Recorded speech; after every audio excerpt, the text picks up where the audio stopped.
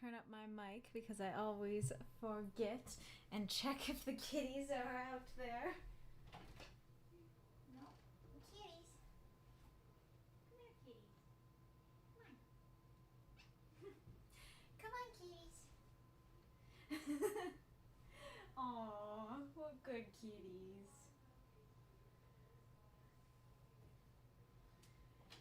And these are just the best cats.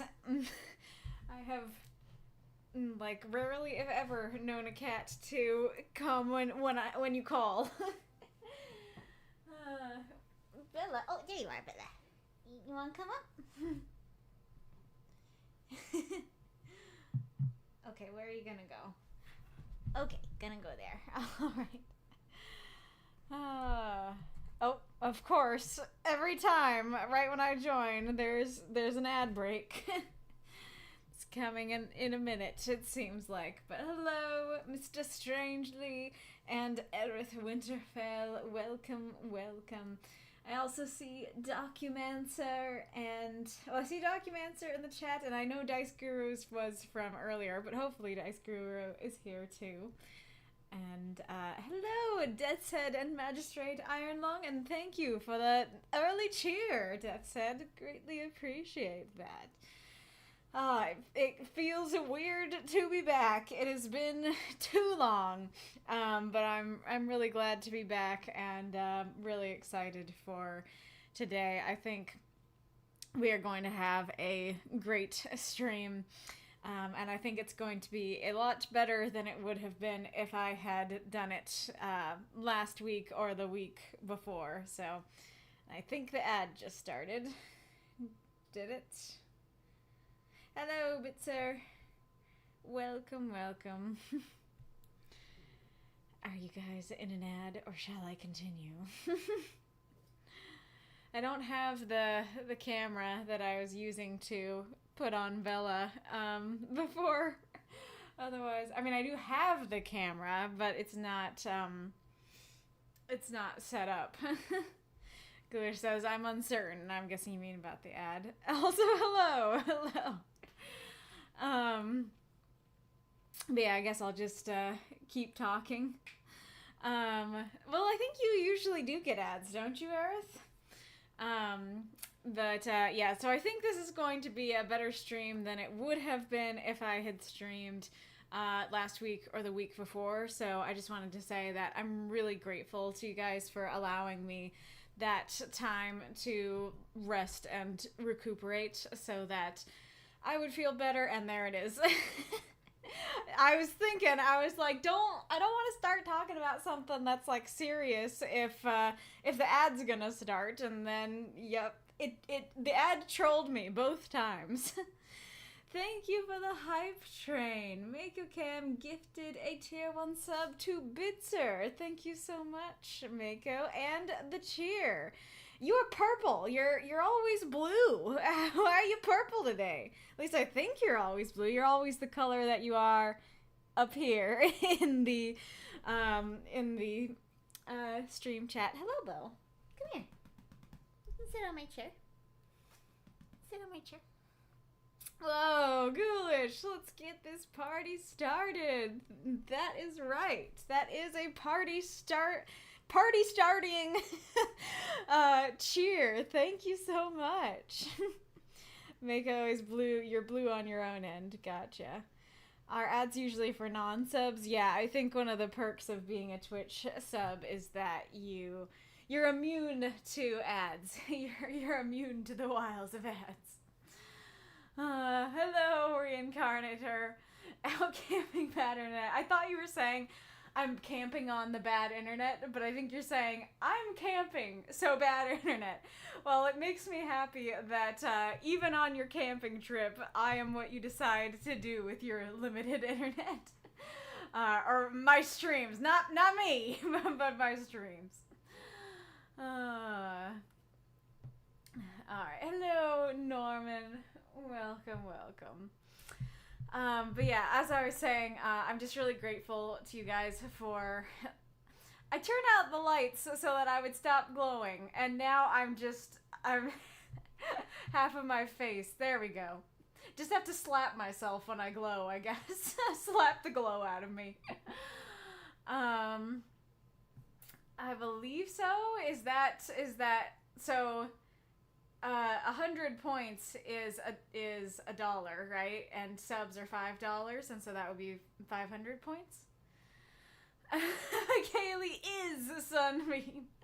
I do kind of love that as like a story idea, that there's like an angel who's trying to hide out on Earth, and they just have to keep slapping themselves because the angelic glow will just turn on. Yes, right. 54 bits to one encore. You mean 54?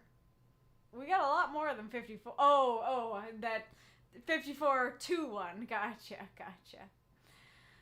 I'm not sure. I remember us talking about that, and about the subs going up to 6, but I remember us landing on them still being 5.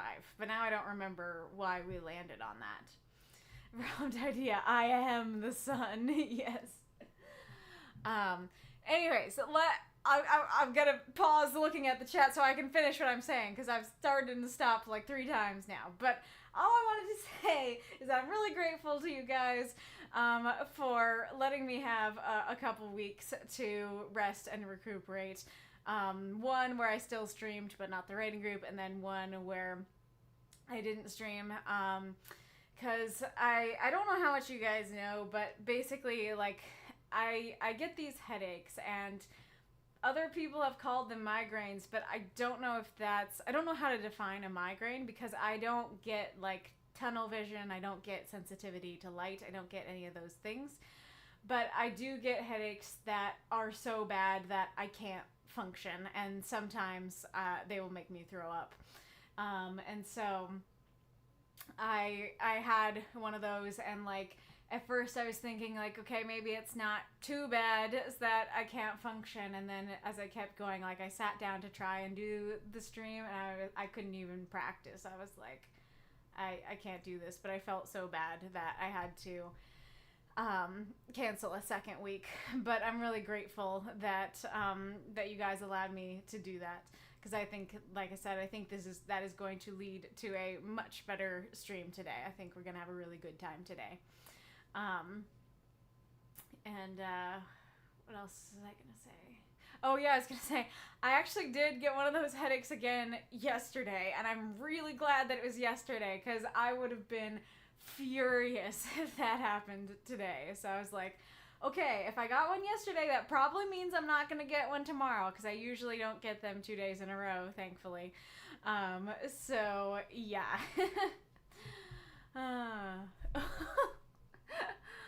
Hold on.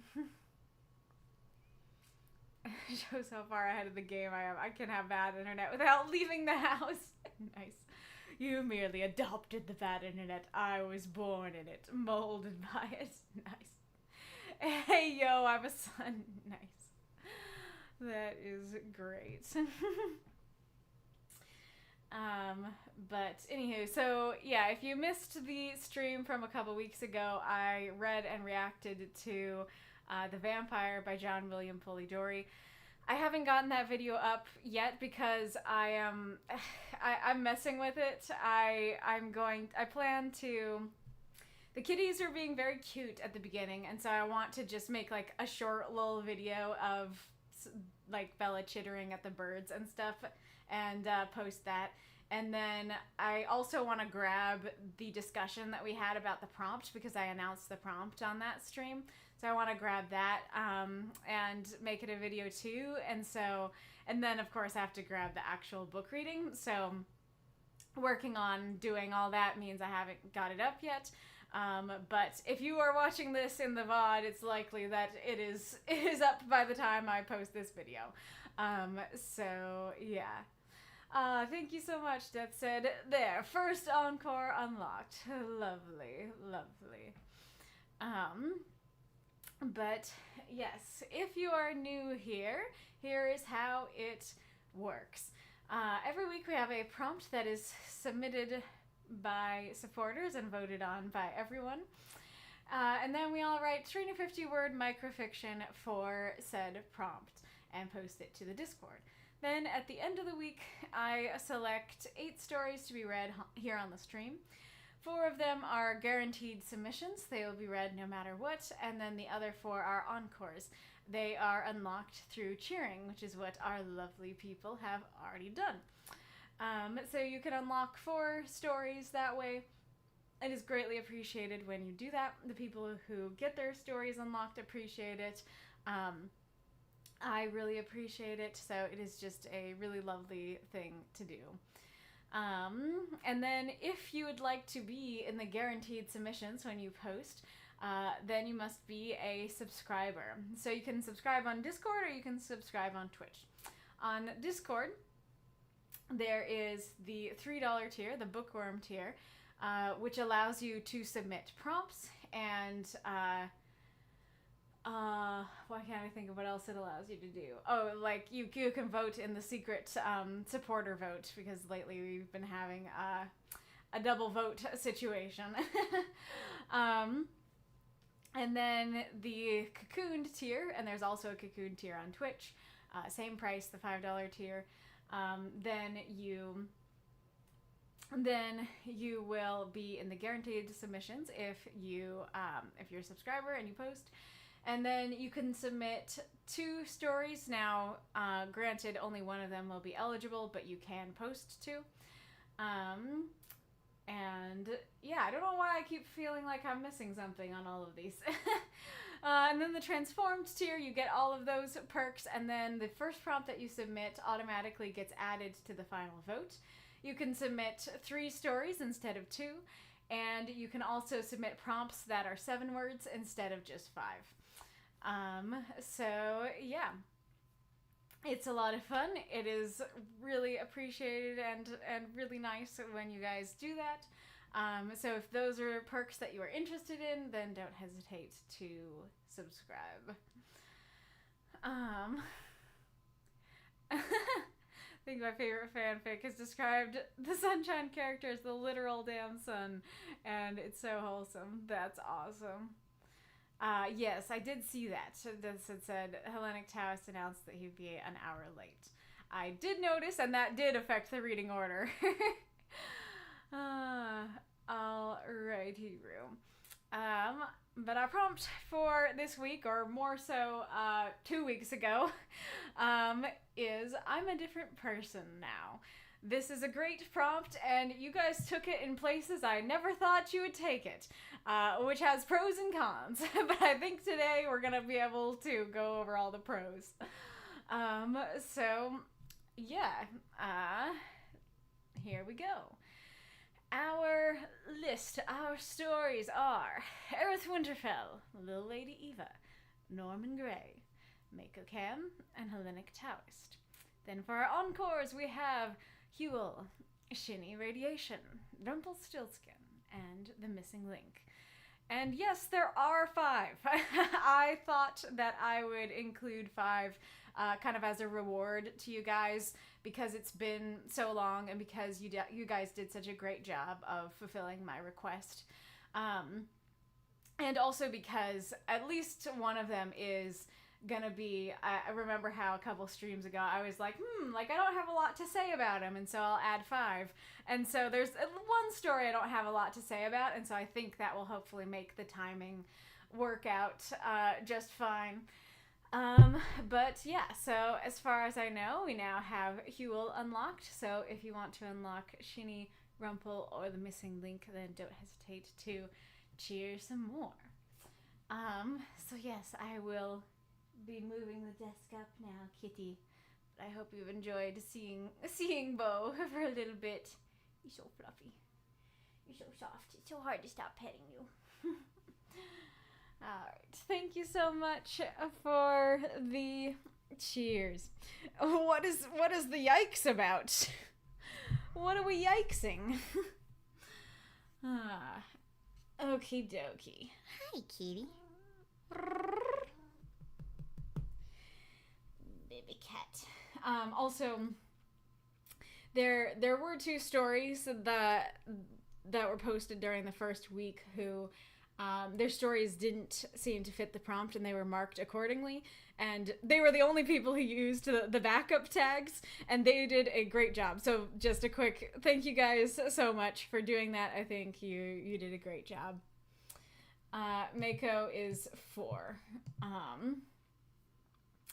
Okie dokie. Alright. Without further ado, let's begin. An Open Letter by Arith Winterfell. Content warning, telepathic interrogation, and mentions of executions. I don't know if you'll understand. I believe I'm not the man I once was. But what does that mean anymore? Before, I was a telepathic interrogator, serving under the dictatorship of High Lord Markin. I grew up under his rule on an isolated world on the galaxy's rim. As a member of the Security Information Bureau, I felt I stood for something. I was told my work was important, and I felt it was. I was there to find traitors and terrorists and stop attacks that would harm innocent people. I violated the sanctity of their thoughts and tore secrets and confessions from captured terrorist minds. I don't know how I feel about that anymore. At the time, I'd lost friends and colleagues to bombings and attacks. When you lose people, you want someone to pay. You want to stop it from happening again. But I searched the minds of innocents, too. You had to be sure, you see. I saw so many embarrassing secret shames of these people. I didn't care about those, though. I just probed again and again, looking for any clues I could find. I left them exhausted or crying. I wish I hadn't harmed innocent people, but I had to be sure. They were afraid of me. I knew what it was to be afraid, too. I could sense their fear, the tightness in their chest, the racing heart. I understood that. In the end, though, the rebellion won. The government of High Lord Markin was overthrown. Former military officers executed. Markin was hung from a lamppost and spit on by his people. I escaped off-world with my life and some of my things. Out here, I'm nobody to the rest of the galaxy. A man from a backwater world that no one seems to care about. Part of me wants to believe my work did some good. Part of me wants to leave the past behind, to be someone else. I am someone else now. I have to be.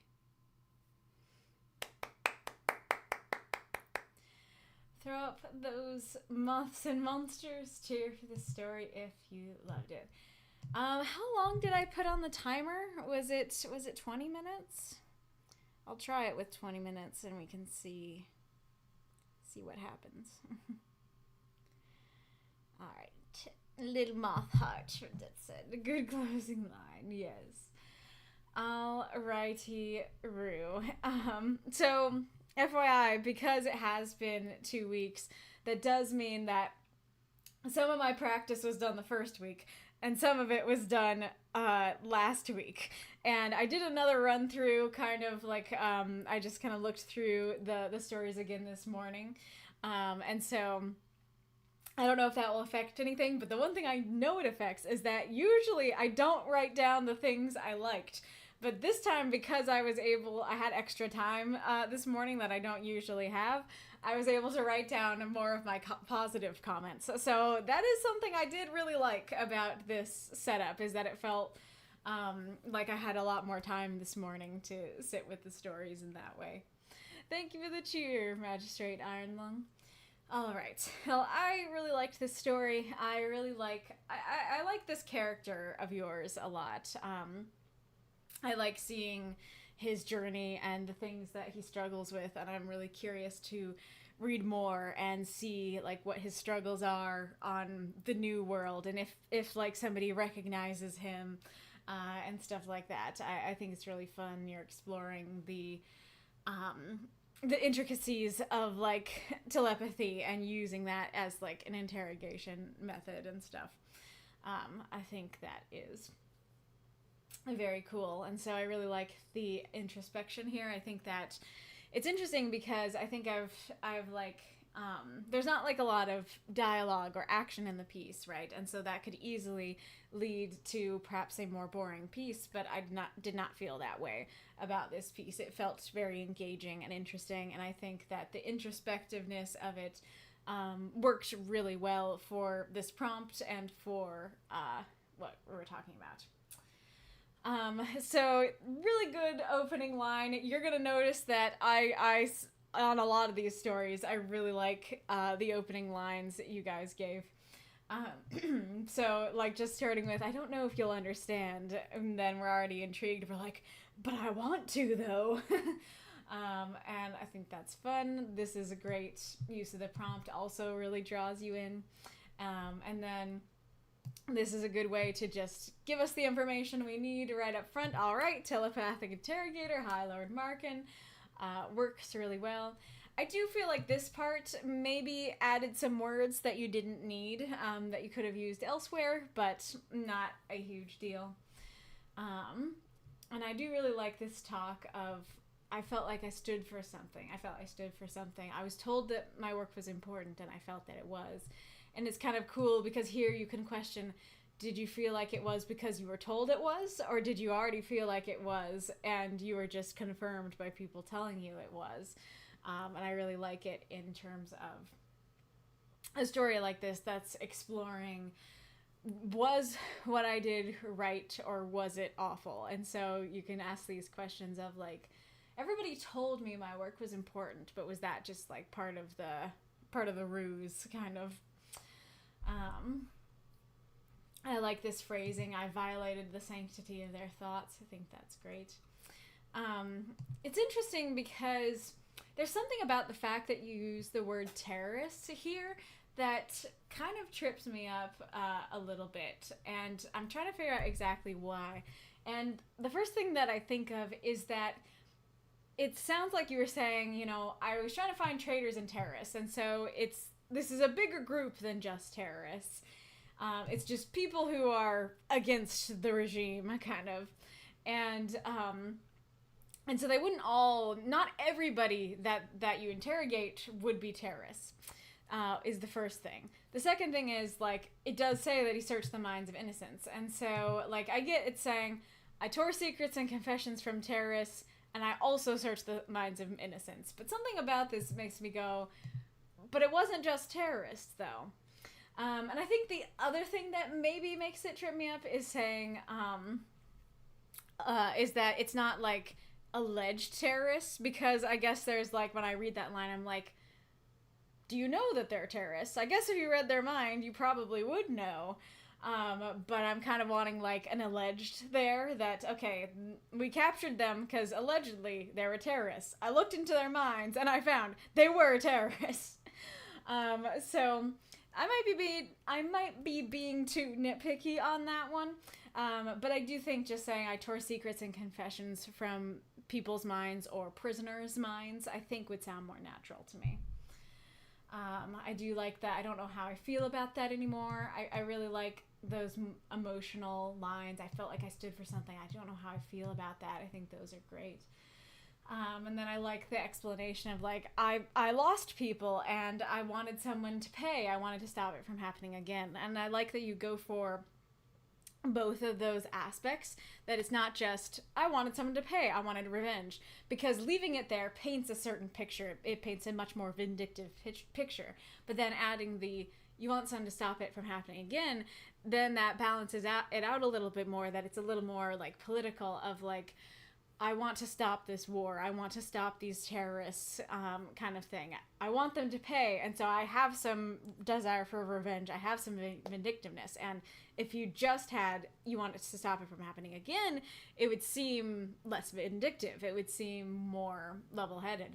And so having them together shows exactly the kind of the point of the story of, like, there's some evil in there, but there's also, like, I was trying to do good in there.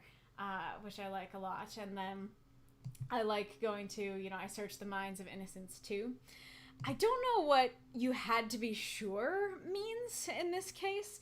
I think that's actually my biggest confusion with this piece, is that I felt lost on both of the you had to be sure, because it could mean you had to be sure that they weren't terrorists. It could mean like I had to be sure of what the terrorists said. It could be like you had to be sure that people stayed under the regime, that innocent people didn't rebel. Like, I really can't tell like why he's searching the minds of innocents, what he needs to be sure of. Another nitpicky thing that's just a word that threw me a bit is that the word embarrassing threw me a bit. And there's a couple of thoughts I have about it, because my immediate thought when I read it is, but you wouldn't care about that. You wouldn't care about the embarrassing stuff. You care about the political stuff. And then it immediately says, I didn't care about those things. And so I think that the word embarrassing kind of carries with it a kind of care. Like, just saying, I saw so many secret shames of these people seems very objective. It's like, yeah, I just saw these shames. And even just, I was gonna say, even just saying shames, I think that would work, but I do think secret shames is better. That feels more like, yeah, I saw people's secret shames, but I did not care.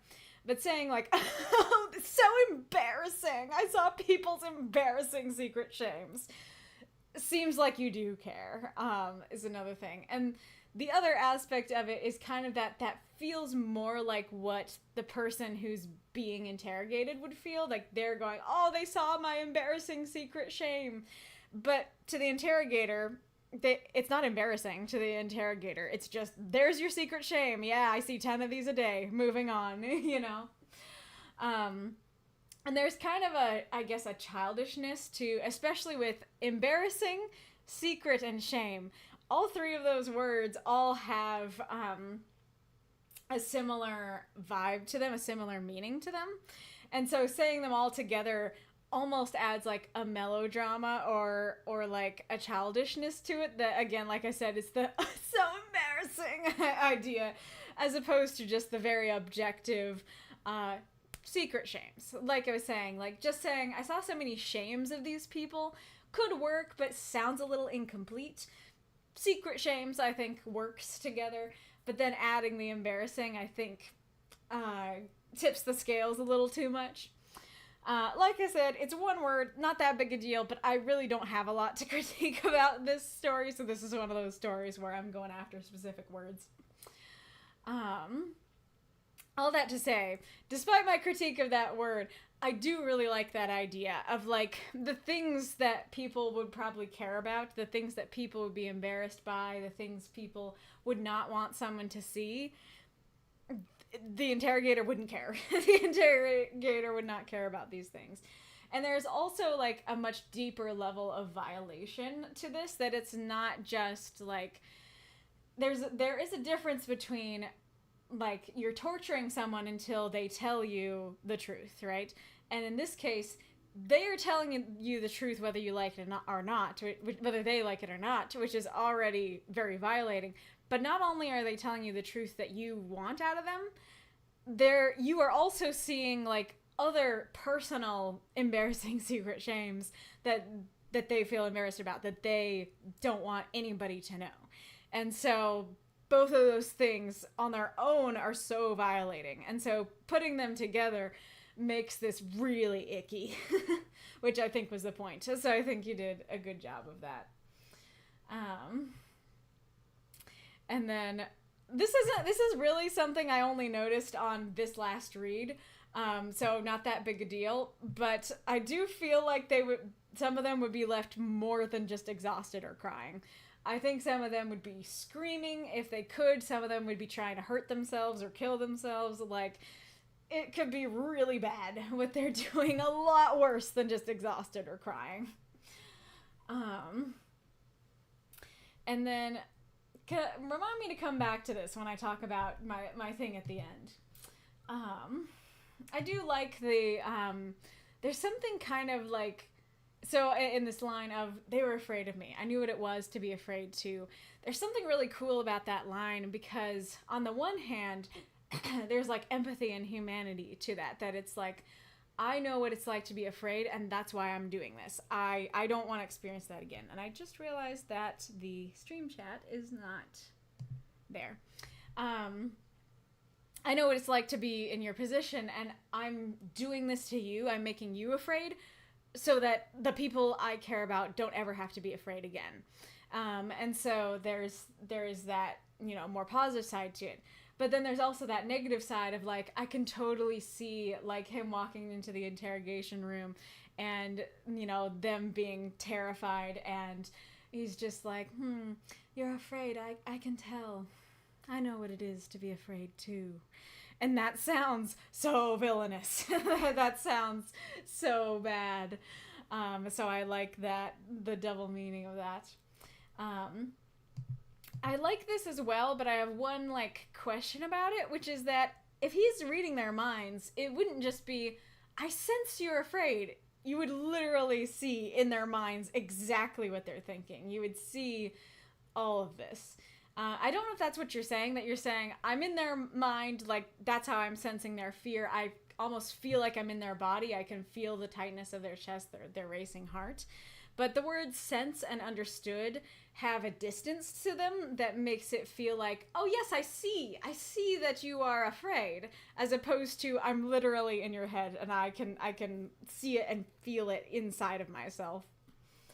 I really like the quotes around the word rebellion. Kind of shows how he still doesn't really believe in it, that, like, presumably they call themselves the rebellion and they see it as a good thing, and then he has never seen it as a good thing, and so he's like, the so-called rebellion, you know, but I thought of them as terrorists, kind of thing. I like that. And then I think the rest of the paragraph works. It is a very striking image, and so I do think this image, in my opinion, did warrant that content warning. But I do think that it works well. And then for the last paragraph. So there are things that I like about the last paragraph, but then also things that I would question and critique about it. So I like how it mirrors the beginning, that it's like, okay, I'm not the man I once was. You know, I like that it's like, I'm nobody out here. I'm just someone from a backwater moon. And that's what he wants. You know, he was somebody out there and now he's nobody, and maybe he prefers being nobody. And I really like the I have to be. I think that's a great ending. But I don't even know if this is like a critique, because I think the story works as it is. But this is just kind of a question or something that could potentially improve the story and make it better, which is the fact that I like the fact that he does still seem to be struggling, that he's still trying to figure out, was what I did good or was it bad? And so, like, I do like that. But at the same time, especially for the prompt, I'm a different person now, as like a hard cutoff. This works for the prompt, and like struggling, am I a different person now? I think I have to be. That definitely fits the prompt. That still works. But there is like a solidness to I am a different person now, to the prompt. And I think the greater thing about that is that the whole story, in my view, seems to be getting us to a point of change. It seems to be, the whole story is saying, I did all these things, and like, I thought it was right at the time. And now I'm seeing, oh, I hurt innocents. Like, I did things that are worse than I really realized. So the whole story seems to be pointing to what I did wasn't okay, and I'm trying to change that. And so then when it ends with, part of me wants to believe my work did some good, then it's like, okay, you haven't really changed. It's like, okay, if you still think that what you did was okay, then like, you're not a different person. And like, it's okay for him to be on the journey to becoming a different person, and it does still fit the prompt, but especially because of the solidness of the prompt, and more so because the entire story seems to be bringing us to a climax of change, a climax of I'm a different person now. For the climax to be in the same place that the rest of the story has been in, and perhaps even more so on the side of it was okay, you know, I think I was fine, you know, I think I did some good. Then it's kind of like disappointing. It's kind of a letdown to be like, all right, like you're telling us about your horrible deeds and I'm ready to see your change of heart, and then to go like, I still think I did some good. Then it's like, okay, buddy. You know, it's like I said, it kind of ends up falling flat where I thought there was gonna be a climax, if that makes sense.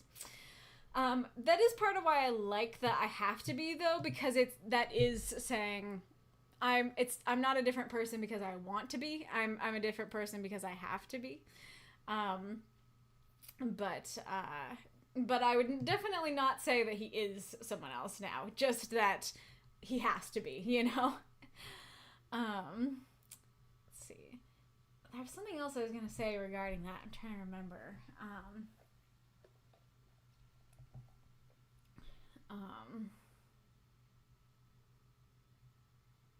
And I guess, you know, how do I explain this? Like, I guess there's also this element of maybe, because I think what you're going for is what I said about he's on a journey. He's on a journey towards being a different person, and that's why it fits the prompt.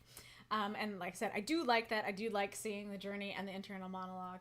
But I guess maybe part of why it, like, rubs me a bit wrong is because people who have done things that are that bad and that violating to another person and another person's consent, like, if they come out of that going, part of me wants to believe my work did some good, part of me wants to leave the past behind, they're probably not going to leave the past behind. Like, if they still believe that what they did was okay on any level, they're probably not changing. They're like, I guess that's part of it. That if you don't see the horror of what you did and you don't go, okay, like, I was trying to do good, I thought I was doing good, but I ultimately wasn't doing good.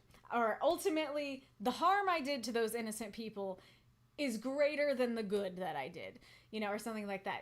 If you don't have a hard line like that, if you still believe what you did was okay, like, it's kind of I guess a, like, one drop pollutes the pool kind of thing, where it's like, if you have a drop of thinking it was okay, then you think it was okay. then you're not, it's not a hard enough cutoff for you to actually change and be a better person. I totally did not think of that at all while I was, like, practicing this and stuff like that, but I think that's those things in tandem, the story seeming to lead to that, and the fact that these kinds of people, if they still think it was okay, then probably they're gonna stay in that place. I think that's part of why I was left in the end a little bit disappointed, if that makes sense. Are we the baddies? Nice. What is that from? I've seen that picture, but I don't know or remember what it's from. Maybe it's I didn't care versus I thought I didn't care. Oh, there's the timer. I didn't care versus I thought I didn't care. I told myself I didn't care. Are you talking about, which part are you talking about? Are you talking about at the very end of, like, part of me wants to believe, or are you talking about something else? I'll come back to that when you respond. I don't know what Operation Paperclip is, but it sounds like it's you're coughing and crossing it out, so maybe I don't want to know. Oh no, Earth got delayed. Earth says, I suppose it was meant that he had to be sure that they weren't hiding that they were terrorist traitors, searching innocents' minds for hints of desire or plans to betray the regime. Gotcha. Ooh, I like that. Okay. I think if you had been able to add that in, something like, I searched the minds of innocents too. You had to be sure they were innocents. See, I think that would have been really powerful and juicy. Or like searching their minds over and over for things they're trying to hide. Not sure what that's in response to. The mind reading isn't absolute. It's more surface thoughts, and things can be hidden. Counting numbers, blanking one's mind, and deeper probing with struggle. Gotcha. Okay, so it is a little more like that scene in The Force Awakens when Kylo Ren is trying to probe into Poe's mind, and you can tell that he has to fight him. Like, it's not a, okay, read your mind, all right, moving on. It's like they both are fighting against each other. Gotcha. That does make sense, and that is cool. Though I will say that my point does still stand if it's the surface thoughts. Because the surface thoughts would be, I'm scared. It would be, my chest is tight, my heart is racing, you know? So, if that would be something you would still be seeing. I think I meant that I did some good part was meant to be in terms of a desire to find some good amidst the bad things he did. That does make sense, but, like, yeah, I think it just goes back to what I was saying of, like, if you don't look back on the things you did and go, I thought I was doing good, I was trying to do good, but I didn't. But I did terrible things. That's a very different attitude from, thought I was doing good, tried to do good, I think I did some good, but also some terrible things.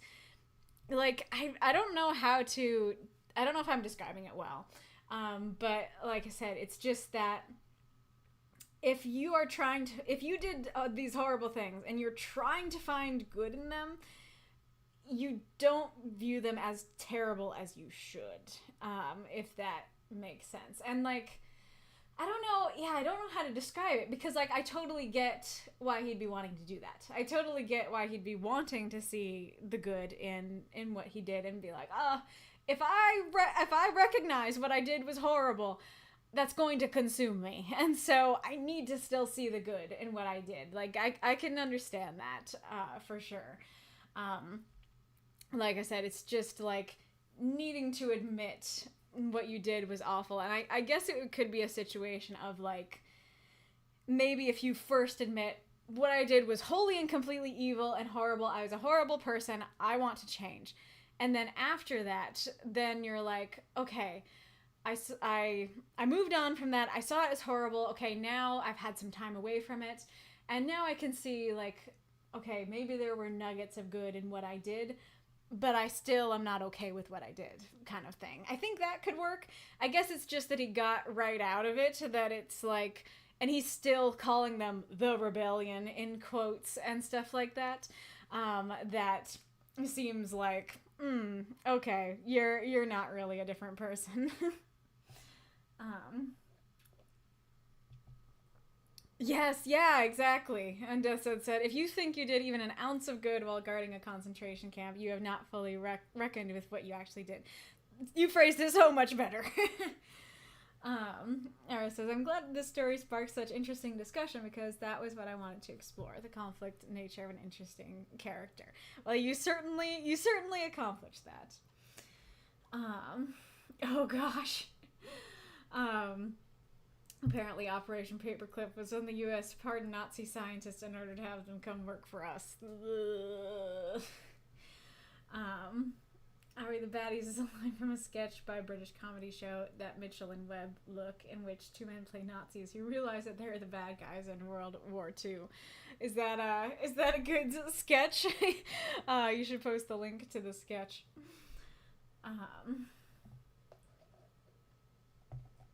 But yeah, I think Deathside explained it way better than I ever could, and the timer was hit. So let us move on. But this was a great story, Arith. Let us go on to Lilladyeva's. All right. Forgiveness by Lilladyeva. 3 years ago, Mark, high on ketamine, had been hitchhiking along the highway.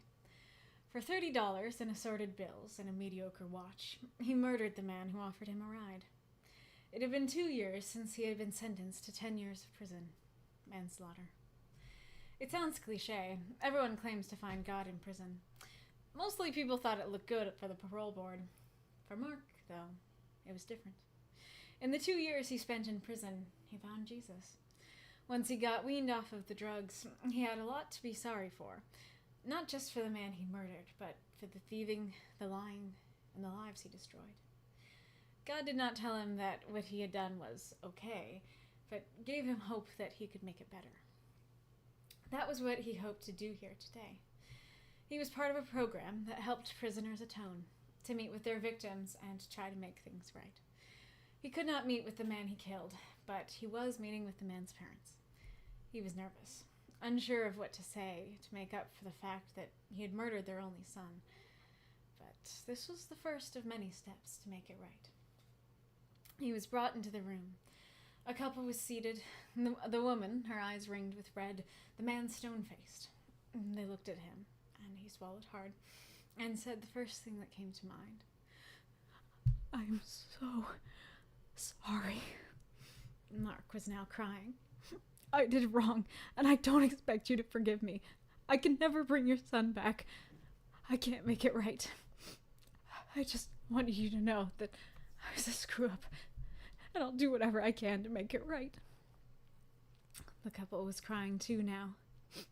"That's all we wanted to hear," the woman said. "Sit down, and we'll tell you about our son." Mark sat and began the long journey towards being forgiven. Those moths and monsters, cheer for the story if you loved it. Of course, in the middle of the story, both the kitties get up. Okay, I'll let you out. Silly kitty. What do you think, Bella? What do you think, Bella? Oh, so cute. Thank you for the cheer, Ghoulish. Oh, righty. I very much like the story. I mean, I kind of said with, whoa, lots of cheers. Thank you, Magistrate Ironlung and Norman Gray. I kind of said it with Ryder's story. I don't know if that was that last time or the time before last time? Time is all messed up now.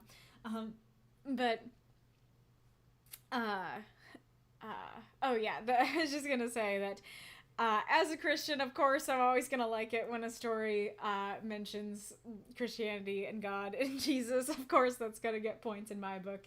I have quite a few thoughts about that aspect of the story, but we'll get to it when we get to it. And just overall, I had to say that I like that. And overall, I really like the messages of this piece. Like, really love, this story about forgiveness and stuff. I think this is a great use of the prompt.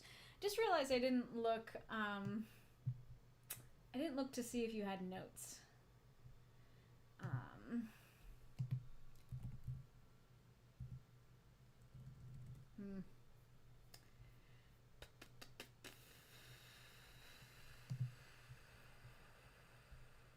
There was a content warning on this one. I'm sorry. I didn't add that. But the content warning was for drug use and murder. Lilladyeva says in the notes, "This story is a semi-true story told to me by a co-worker 20 years ago in college. He was Mark. I did change his name for the story though." Wow. Yeah, I totally missed this note. That's wild. Totally thought this was just something out of your brain. That makes it even more powerful, knowing it was actually real. Time's all messed up now as a prompt. Totally. I was thinking of saying time is a weird soup. I don't remember where I got that, but that's another prompty thing. Time is a weird soup. This one wouldn't work. It's too specific, but time is a Jeremy Bearimy. But anyways, another one with a great opening line. 3 years ago, Mark, high on ketamine, had been hitchhiking along the highway. It is amazing how much, like, that one phrase of high on ketamine adds to the intrigue and drama of everything. Because you could have just said, 3 years ago, Mark had been hitchhiking along the highway. That in and of itself would have been interesting and a good beginning already, especially because, hitchhiking can sometimes lead to a murder story. And we'll talk about that trope.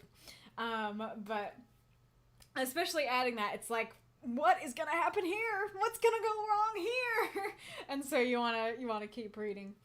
And then I think the whole paragraph is very well done. That I really like the specificity, because you could have said, like, for some loose change, you know, for some loose change and jewelry, and it still would have worked. But saying $30 in assorted bills and a mediocre watch, that's so evocative, and the evocativeness of it really adds to it because it shows just how, like, paltry the things that he counted this man's life worth at the time.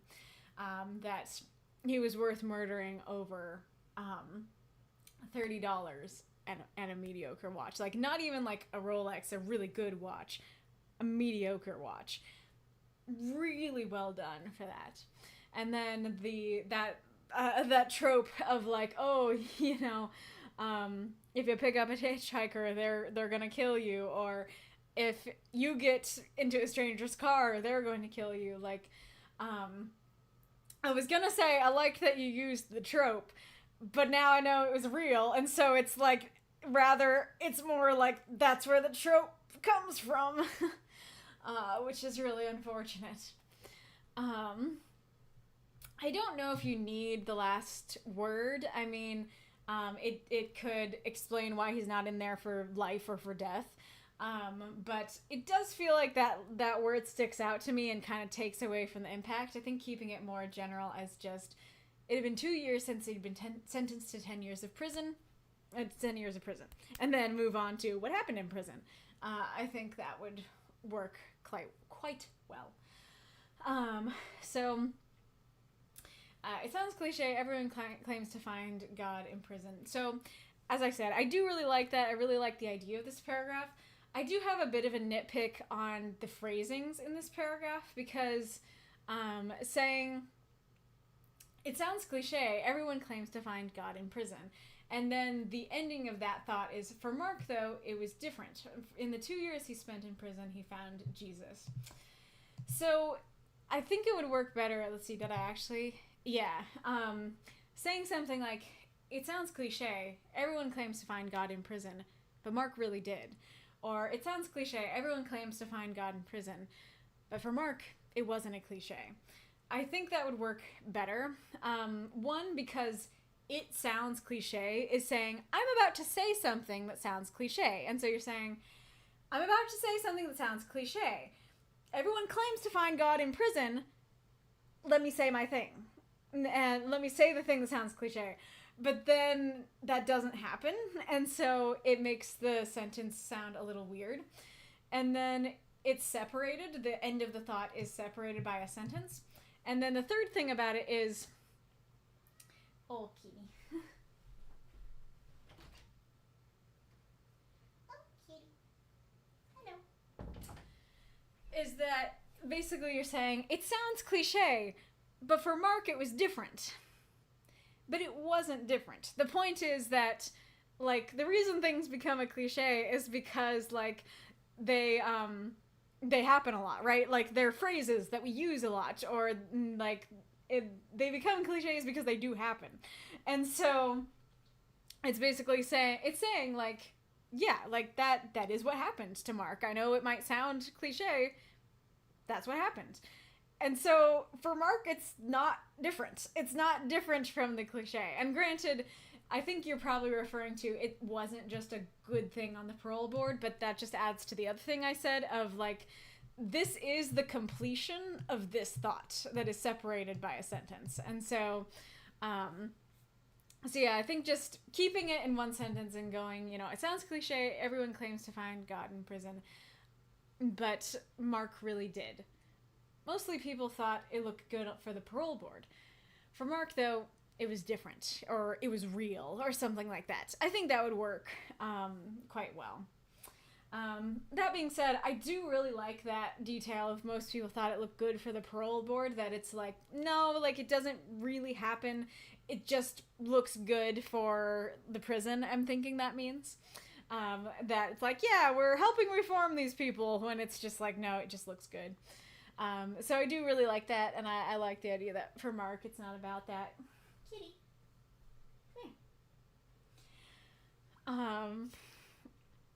Nitpicky, but generally when, and I guess Word is saying it too, off of is a little bit of a clunky phrasing. It's not wrong, But just saying he got weaned off the drugs would flow a lot more naturally. I'm also wondering why okay is in quotes, because I think just saying, God did not tell him what he had done was okay. I think that works better than God did not tell him that what he'd done was okay. It kind of seems to undermine the point, to kind of put it in those quotes. Kitty, I just let you in.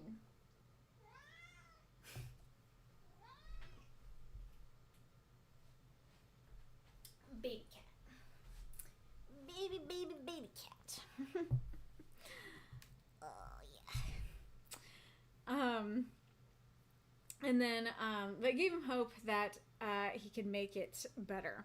So that definitely works. And I wasn't thinking I was going to say anything about that, because it just has to do with, like, my own personal beliefs on, God and Christianity and stuff like that, that's not exactly how God would go about it. And so I wasn't going to say something because it's like, it's just my beliefs. Mark's beliefs can be different. That's totally fine. And lots of Christians do believe that. But I realized that, that it actually, I think if you went with the phrasing that I personally would think would be more accurate, it actually might make the story better. So if you said something like, oh, is that right? Yeah, that's right. Okay. God did not tell him that what he had done was okay, but he told Mark he forgave him and that he could ask for the forgiveness of those he wronged. I think that might fit the story better, because the story is about forgiveness, and it's not about him making it better. It is about him asking for forgiveness and trying to atone. And so I think that could have fit better, and I'll talk more about why it could have fit better at the end as well. It works as is, totally fine to leave it as is, just a thought. You want out? Okay, fine. Silly cat.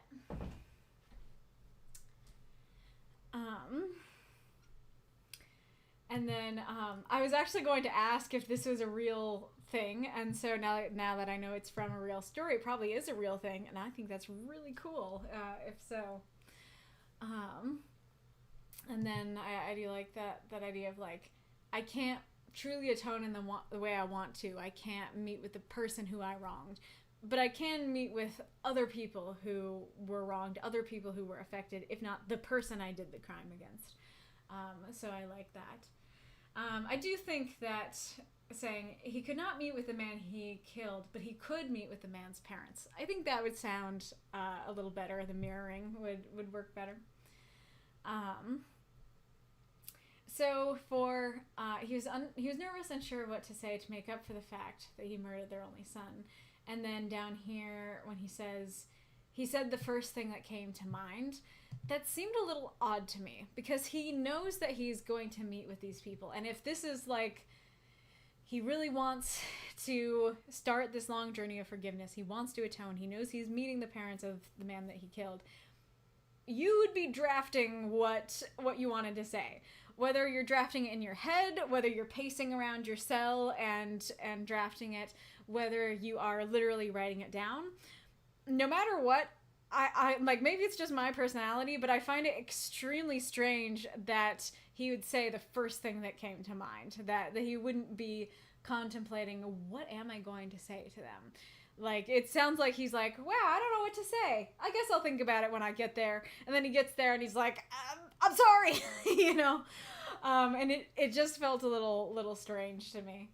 It could work if you described it as more like he had a whole speech planned, but he forgot it, or he had a whole speech plan, but he put it away and said what came to mind in the moment. I think that would totally work.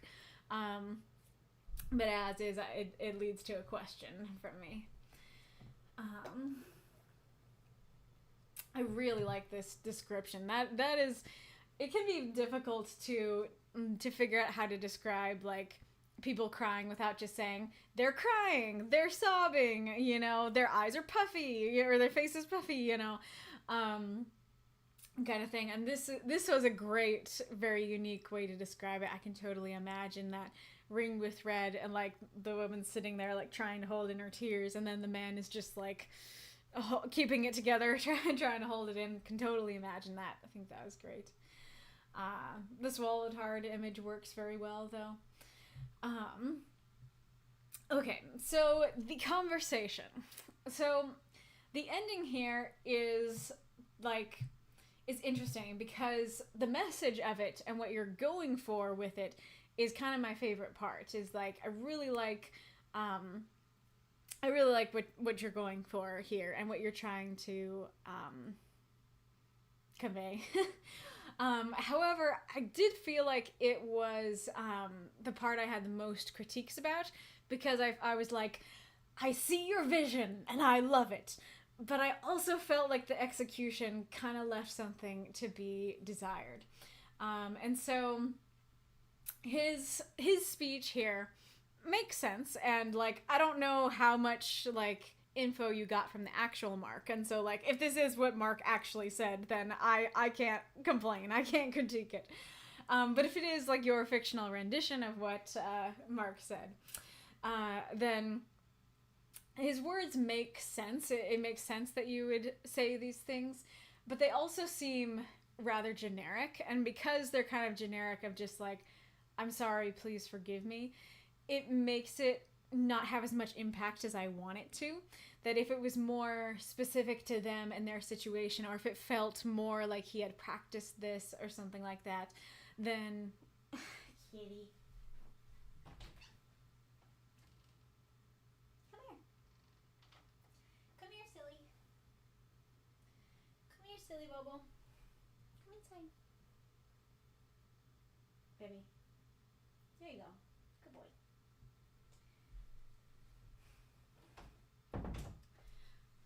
But yeah, if it was all the things I talked about, then I think that would make it have more of an impact than just, I'm sorry, I want to make it right. And I think the other thing that kind of undermines the power of it is that he says, I can't make it right, and then I'll do whatever I can to make it right. And granted, again, makes sense that you would be in that headspace, that you'd be like, I can't make it right, but I want to do what I can to make it right. And it makes sense that you would kind of be going in circles. And there's an ad. Kitty, shall I hold you for the ad? You're so weird. You're just a weird little kitty. Oh, you're just a weird little kitty.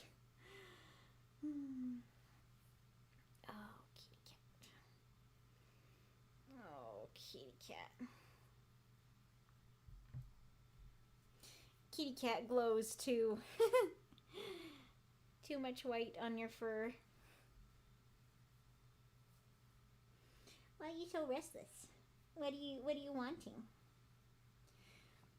We have been letting them, go downstairs. Because, like, when we had our dogs, the cats and the dogs were separated, but now that we don't have dogs anymore, we can let them go downstairs, and so we've slowly been letting them have more and more freedom.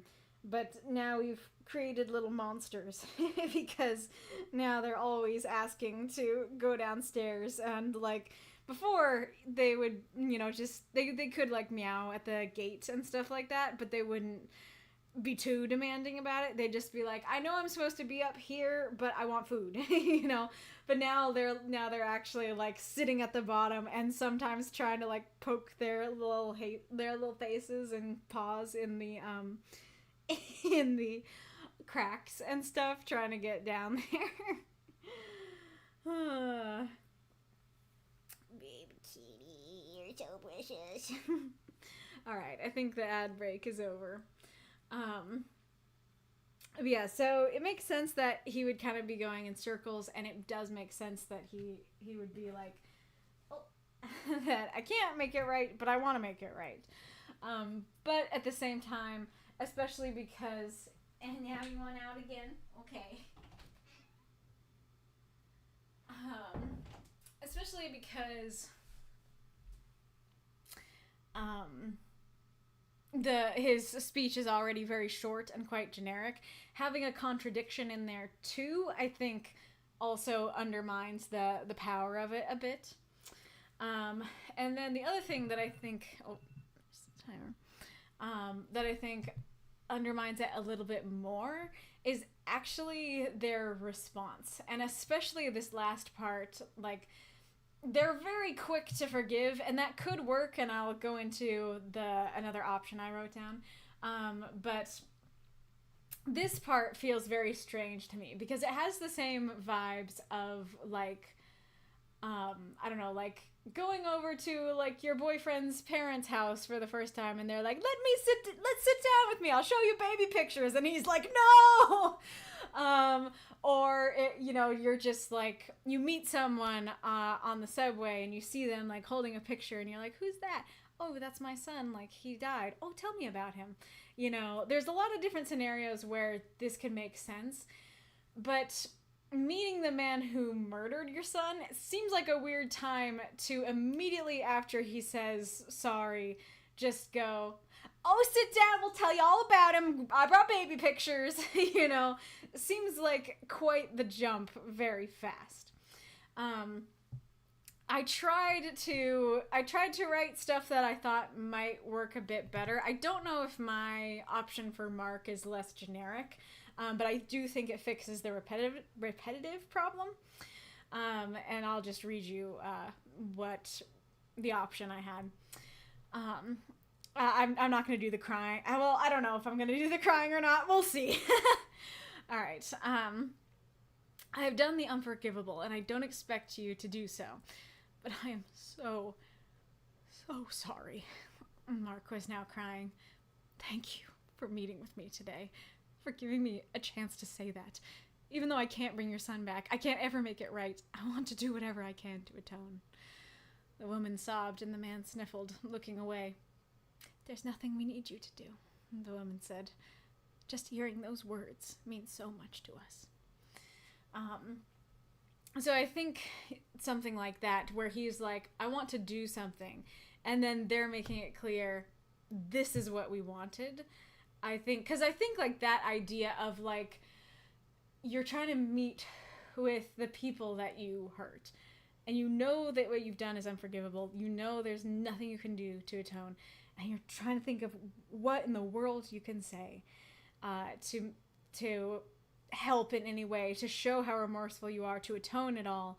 And you're sitting there trying to think of what to say, and then you sit down and you say it, and their response is, and you're also like, I say this, but like I want to do something too. I want to atone. And then their response is, that's all you needed to say. That's all we wanted. We forgive you. The power of that would be insane. That would be amazing to get that response. And that's part of why I love what you're going for here, because like that idea is amazing. And especially if this is the story that Mark told, yeah, I can see why that story would create tears all around. But like I said, I think that unfortunately that idea doesn't come across as powerfully as you want in the execution, because rather than feeling like there's all this build up in his head of what do I say, what do I do, how do I atone, to hear them say, there's nothing we need you to do. That's what we wanted. Like, I don't fully and completely get those vibes. I like I said, I guess that's part of why I critiqued the fact that he doesn't like come up with a speech in his head, because instead of feeling like this is something he's agonized over and he wants their forgiveness but he doesn't think he can get it, and they give it like that, instead of giving off those vibes, which is I think what you want, instead it reads like, I want to atone, I'll just say whatever comes to my mind, and then he says something very generic and not super impactful, and then they're like, we forgive you. And it just seems like not enough. It doesn't seem like enough, build up on his end. And it doesn't seem like the proper response on their end. But I do think if you went more for, tell me what to do. What can I do to atone? And they're like, nothing. this is what we wanted you to do. I think that would better set up what you're going for. And then also taking out the "we'll tell you about him." It could work that sit down, we'll tell you about him. Could work if he asked. If he was like, "Will you please tell me about him? Like, will you please tell me the kind of person he was?" Then that would work very well, actually. And that would be, it would be him going, because I guess like that idea of like sit down and we'll tell you about him. Both of my examples are, I mean, I guess the subway example, I didn't quite go for it. But like all right, I'll show you his baby pictures. But also thinking of like Maze Hughes from Full Metal Alchemist or Full Metal Alchemist Brotherhood, that he will tell anybody who will listen about his daughter and wife. That both of those are kind of imposing. They're kind of like, we're going to tell you about it. And so maybe that's part of why it reads as odd to me, that it's like, that it basically is, you are telling the murderer of your son that you're totally cool with him and you forgive him, and now you're gonna impose baby pictures on him. Like, I don't think it's baby pictures in this, but you know, that's the vibe. And so it just seems odd. And so I think taking that out and just going like, there isn't anything we wanted you to do, this is what we wanted to hear.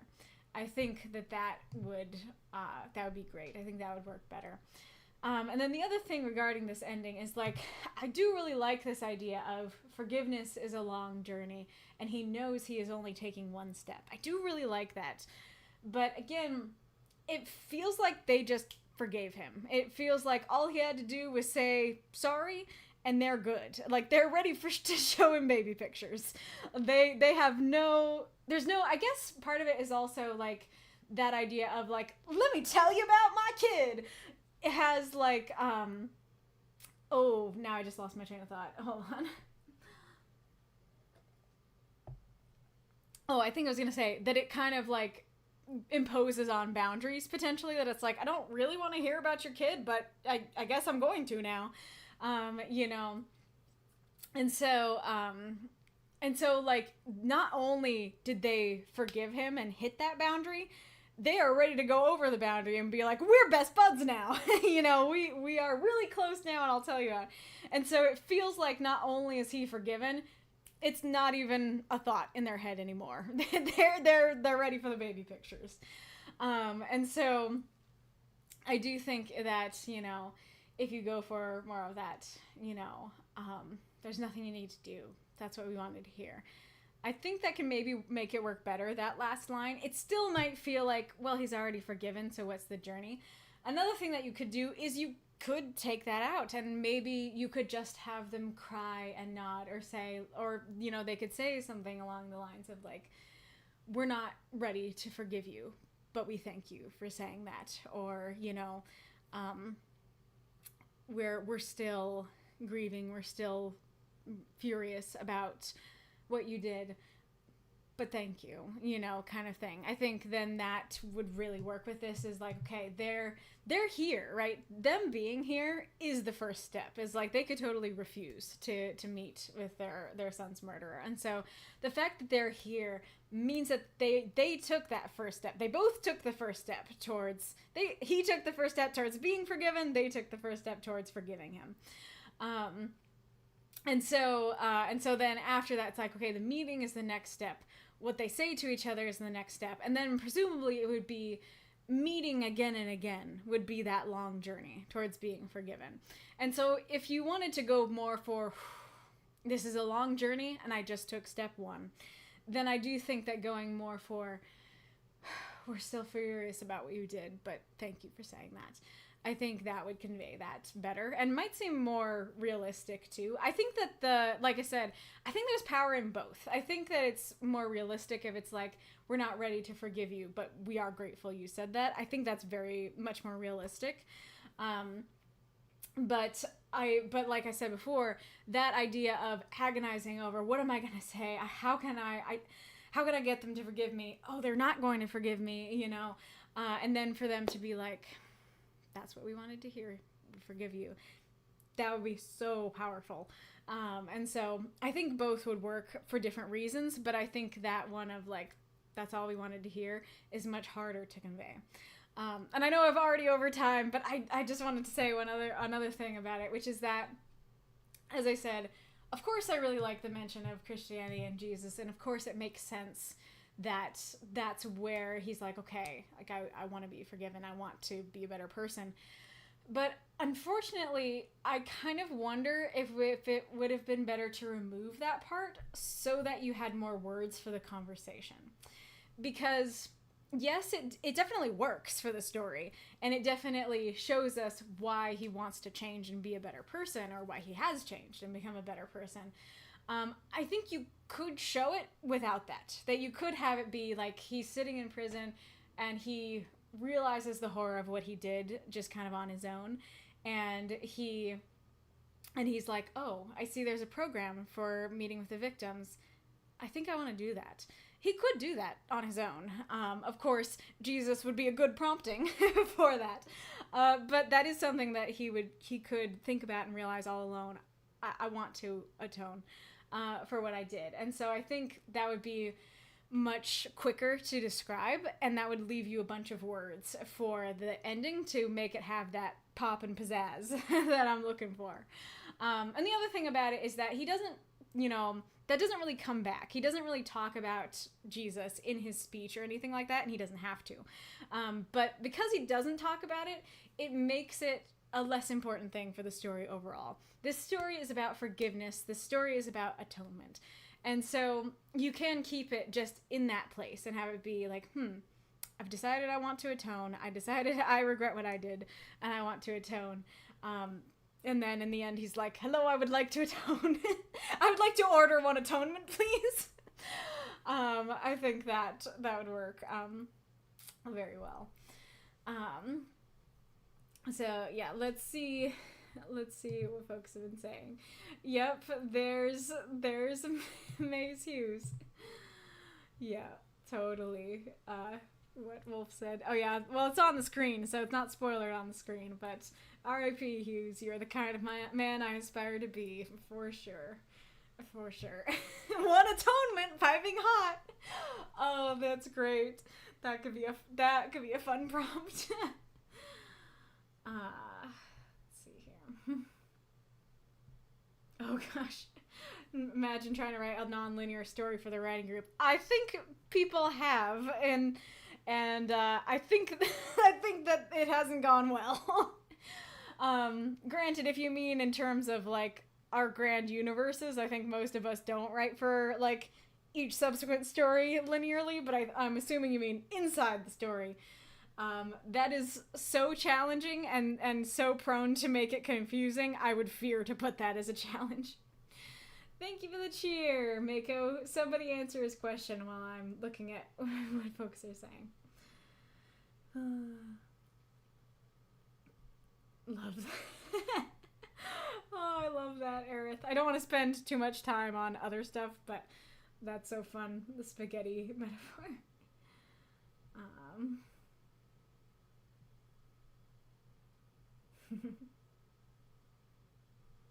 Eddie, you can make it less confusing by using the K spelling, by using CHRONOS and KRONOS. Then they'd seem different. I have that problem in my story too, where I call the K Chronos. K Chronos is actually the CH Chronos.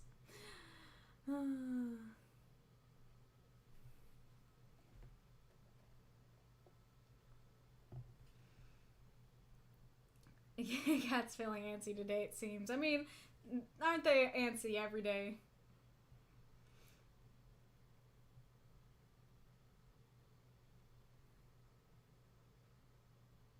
Yeah, exactly. Let me tell you about the life you snuffed out. Yeah, totally. Alright. Norman says, I was a little confused how the circumstances led to a manslaughter charge. Isn't that usually reserved for when a fatality is unintentional? Seems like this should be just a straight up murder charge. That might be part of why, because I don't fully know what all the terms mean, and I think somebody defined it in a second. But I think that's part of why the word stuck out to me, where I was like, isn't manslaughter mean like you didn't intend to murder the person, but he did intend to murder the person? So I think that's part of why it stuck out to me. And Ghoulish does define it here. Manslaughter denotes lack of malicious forethought. Involuntary manslaughter is when a fatality is unintentional. Also, first-degree murder means you planned it. Second-degree murder means you did it in the moment. So wouldn't that make this second-degree murder? Like, you didn't plan it. He didn't plan it, but he did do it in the moment. Like, how is manslaughter, as in, you murdered someone, but you didn't have malicious forethought, different from second-degree murder, which is you murdered in the moment? Those sound like exactly the same thing to me. Oh no, it says I tried to sub, but something went wrong. Maybe because, I guess that could be because you got a gift sub, and so maybe you couldn't because you were already subbed because of Mako's gift sub. Alright, thank you guys. Plea deal for a lesser sentence, perhaps, but like, I want to know, like, for, I don't know, like the police and the lawyers and stuff, why is there a distinction between manslaughter and second-degree murder? Thank you for the gift sub, Mako. Gift sub to Death's Head. Very much appreciated. Alrighty, Roo. Let's move on to Norman's story. I'm nervous because how much have I gone over the time on both of the first two? Teeth by Norman Gray. Content warning, some pretty weird Stephen King-esque body horror in this one. I killed a man 2 weeks ago. Buried his body out in the desert where nobody'd find it. Casey was a special breed of bastard, the kind bullets were made for. Suffice it to say, I wasn't the only person he'd hurt. Just the only person willing to do what needed doing. He didn't scream, didn't yell or cry when the time came. He just grinned with his crooked, piss-colored teeth, wheezing and laughing.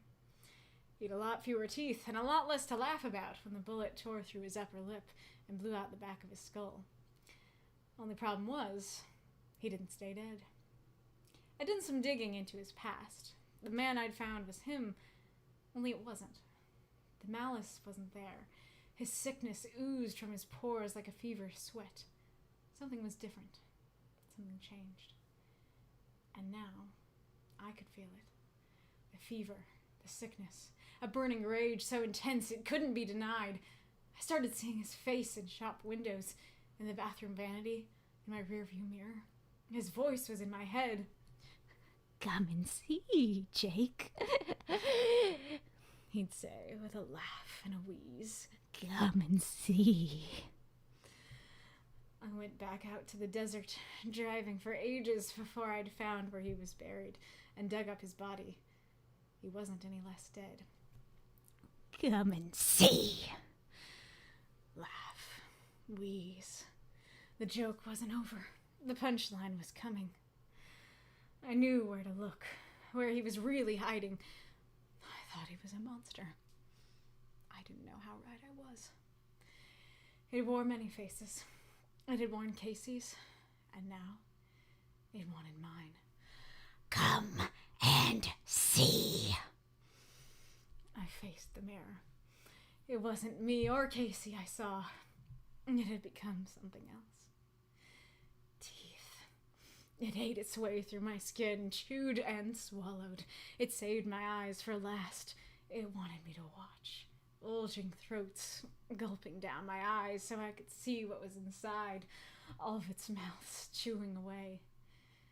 If you see my face, run.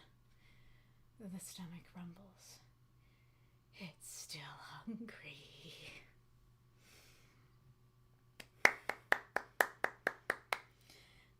Throw up those moths and monsters. Cheer for this story if you loved it. If you were horrified by it. Teeth? He's got chills and they're multiplying? I don't know what you mean by he's got chills. Thank you for the cheer. That's 10 pounds of nope in a 1 pound bag. That's awesome. Norman, I honestly forgot what I wrote. This story has creeped me out. That's awesome. I don't know if that is a compliment to your writing or my reading or both, that the author forgot about it and got creeped out as I read it. Thank you for the cheers, Mako and Magistrate Ironlung. Yeah, I don't know if you wanted me to do that demon voice. I honestly, I think I overdid it a bit. I wanted it a little more subtle than that. But I just thought it was fun to ramp up into demon voice. Murder in a nutshell. 3rd degree. Oh no, I didn't mean for this to happen. 2nd degree. I didn't want to do it, but he kind of deserved it. 1st degree. Good. Gotcha. Still doesn't answer my question though, because my question is, what's the difference between manslaughter and 2nd degree murder? Err on the side of your performance. So what do you mean? Why it would creep Norman out. Alright, so let's see what, oh yeah, and this can make sense as to why you forgot about it. This was written over the span of a couple of hours, much faster than I'd usually like to write these pieces, but I figured it might be more productive to just write and let whatever comes out come out. So, yeah, this is what came out. Amazing. If you have any questions, Norman, don't hesitate to ask them. Let's get into it. So I guess I'll just say overall, your writing in this story is superb, and a lot of my comments, especially at the beginning here, are going to be about that. So something about what you did really worked. Alright, so once again, another amazing first line. I killed a man 2 weeks ago, buried his body out in the desert where nobody would find it. Very grabbing opening, works very well. He was a special breed of bastard, the kind bullets were made for. Amazingly written, and then the next part just goes after that, continues to be very well written.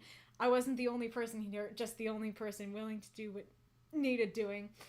It's so good, like, well, I'll talk about this in a second, but he didn't scream, didn't yell or cry when the time came. He just grinned with his crooked, piss-colored teeth, wheezing and laughing. So good, like, crooked, piss-colored teeth is so much more evocative than just crooked teeth, or just, grinned toothily or something like that. It's so evocative. And then that, like, didn't scream, didn't yell or cry, like, the cadence of that really works well. And then there's, like, a horror to it of he's not begging for his life, he's not screaming in horror, he's not crying, he's grinning, like something, something's afoot, something is up, and it's not just that he's grinning, that's already creepy, he's grinning with crooked piss-colored teeth, like, that's, and then on top of that, wheezing and laughing. Again, just laughing would be plenty creepy, but adding the wheezing to it, amazing. Like, each part of that sentence just gets more spooky, and it's so well done. And then he had a lot fewer teeth and a lot less to laugh about, so when the bullet tore through his upper lip and blew out the back of his skull. Intense image, but, you did have the content warning, so it's alright. But I really like that contrast of, like, we're talking about the teeth, it's already super evocative, very well written, and then that contrast of, he had a lot less teeth when I blew out his skull, that worked really well, especially because we know teeth are going to be a thing at the end of the story. Super well done. And then only problem was he didn't stay dead, like, really draws you in. It's already really well written. You want to keep going. And then that, okay, like, I did it. I got him. Like, he deserved to die. 1st degree murder. But he didn't stay dead. That's very, very well done. Very drawing into the story. You want to read more.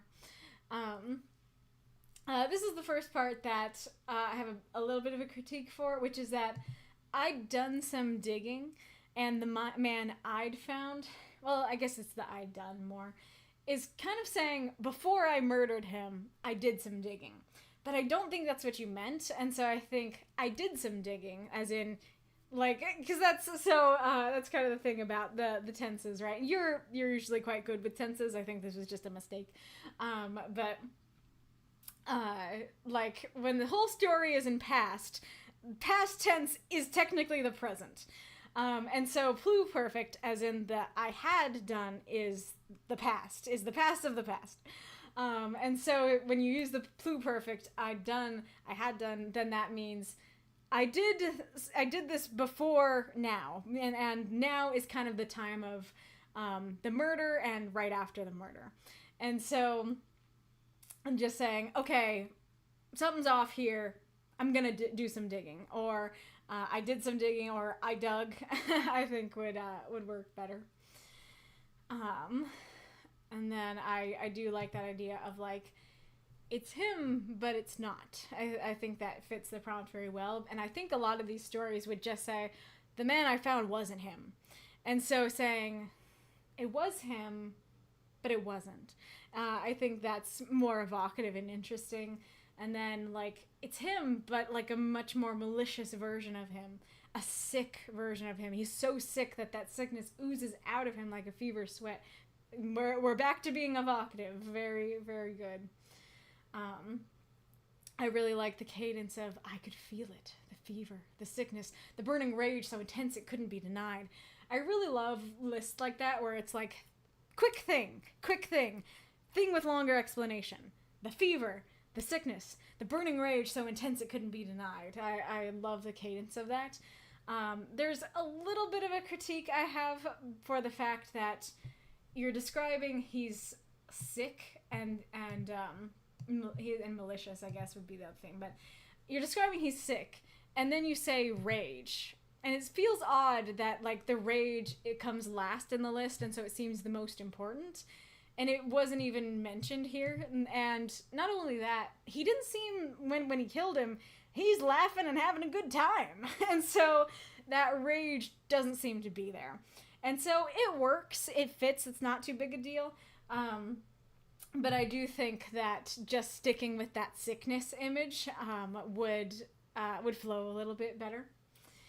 Really like this image of him seeing his face everywhere, and not just seeing it everywhere, but seeing it in the mirror. I'm really curious because I got the image of, like, he'll look in the rearview mirror of his car and he'll see his face, and then he'll also see Casey, like, walking up behind him. Or, you know, the bathroom vanity, he looks at himself and he sees Casey, like, resting his head on his shoulder, like his hand around his other shoulder kind of thing. But you might have meant seeing his face where our main character's face is. And so I don't know if that's a me thing. Other people might have immediately thought, you know, it's his face. His face is Casey's face. So I don't know if that's a critique or not, because I think both work and both are very evocative and spooky. But I will say that, like, I guess because maybe I liked the image personally more of him, like, walking up behind him. I guess that felt more scary to me in a way. Like, I don't know, because they're both very scary in different ways. I guess it's just the feeling of it's coming for him, and so the idea of it's coming for him feels like he'll see him walking up to him in the mirror, as opposed to it's here, I'm him, you know. But I do think if you wanted it to be him, then maybe, I don't know, because I was gonna say maybe making that clear, but maybe it is clear. I don't know. What did you guys think? What did you guys see for that? I will come back to this, I think. And then I like his voices in my head. I guess that's also part of why I had that walking towards him image, because I kind of have this image of, like, I see him in shop windows and he's, like, walking beside him more casually. He sees him in the rear view mirror walking up behind him. He sees him in the bathroom vanity. He's right, you know, he's got his arm around his shoulder. And now his voice is in his head. That feels like a progression. He's getting closer and closer and closer. That's a little more evocative to me than there's his face in the mirror, there's his voice in my head, you know. But it works either way. That's just my personal preference. Again, love the laugh and the wheeze. That wheeze really adds some spook to it. I like it a lot.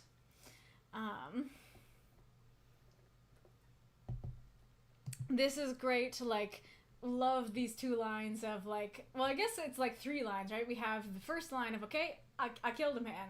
And then we have, why did I, oh my goodness, now, if this doesn't exist, now I want somebody to do a parody of the song I Kissed a Girl, but instead have it be I killed a man. I killed a man and I liked it. Oh my goodness. Yeah, so we have this line of I killed a man, then we have he didn't stay dead, and then we have he isn't any less dead. And I especially love that phrasing of it's not just he's still dead or I dug up a corpse. It's he wasn't any less dead. It's like there's a scale of deadness. And so I like that a lot. That works very well and continues to draw me into the story. Really like this line as well, that italics, like, even if you didn't mean me to go demon voice on it, just the, like, come and see, or come and see, like that emphasis on that last word adds the spook to it. Really like that laugh period, wheeze period. I especially like that after the cadence of, he'd say with a laugh and a wheeze, kind of normal sentence, and then this is where it becomes like, it's repetitive now. I've heard this 1,000 times. There's the laugh, there's the wheeze. Works really well, and then I love the joke wasn't over, the punchline is coming. It adds to that feeling of something's coming. And it's also, like, really works with that laughing motif throughout the piece, that he keeps laughing about a joke that we don't get. And so, like, this is kind of the main character calling that out and going, I know this is a joke, but I don't know what the punchline is, and I'm scared. And we as the reader feel that way too, and that's really great. And then I do really like the idea of, like, I know where to look, but I don't want to. And it really reminds me of Sucker for Love, that in the last what is it called? Like the last book of that game, the last VHS of that game, where you're fighting the Egyptian cat goddess, that she like puts a bunch of plagues on you basically, and you have to figure out how to deal with them. And so, like, there's one of them. Well, there's a couple that you go to the mirror for, and there's one that there is like a guy who comes up behind you, if I remember correctly. And so if I remember correctly, you have to look in the mirror and then look away immediately. And it was an especially spooky one. And so I get that feeling, like, I remember feeling like, oh, I have to look in the mirror and I'm going to see something there besides me. I'm going to see something there I don't want to see. And then I'm going to have to look away immediately, or that thing will get me. And that totally is very similar to this feeling. And so I think that works very well. And then I like it wore many faces, it had worn Casey's, now it wanted mine. I like that a lot. And I like how the come and see was in quotes before, and so it's like he's hearing someone speak it, and now this one is inside of him. It's made its way inside of him. That's really well done. Oh yeah, but I was gonna say, but even though I really like the I knew where it was, I knew where to look, but I didn't want to look, that's kind of undermined by the fact that only a couple lines ago you said he was looking in mirrors, that he's looking in shop windows, bathroom vanity, rear view mirror. Bathroom vanity especially being, I'm assuming that's where he looked and saw the teeth. And so when it's like, I was looking in all the mirrors, and then a couple lines later it's like, I knew where he was, but I didn't want to look. It was the mirror. It's like, weren't you looking in the mirror 2 seconds ago, buddy? So I like both of these images a lot. I just think they don't quite fit together. So I think that if you had, I don't know how you could do it without adding too many words, but if you were able to add something about, like, I knew that the mirror had changed, or I knew it was going to change, or I knew the figure following me in the mirror had got to me, or something like that, then I think that could help be like, yes, I was looking in the mirror, but I know it's different now, kind of thing.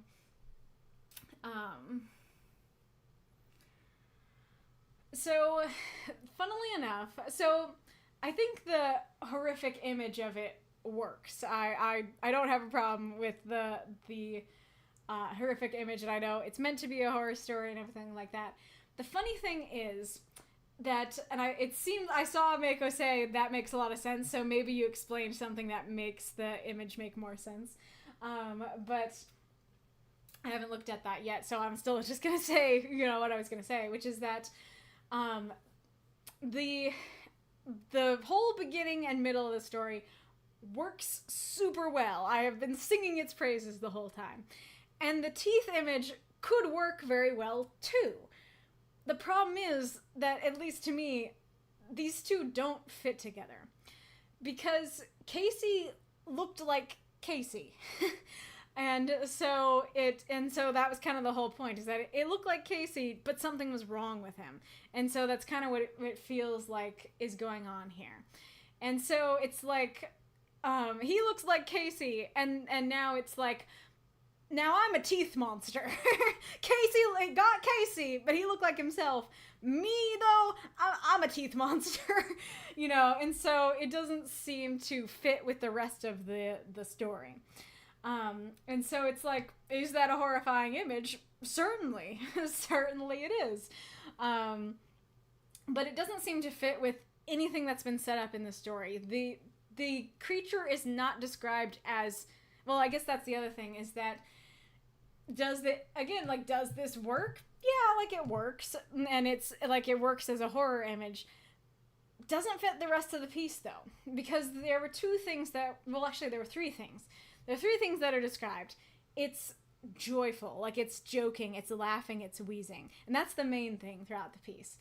Then there's the fever, the sickness. Okay, that's the next biggest, image. Then we have the rage. And I already was kind of critiquing the rage as not fitting the other images, but I still think that one works.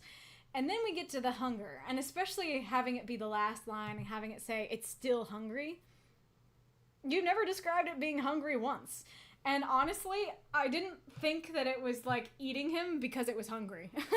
I thought it was eating him just because, like, it's a horrifying monster that wants him to suffer. Like, it relishes in the suffering of others. It likes that both he and Casey went through this horror, this sickness. It enjoys that. And so I didn't think that it was because it was hungry for faces. And so if hunger was the image you wanted to go for, I would replace both the sickness and the rage images with hunger images. And just have it be, there's a hunger that was inside of him that wasn't in the real Casey. And now I feel hungry, and then ending on, it's still hungry, I think that would work very well. There's the timer. But because we don't have it, the end ends up falling flat in a couple of ways. It ends up falling flat because the horror image doesn't seem to fit the monster that was set up prior, and because the hunger image doesn't seem to fit the monster that was set up prior. The other thing about it is that this line, at least to me, doesn't come across as horrific as I think you want it to be, because, I do think that this kind of thing is used in a lot of horror stories, and it can really work if you see me, run. But it's like, you have just described that your face has now become teeth. You are just a teeth and throat monster. And yes, dear protagonist, I do think I would run from a teeth monster if I saw your face. And so if he gets to keep his face, he just is hallucinating that he's a teeth monster. Or if if he is a teeth monster but nobody else sees it, that's really not clear at all. It totally seems like, ooh, like Casey got to keep his face, but I didn't. I became a teeth monster. And that's part of what makes it seem to not fit together. So the three last parts, unfortunately, while they are horrifying, don't seem to fit the rest of the story. And so, especially because what makes the rest of the story work so well is how we're like, okay, where's the punchline? What's coming? And we're thinking it's really gonna fit what we've read up till now. And when it's like, okay, where's the punchline? And the punchline is teeth monster.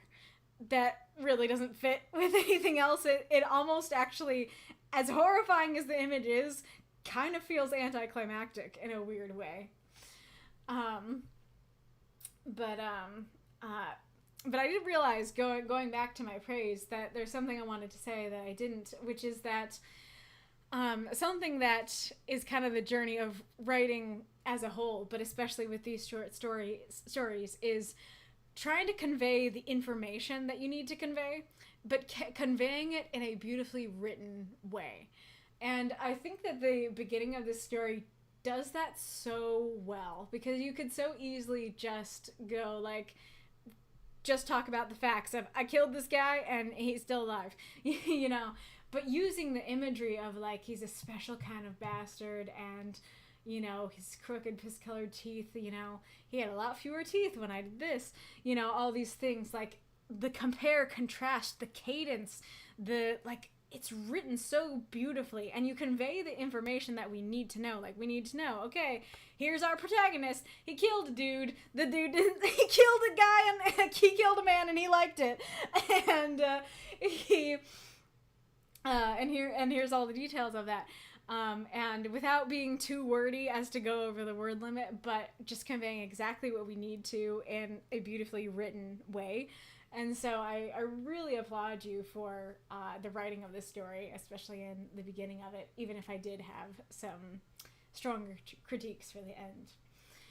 Okay, let's see what folks have been saying. Okay, so, oh, wait, go back up. Hi, kitty. Arith says, really interesting, though I kind of feel like it might have had more punch if it ended on the next to last line, if you see my face, run, rather than on the bit about hungry stomach. So, guessing he's had the same issue of the hunger wasn't set up. 2 encores unlocked. Awesome. The worst part is I'm imagining it as human teeth. Yeah, for sure. That is funny how that is more horrifying than animal teeth. The animals, the eyeballs would pop between the teeth. Yeah, kind of what... I don't know what I said that you were replying to, but yeah, it could be... Well, I don't want to go into it.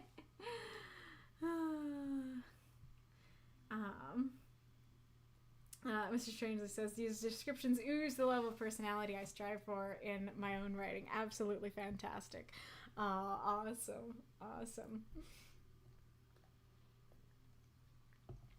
Funnily enough, I actually do see similarities between your writing style and Norman's. Or maybe it is just like that you guys seem to have a lot of fun with your stories, and so they do seem to ooze a lot of personality.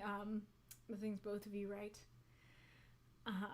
He dug a hole, as in he dug himself into a hole.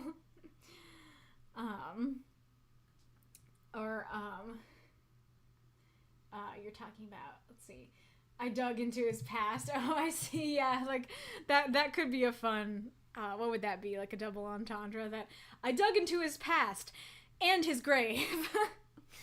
I guess that one would be Zugma, right? If you said it in that, I dug into his past and his grave.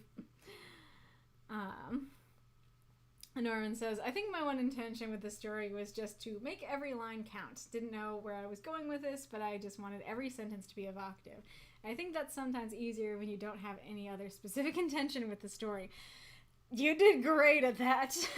Okay, I need to write this down then, because I think that would be such a great next challenge for us, because especially because it worked. It worked really well. And like I was saying, and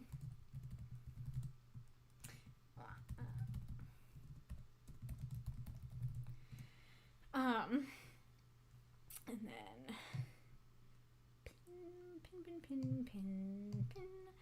Okay. So yeah, like I was saying with the horror image, like, yes, the horror image might not have fit with the beginning, but it was evocative. Like I kept saying, it's a great horror image, it just doesn't fit. So like, yeah, if that was your intention, you totally did that.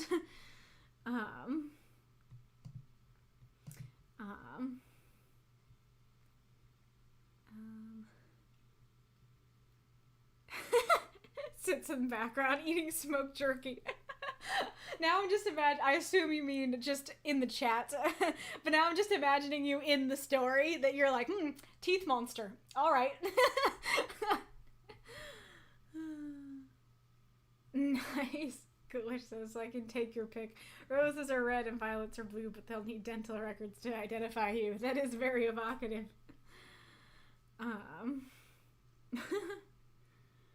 Oh, I love the tangents we go on.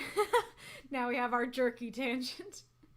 I want to read them, but I need to just stick to what, I need to stick to the facts because I'm already over the deadline. Yeah, Desed said we're at 2 encores. Arith says, I assume the monster was just a body jumper. Eating the faces was symbolic of loss of humanity to other identity, which is the evil that drove Casey in the first place. I still feel like the second line is a punchier ending. Sorry if I'm being repetitious here. Again, like, everything about it to me seemed like he really was a teeth monster, as opposed to just, like, oh, like, I see the teeth monster in the mirror, but in reality, that's not what everybody else sees, and it just eats faces, you know? Not really the idea I personally got. I do like that. I do think that would work. I just would need more explanation for that. Teeth and throat monster, sandworm? Shai-Hulud? Yeah. Oh, gosh. Norman says, that's sort of what I was thinking, but again, there wasn't a lot of thought around the logistics of the story. Lots of fair criticisms and things I hadn't fully considered. My brain told me, write about a guy getting eaten from the inside out. And was like, damn, brain, you messed up, but okay. That's awesome. That is a mood sometimes, where it's like, write about this. You messed up, but okay, I'll do it. That's great.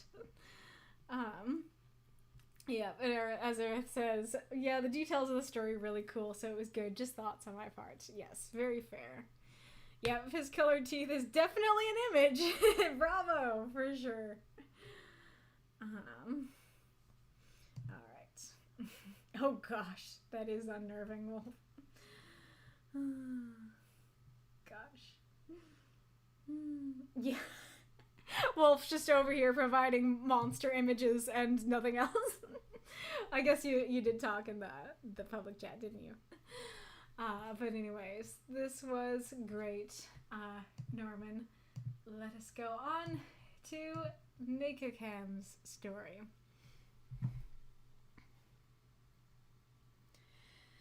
Chronicle of a Dragon. Chronicles of the Dragon, Jonathan and Jostica, by Makokam. You're going to meet him? I'm not going to walk away now. Your brother's not the same person you remember. He's a monster. We'll see. Everyone keeps saying you're a monster now. Mom, Thomas, even you said it. But when I look at you, all I can see is my brother, who helped me with my homework, read me stories, and let me sleep in his bed when I had nightmares. Truth is, I was already a monster then. You were? I don't remember when the compulsions started, but the first time I killed someone was the neighbor they found in the alley. The compulsions became something I couldn't stop, just delay, no matter how much I tried. I snapped too many times and came so close to getting caught. I had to find people I'd feel the least guilt over. But there was always this rush. It felt like I was moving towards some sort of goal, a finish line. So when the war started, I signed up. Figured if I could kill enough people, this torment would be over. It didn't work like that. Night after night I hunted, until eventually they set a trap for me. I'd killed dozens before I lost control. I turned into a real monster. I killed millions. I burned cities to the ground, and good people who had trained their whole lives to protect the world died trying to save it from me. I killed one of the greatest heroes the world has ever seen. After that, I couldn't see myself as anything but a villain. I couldn't see anything but death and destruction in my future. So when I was offered a job working for the god of death, I figured, why not? Get paid. Do what I'd be doing anyway. So, why aren't you working for her now? The world has so few heroes left because of me. They captured one. should have seen the look in her eyes after all their brainwashing. I didn't want her to be a villain. So you chose to be her hero. Something like that.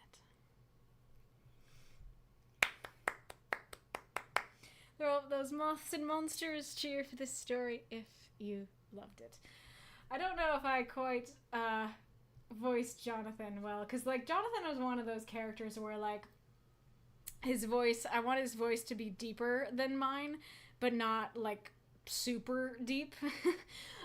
And like more like playful and like I guess kind of gruff and stuff like that. But I think sometimes that means that I don't go deep enough and then it doesn't sound different enough.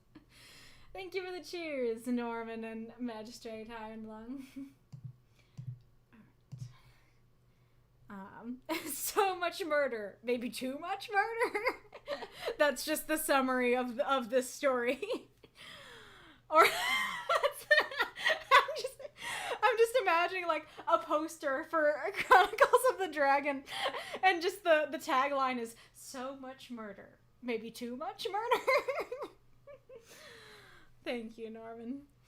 All right, so I'll read Mako's note first before I say my note, because his note is kind of my note. Big thanks to me for turning my rambling thoughts into a coherent story. Question. I did something kind of bold with the title here. So for those who are familiar with this world, do you think this is a good title for this? Do you think it would be a good intro to Jonathan, if not the world? And if this is your first time reading a story in my world, are you intrigued? Thank you for reading. I hope you liked it. Okay, so as Mako says in his note, I did help him with this story, and so this is going to be a more difficult one for me to critique and praise more objectively like I usually try to do. So I'm really going to need your help telling me your thoughts about the story and answering his questions as well as my questions. Yeah, so let's begin with that. Hello, Bitzer. Okay, so the first overall question I have for this story is, it's all dialogue only. Does that work? And if it doesn't work, blame it on me. Because when I first started reading the initial draft that he sent me, I thought it was that, but then I realized that there were a couple of lines where he did do something other than dialogue. And I did really like those images. Those images he had were like Jonathan smoking the cigarette, and he like stops to breathe it in and exhale, and the smoke trailing through the air, and they're like sitting on a roof high above the city and stuff like that. And I did really like those images. But the issue that I had when I was trying to help him with the story is that if he had things that were more than dialogue, I needed more emotion. I wanted there to be more emotion. Like, I really wanted... Let's see if I can find a line that I would have added emotion to. I mean, every line now that I'm looking at it, like, every line almost could. But... like, especially with, like, ending here, like, this, I would have him show some emotion for that. Like, he's like struggling to breathe, or takes a deep breath, or his words get distant and far off, or something like that. Or like here, maybe he starts to cry or something like that. I don't know if Jonathan would cry at this point. But, I just really wanted there to be a lot more description of how does he sound while he is saying these things. And so basically I was like, you don't have any words to do that. You don't have the words to show his tone or either of their tones or anything. And if you have like lines of the setting and what he's doing and stuff, it warrants those emotional lines. So like if I just got the initial story that he had sent me and we were here, then I probably would have critiqued it for that. I would have been like, I wanted more emotion. But the fact that it's now only dialogue means that it's a choice. It means that not including anything, not including the emotion, not including the setting, is now a stylistic choice. And so now it doesn't feel like something's missing. Well, something is missing, but it feels like it was a deliberate choice to leave that off instead of, I want more emotion. I want more dialogue tags that shows his tone. So I'm curious about your thoughts on all of that and your thoughts on it being dialogue only. Did anything confuse you? Were you lost for who was talking at any point? And then, so going along with the so much murder, maybe too much murder, I am curious because I'm very familiar with Jonathan's character, so I know this is a thing that he struggles with, but especially if this isn't if you're not familiar with Jonathan, did it feel like all the murder came out of left field? Did it feel like it's like, all right, the first person I killed was, he's the guy we found that the police found in the alley, and then it's like, you did what now, sir? I'd like more explanation. And then it's like, and then I murdered more people. And then you're like, and now I need more explanation. So yeah, were you like, okay, I get it. He's a monster. He's describing why he's a monster. He has these compulsions. Or were you like, why all the murder though? What were you thinking in that regard? And then I'm curious what you thought about Jostika's line here, because the first time I read it, and granted, like, I was just kind of feeling emotional that day already, but the first time I read this, like, I got misty-eyed, but then when I kept rereading it and going over it, I was like, okay, does that sound weird, though? And this is one of the things that while I was helping him edit it, I fought to keep because I did really like it. Like I said, it did make me like get tears in my eyes when I first read it. Because I do think that's a really powerful image of like seeing this monster and seeing them as your brother and seeing them in those really simple and sweet and tame domestic moments that it's like, you've done all these horrible things, but I knew you as my brother who did all these things. And I think this is one of those situations where like the specificity of it makes it more impactful. I don't think I would have found it as impactful if she just said, all I can see is my brother. It would still work. But I don't think I would have gotten misty-eyed at that. But, that specificity of just imagining, them doing all these things together, and it's so kind and sweet. And stuff like that, and that's all she sees. I think that's really beautiful. However, like, especially for newcomers, like, you hear all the murder, and you don't really know exactly who he is and what he's about. And so, especially if you read it, like, a second time, does that kind of seem naive or like, creepy or weird that she's like, you are a murderer, but all I see is my wonderful brother? And it's like, maybe you need to have that checked out. Maybe you need to think more. Oh, there's an ad break. Let me check if Bo wants in. I don't think he does, but I'll check.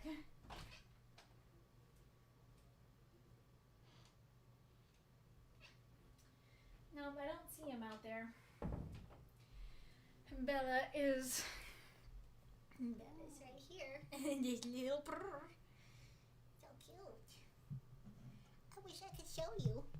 I could if I'd only set up the camera, but I didn't.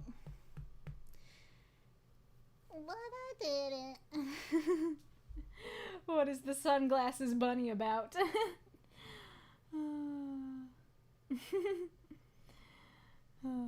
Oh, I guess just like not sharing the eye monster or the teeth monster.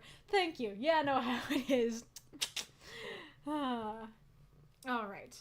So yeah, if you didn't hear it, my question about this part is like, does this feel really powerful and cool that it's like, you've done all these things, but I only know you as my brother and I still see you as a human being? Or after hearing especially after hearing all the murder stuff, are you kind of going like, girl, you should be more freaked out. You should be more creeped out. Maybe this isn't how you should view him. How are you thinking about that? I do really like going from there of like, hey, everybody says you're a monster, but like I knew you as this sweet brother of mine. And then he's like, well, that sweet brother of yours was already a monster. And I think it's cool because like I think a lot of the time stories like this would go, yeah, like he changed. Like he got worse. He was ruined. That sweet brother's gone now. But in this case it's like that's in a way kind of the point of the whole story of like, I am both that sweet brother you knew and this monster at the exact same time. So I like that. And then I already talked about, does the murder thing seem to come out of left field, or does it work? And then, yeah, like I said, I'm very familiar with Jonathan's character, and so I'm familiar with these, like, events and stuff like that. So I'm really curious what you guys thought, honestly, about, like, the entire explanation. What about it worked? What about it didn't? And what about it worked in terms of, like, explaining the story from, like, a story character standpoint? And also, was there anything from a writing standpoint that you found to be clunky? Oh yeah, and like, did you get when he says moving towards some sort of goal, a finish line, did you get that it was meaning like, if I kill enough people, I'll be done and the compulsions will stop? Did that come through?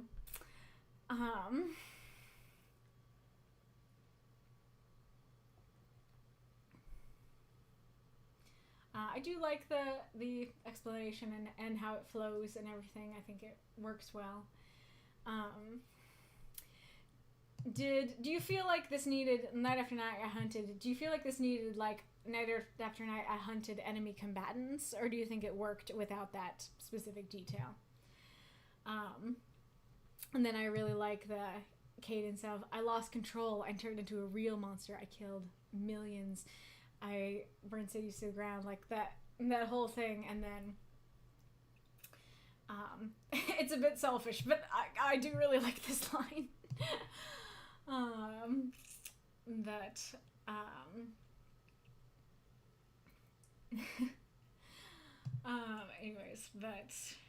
And then it definitely makes sense that after that he'd be like, yeah, I don't see myself as anything more than a villain, so I might as well just join the villains now. But I also am curious, like, regarding the whole goal thing, that it says, like, okay, I thought I was moving towards a finish line. I thought if I could kill enough people, I'd be done. And then it didn't work. And then it doesn't really come up like, oh, I didn't reach the finish line, but the compulsions didn't go away, so I had to keep doing it. Or, like, it doesn't talk about that, what happens when he knows that there is no finish line. Or if there is one, it's more than millions, you know? And so, did you feel like it worked not to go back to that, or did you feel like you needed more? Because, and I wrote in my little note there, that it kind of, I think, reads a little bit like, once he realized there's no finish line, he's just like, guess they'll die. Guess everybody's gonna die then, because I'm not gonna stop, you know, I'm not gonna do anything to stop this. So I'm curious what you guys thought in that regard.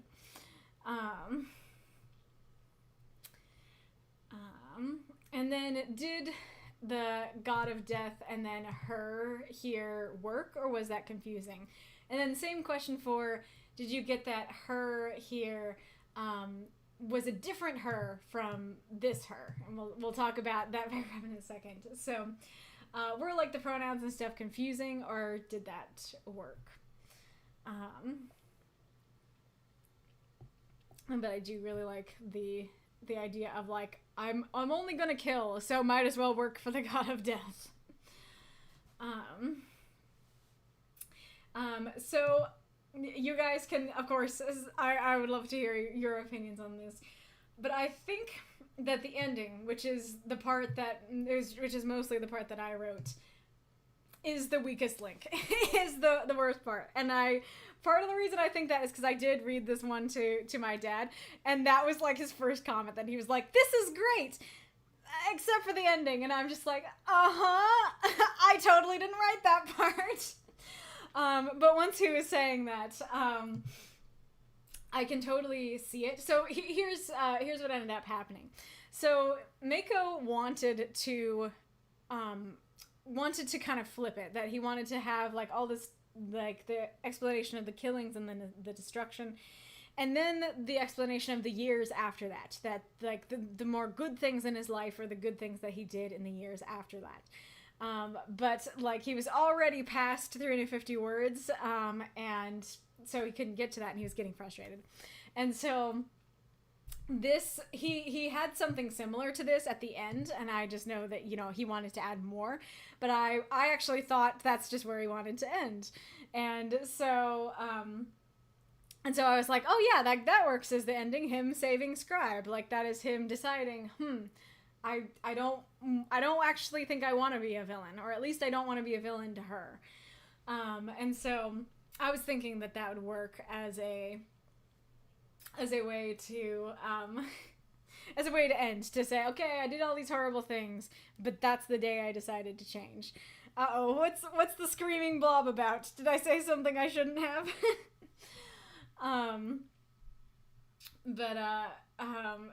Anyways, so I think that I did the story a disservice, because I was like, I really liked that description of like the brainwashing and going, and I do think this is one where the emotion would have helped a lot, that if it was like, you can hear like his voice gets really breathy, or he shakes his head, or, you know, he gets misty-eyed or something when he says this, I think that would help. But I think that like going like, okay, so why aren't you working for her now? The world has so few heroes left because of me. They, the god of death and her team, captured one, a hero. You should have seen the look in her, the hero's, eyes after all their brainwashing. I didn't want her, this hero, to be a villain. And so, like, when I wrote it, I was like, oh yeah, like, that works, that makes sense. Here's why he changed.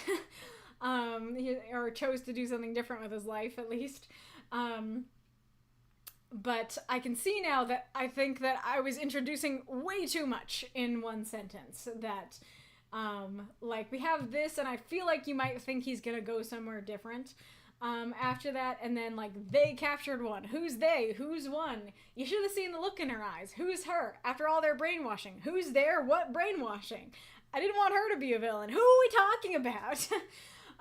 So I take responsibility if you do agree that this was the worst part.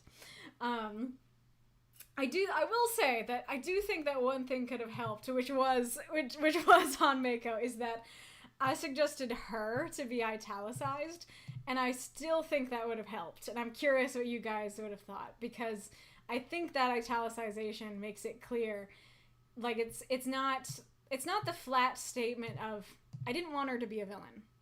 It's the statement of, I didn't want her to be a villain. I'm a villain, and I'm fine being a villain. But I didn't want this hero to be a villain. I didn't want her to be a villain. And so I'm curious, if he had italicized it, would that have helped, or would it still have had the problems?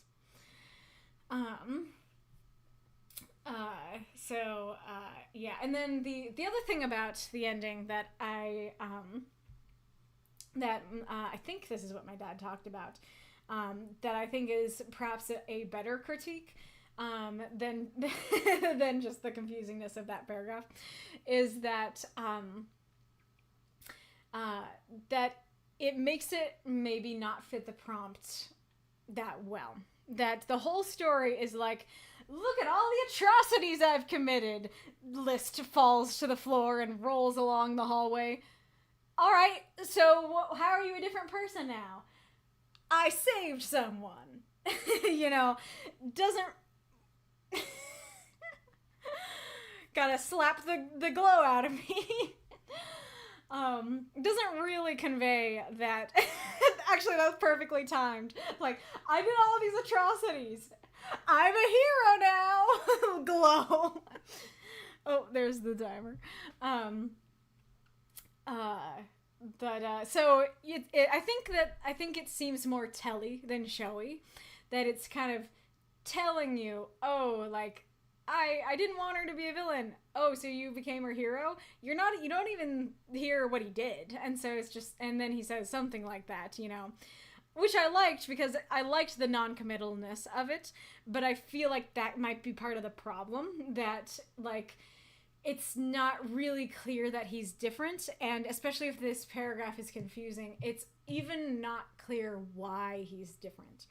And so, like, and I think, let's see, I think that my dad said something that I wrote down.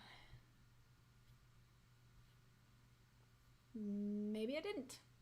But I think he said something about, like, he could just say, like, that he's killed millions of people. Like, he actually doesn't need to go into the story of the compulsions and why he killed all these people. Even if, like, it wouldn't be as evocative, but just saying, I've killed millions of people, and then spending the story, instead of talking about all the murders, then talking about the people he did save and, like, the good stuff that he did might have fit the prompt better, or might have made for a better story. So what do you guys think? Would you agree with that, or do you actually like what was here? Did you feel like him being a different person was conveyed? Oh, there's a kitty in a bag. Oh, adorable. Grocery cat. Welcome, Hellenic. Really glad I put your story at the bottom. I was gonna put you first or second, and then I saw that you were gonna be late, and so I was like, I'll put you last. And you arrived in the second to last story, so that was perfectly timed. Yeah, so, oh yeah, and then going on the title, I don't know if I have qualifications to talk about it because I kind of helped with the title too, but I thought it was kind of cool because, like, Chronicles of the Dragon is the full big story, but this is kind of a summary of, like, he is the dragon and this is his story. This is his life, or at least like the bad part, even if he didn't get to go into the good part. Then like, this is his story, and this is, like, I think a pretty good summary of at least a good chunk of who Jonathan is and what his story is. So I'm curious if you guys felt that way, or if you guys felt differently. As Mako said. Oh yeah, and the other thing that I was going to say about the ending, that that story where Jonathan saves Scribe is one of my all-time favorite stories of Makokam's. And it does have to do with Jonathan's character and stuff like that. And I won't go into, like, everything about it, but the vibes that it has for me is that there's this song from the Frozen musical, the like stage Broadway musical, that's called Monster, and I love this song. And it is when Hans and his people are coming to her castle, and she is in the castle and she's thinking about who she is and what she's doing and how she's created this eternal winter and what she's going to do about it. And it's really introspective and beautiful, and she's kind of asking the whole time, am I a monster? And then at the end of the song is, I cannot be a monster. I will not be a monster. Not tonight. And the cadence of it is great. And I think part of why it ends up being so impactful to me is because there is a Modao-zushi, and of course I'm not pronouncing that right, but a Modao-zushi animatic. Is it animatic? I think that's the word for it. A little, like, kind of music video thing where somebody draws, like, simple animation for it with that song. And, like, it is one of my favorite, like, Modao-zushi things, like, interpretations ever. I love that video so much. And what they do with that line of I will not be a monster, not tonight, is so dramatic and beautiful. And so I think that's part of why it that line ends up being so impactful to me. But anyways, the reason I say all this is because that moment where he saves Scribe has those vibes to me, where it's like, it's that decision of going, like, am I a monster? Do I want to be a monster? What am I going to do? And then the ultimate decision is, maybe I am, but not tonight. And so that's very much the vibes of that scene to me. It's like, maybe I am a villain, but I'm not going to be a villain to her, or I'm not going to be a villain tonight.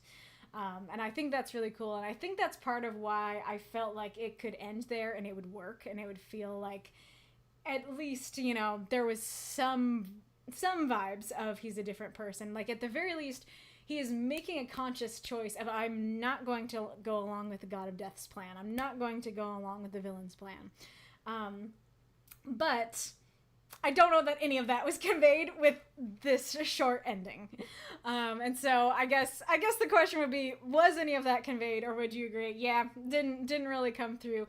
And if not, like, would there be any way to make those vibes come through, or do you feel like that would kind of be impossible for this amount of words and this story? All right.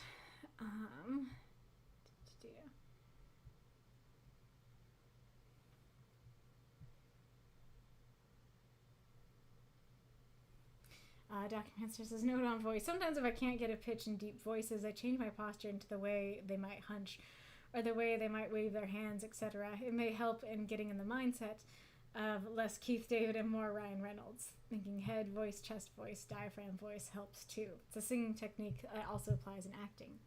That's cool, Documancer. My group of maniacs managed to negotiate for a change. Are you talking about Jonathan or like your actual life? Nice. Norman says, going forward, I kind of want to use my stories as an excuse to try out new voices.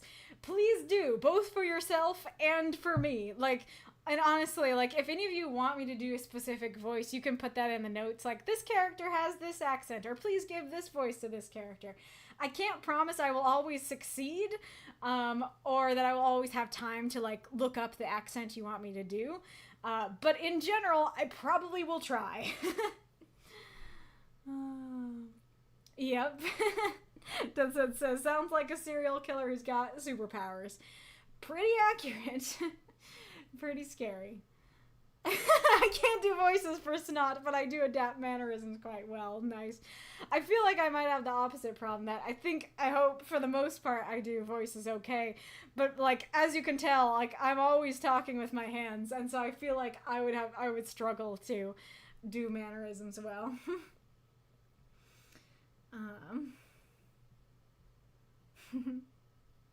Oh, tunnel time. Oh no, in your story.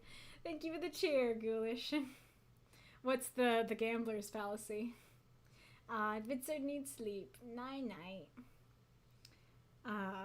Okay, the hype, it's a hype ghost. It's technically a hype emoji, but I use it for shock. Shock in this case, that the end is the weak point. Gotcha. Thank you for the cheer, Hellenic. So it says, the scales are pretty off balance in this story. Gotcha. So you would agree that a little too much on the villain part, not enough on the change or the hero part. Aw, because clearly this is not a good prompt for me.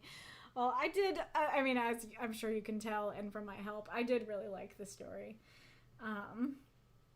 Even if there were issues with the prompt, that I still think it was a great story. Oh, in their D&D game. Gotcha. Norman says, for the record, Kaylee, I'm always curious to hear interpretations of characters. Sometimes you put more thought into a character's interactions than I do. You often do a great job of adding depth to a piece. Aw, that's so sweet, Norman. Thank you for saying that. I'm guessing you're referring to, like, I don't want to tell you what accent to do. I want to see what you're gonna do. Well, that's very encouraging to me, because I often feel like I don't live up to the written word. I don't live up to what you guys want me to do. So that's very encouraging that you personally like what I do. Earth says, I think a gambler's fallacy means that believing that just because you put many in means you need to keep going and betting since you already started and keep going. Gotcha. So you're talking about the finish line thing, that it's like, okay, I already put the murders into the machine. Gotta do some more because I'll get something out. I'm due for a win any second now. Come. I'm just imagining, like, instead of coins, Jonathan just shoving dead bodies into a slot machine. One more murder. I've got it this time. Oh, amazing. All right. Let us go on to Hellenic Taoist story. One cannot live on health potions alone, by Hellenic Taoist. Content warning, references to cannibalism and eating disorder. Cinnamon, burning logs, pine on the breeze, clean linen against my skin. It was so homey. I felt like sleeping a little longer. but when a damp cloth was pressed to my forehead, I thought I had better take a peek. A familiar woman leaned over me with a grandmotherly smile. "Hello, dear. I thought you'd be out all night after a nasty fall like that." Her voice was familiar, too. I cast my eyes around the dimly lit cottage. "Didn't you try to eat me once?" I asked muzzily, blinking away cobwebs. "I thought you were green." The thought was so strange that it made me laugh, and then wince as my head throbbed sharply. The old woman bit her smiling lip, and her hands started to shake. I wasn't sure you'd remember." An awkward silence settled as she dabbed at my forehead with the wet cloth. Eventually, she began to explain. "Once upon a time, there was a wicked little witch who hated eating. She was happiest when she could experiment all day, and food seemed like a wasteful distraction. So she set a week aside to brew herself a life supply of health potion. She calculated that she could drink 3 a day and never have to eat again, since she would always be healthy. But while she toiled away with her spellcraft, her body began to eat itself. She grew sallow and bony, but never lost her vitality. Eventually, her appetite ran out of a spare body to eat, and it consumed her humanity, turning her skin green. Once that was gone, she lost her joy, and she began to hunger for the things she had sacrificed. She stood up then, took herself over to a table, and began chopping carrots for soup. Years later, an extraordinary man who poured his heart and soul into everything he cooked offered to cook her meals for her. His food satisfied her cravings as no amount of human flesh could do. Now the kind old witch finds joy in aiding others, and she lived happily ever after. Throw up those moths and monsters. Cheer for this story if you loved it. FYI, it still is always my first thought, taloids and tentacles. Like, I'm saying it right now, but the thought always appears in my head. And try our new health potion diet. Better than keto. Nice. Thank you for the cheer, Magistrate Ironlung. Note to self, write a story about a hungry slot machine that eats people. Nice. The perfect combination of your teeth story and Mako's story. The slot machine for dead people. Oh my goodness. Alrighty, Rue. Alright, let's read through Hellenic's note first. I'm not entirely sure where I got the idea for this fic. I guess in part it's a thought I've had before, that cooking and eating seems like such a chore sometimes, and it would be much more efficient if I didn't have to. Yada yada technical details. I actually had a more technical idea of what happened to the witch from drinking all the health potions, that they turned out to be slightly toxic when taken as a diet rather than as medicine. I also thought, what if her body became so deprived of nutrients that her organs began shifting into a state of ketosis, and the health potions basically kept her body in a maintained state of constant self-imposed starvation. Eventually, the hunger would drive her mad, and she would lose a big portion of her sense of self. It's also the kind of mistake that multiple witches might make, contributing to stories of cannibalistic witches who consider themselves far too busy and keep and feed their own livestock, and so will eat any sufficiently vulnerable creature that wanders near their hut. Also why witches are known to be green. But as I was writing, the fairy tale explanation came much more naturally, and I even found that I liked the holes and blank spaces that it left in the narrative. It leaves good questions behind. What questions do you still have for me? So feel free to answer. What questions do you still have? Yes, I really liked this story, Hellenic, and this is one of those stories where, like, there's nothing new under the sun, and, like, every idea has been done before, right? But this is one of those ideas where it's like, I have never seen this idea before, but it makes so much sense, and it's so interesting and evocative, and I love it so much. And, like, I already loved it from the title alone. I love that, like, man cannot live on bread alone. One cannot live on health potions alone. That is a great way to do a title that people people will judge the book by, and judge it correctly, that this is going to be a fun and interesting time.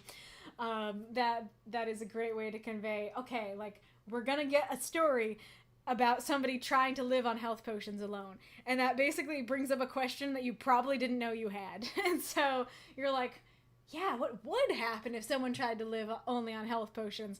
And so that is an amazing thing to do for a title that can be very hard to do, which is that I'm trying to make a title that desperately makes people want to read your story, and like makes them ask a question they didn't know they had, and makes them go, I want answers. I want to know about this. I want to read this story now, which I think is fantastic.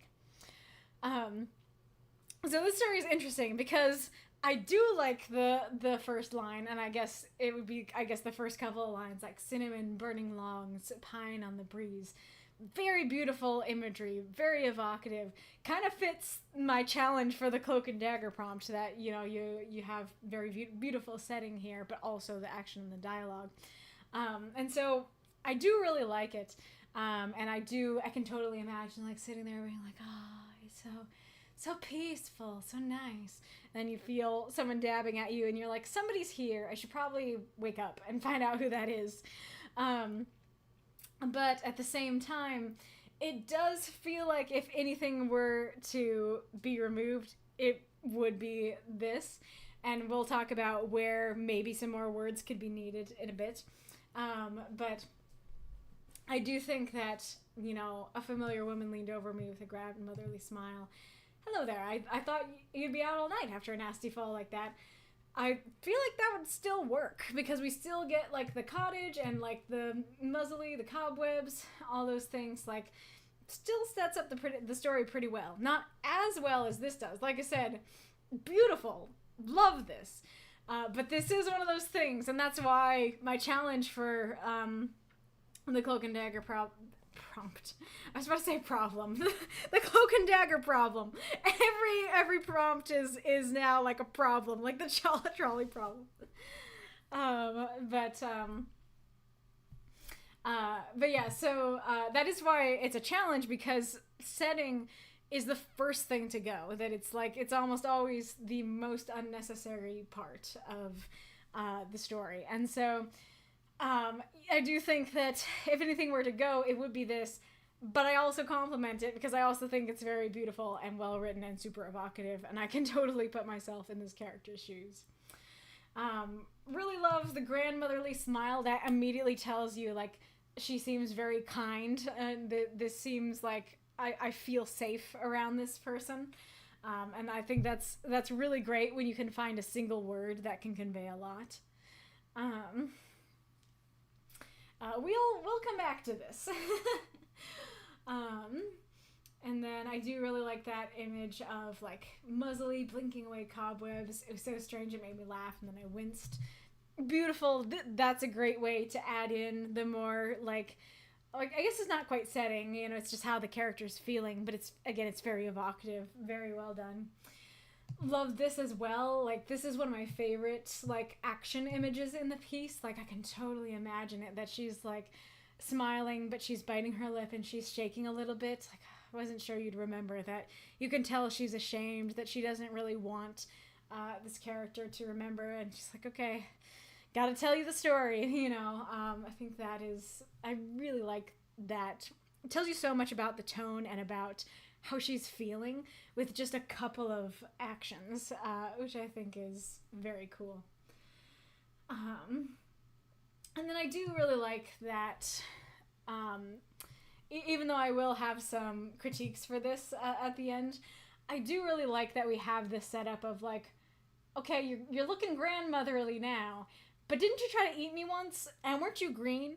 That definitely draws the audience in, and, like, and then she explains, yeah, actually I was green, and I did try to eat you once. And so I do think that's fun, a fun way to set up that's coming. And then with what you're saying about both this line and then your own line, where it's like, yeah, it feels like an inconvenience sometimes. I am with you there, man. I feel like it kind of seems like like, of course I don't know for sure, but it seems like most people that I know, or, you know, YouTubers that I watch or whatever, really like food and like eating. And I'm kind of in a different camp where it does feel like more of a chore a lot of the time. And like, I do like good food, and like my mom makes amazing food, and so her food especially is like, oh yeah, I do like that. But it's just like a lot of the time it's like if I could choose between continuing to work on what I'm working on or eat, I'd probably rather work on what I'm working on. That is a problem I have when I'm like alone in the house and doing my own thing and I have to keep track of my own dinner. I'll eat like 2 hours late because I just want to keep doing what I'm doing. So this story is very relatable to me in that way.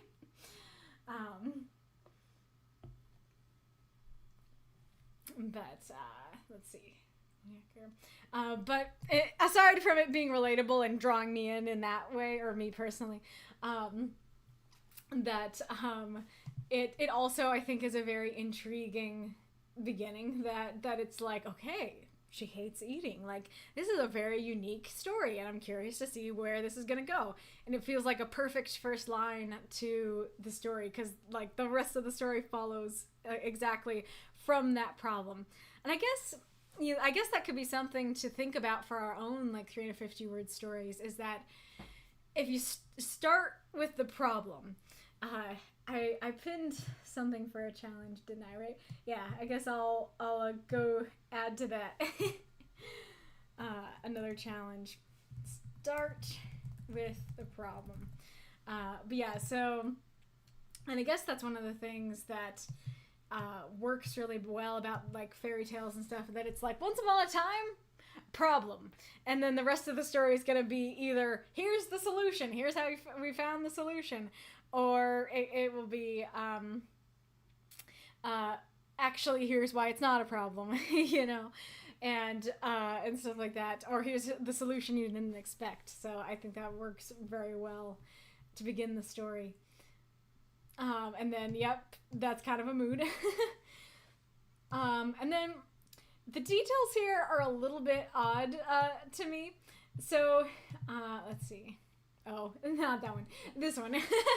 That, it seems a little odd to me that she set 1 week aside to brew herself a life's supply. That it feels more like it'd be like, okay, I'll brew the weeks on Sunday and then go through my week and then brew it on the next Sunday, or the month, you know, or even the year. Like, I feel like any of those could work, but saying she brewed it for her whole life and in the span of 1 week, I start to question why she picked her to do it for her whole life, and, you know, how she could do that over the course of a single week. But, you know, I do still like the idea. And I do like the fact that it's like, it's not, she would be full, you know, she would have the experience of eating food without the chore of eating food, but rather she will always be healthy. And so and like, I like your image of like medicine, that it's kind of like, oh yeah, I'm gonna drink some ibuprofen every day to be healthy, and it's like, not how that works, man. You know, that but of course, in a world of magic where there are health potions, it's a little different from something like ibuprofen. And so it's like, this is a potion that makes you healthy, and so I'm always going to be healthy. Well, that doesn't exactly solve the hunger issue the way that you might think it does. Oh yeah, and not really a problem, just a question. I'm curious why there isn't, like, I mean, I'll say it, but I was gonna say, I'm curious why there isn't a magical equivalent for like a meal in a bottle, that instead of it being health potions, that she could take something that's like, here's all the calories you need, you know, here's your milkshake, here's your smoothie, stuff like that. And the explanation could just be quite simply, that's not really a thing that comes up in fantasy stories. Health potions is what is. And that wouldn't have made for an interesting story. And so the story is about health potions. But just an interesting question that came up. Oh yeah, and the other thing, this is just a silly thing, that she's kind of like the girl who survives on caffeine alone, that she always has her coffee, and like that's the only thing you see her drinking, which is funny.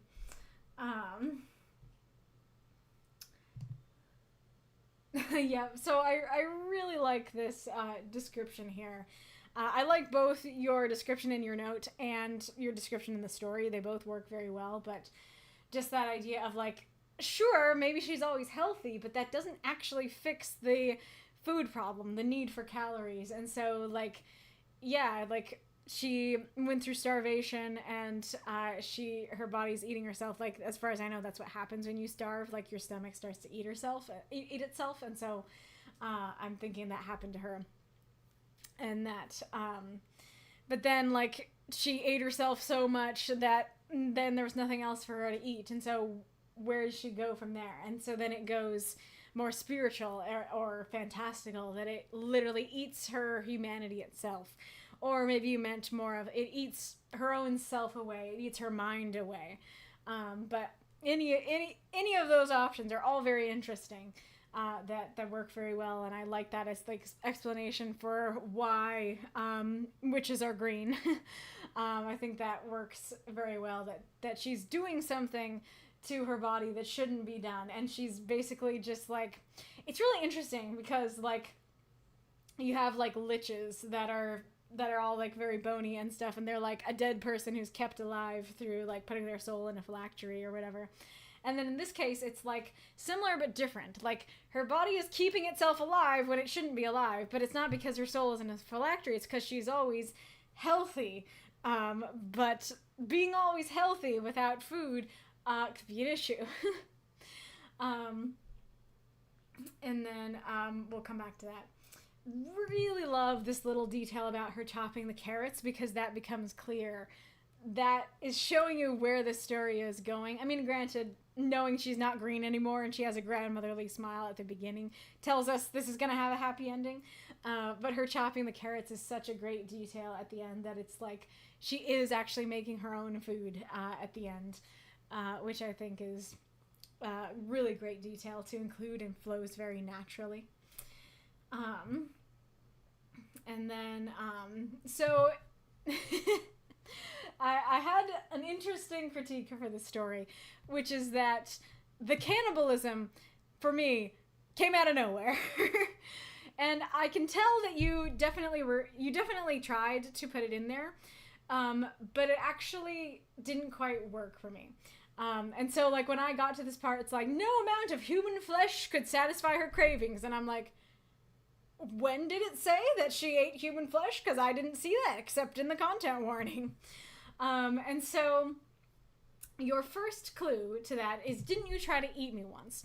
And when you look back at it, yeah, that's actually a great clue for there's cannibalism. However, I think that the issue with it is that it's very, like, it's very bright and jokey, and it's also very nebulous. And so it's like, didn't you try to eat me once? And so you can't tell, is this a joke? Is this a jest between buddies? Remember that time you tried to eat me? You know, you can't tell if it's like, this person is like delirious. We just saw them getting up groggily. And so they could just be like, they could be like have amnesia, or their brain could be in the wrong place, and they could be like, didn't you try to eat me? Oh boy, you need some more medicine. You need some more. And then the other thing, especially with the I thought you were green phrasing, I read it as, I thought you were green when I arrived. Like, I thought you were green a second ago when I arrived at the cottage, but now you're not green. And so I do think, and then that applies to this too, like, didn't you try to eat me yesterday? And like the once didn't, when I first read it, didn't convey, didn't didn't you try to eat me, like, once 3 years ago? It conveyed, like, didn't you try to eat me one time during our visit this time? One time while I was here.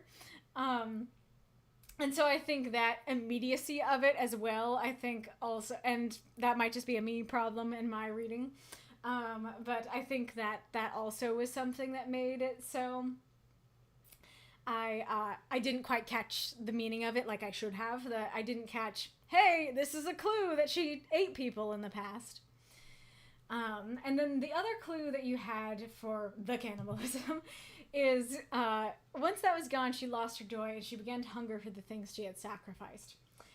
To be honest, it never would have occurred to me without, oh, that's the timer, without outside help that this meant she's eating people. And I'll try to explain it as best I can. But so the first thing is the word sacrifice. Sacrifice to me, like, you can sacrifice things unintentionally, but generally, I think a sacrifice is intentional. It's something that you willingly gave up. It's something you willingly put on the altar. And so there's only one thing that she willingly gave up, and it was food. And so when I first read it, that's what I thought it meant. That it's like she wanted food again. She, like, finally, after all of this, she's like, dang it, I guess I do need to eat, you know? And so that word sacrifice, I didn't think that it meant, like, all the things she unintentionally gave up. I thought it meant the thing that she did intentionally give up. And then the other thing is, it says things, not thing. And so if it means she is hungering for the humanity that she sacrificed, humanity is a one thing, not multiple things. And so, like, it's saying, like, it consumed her humanity, turning her skin green. Once that was gone, she lost her joy. And she began to hunger for the things she had sacrificed. So I don't know if it means she's hungering for humanity and joy, but especially because they're two sentences and not a list connected. And because joy, it's not described her eating joy. And, like, I guess eating people could be trying to eat their joy. That's not really described. Yeah, if that's what it means with multiple things, that didn't really work for me. And so I think this would be a very easy fix. Just replace the word things with humanity. That if you said, you know, once that was gone, she lost her joy. She began to hunger for the humanity she had sacrificed. I think that could work. Or it could be she began to hunger for the humanity she lost. That could be an issue of it might seem like it's just her body eating itself more. And so I'm trying to figure out how to convey she eating other people. I think that could work. I think it would be much clearer. But that could be that issue. So let's see. What could you do?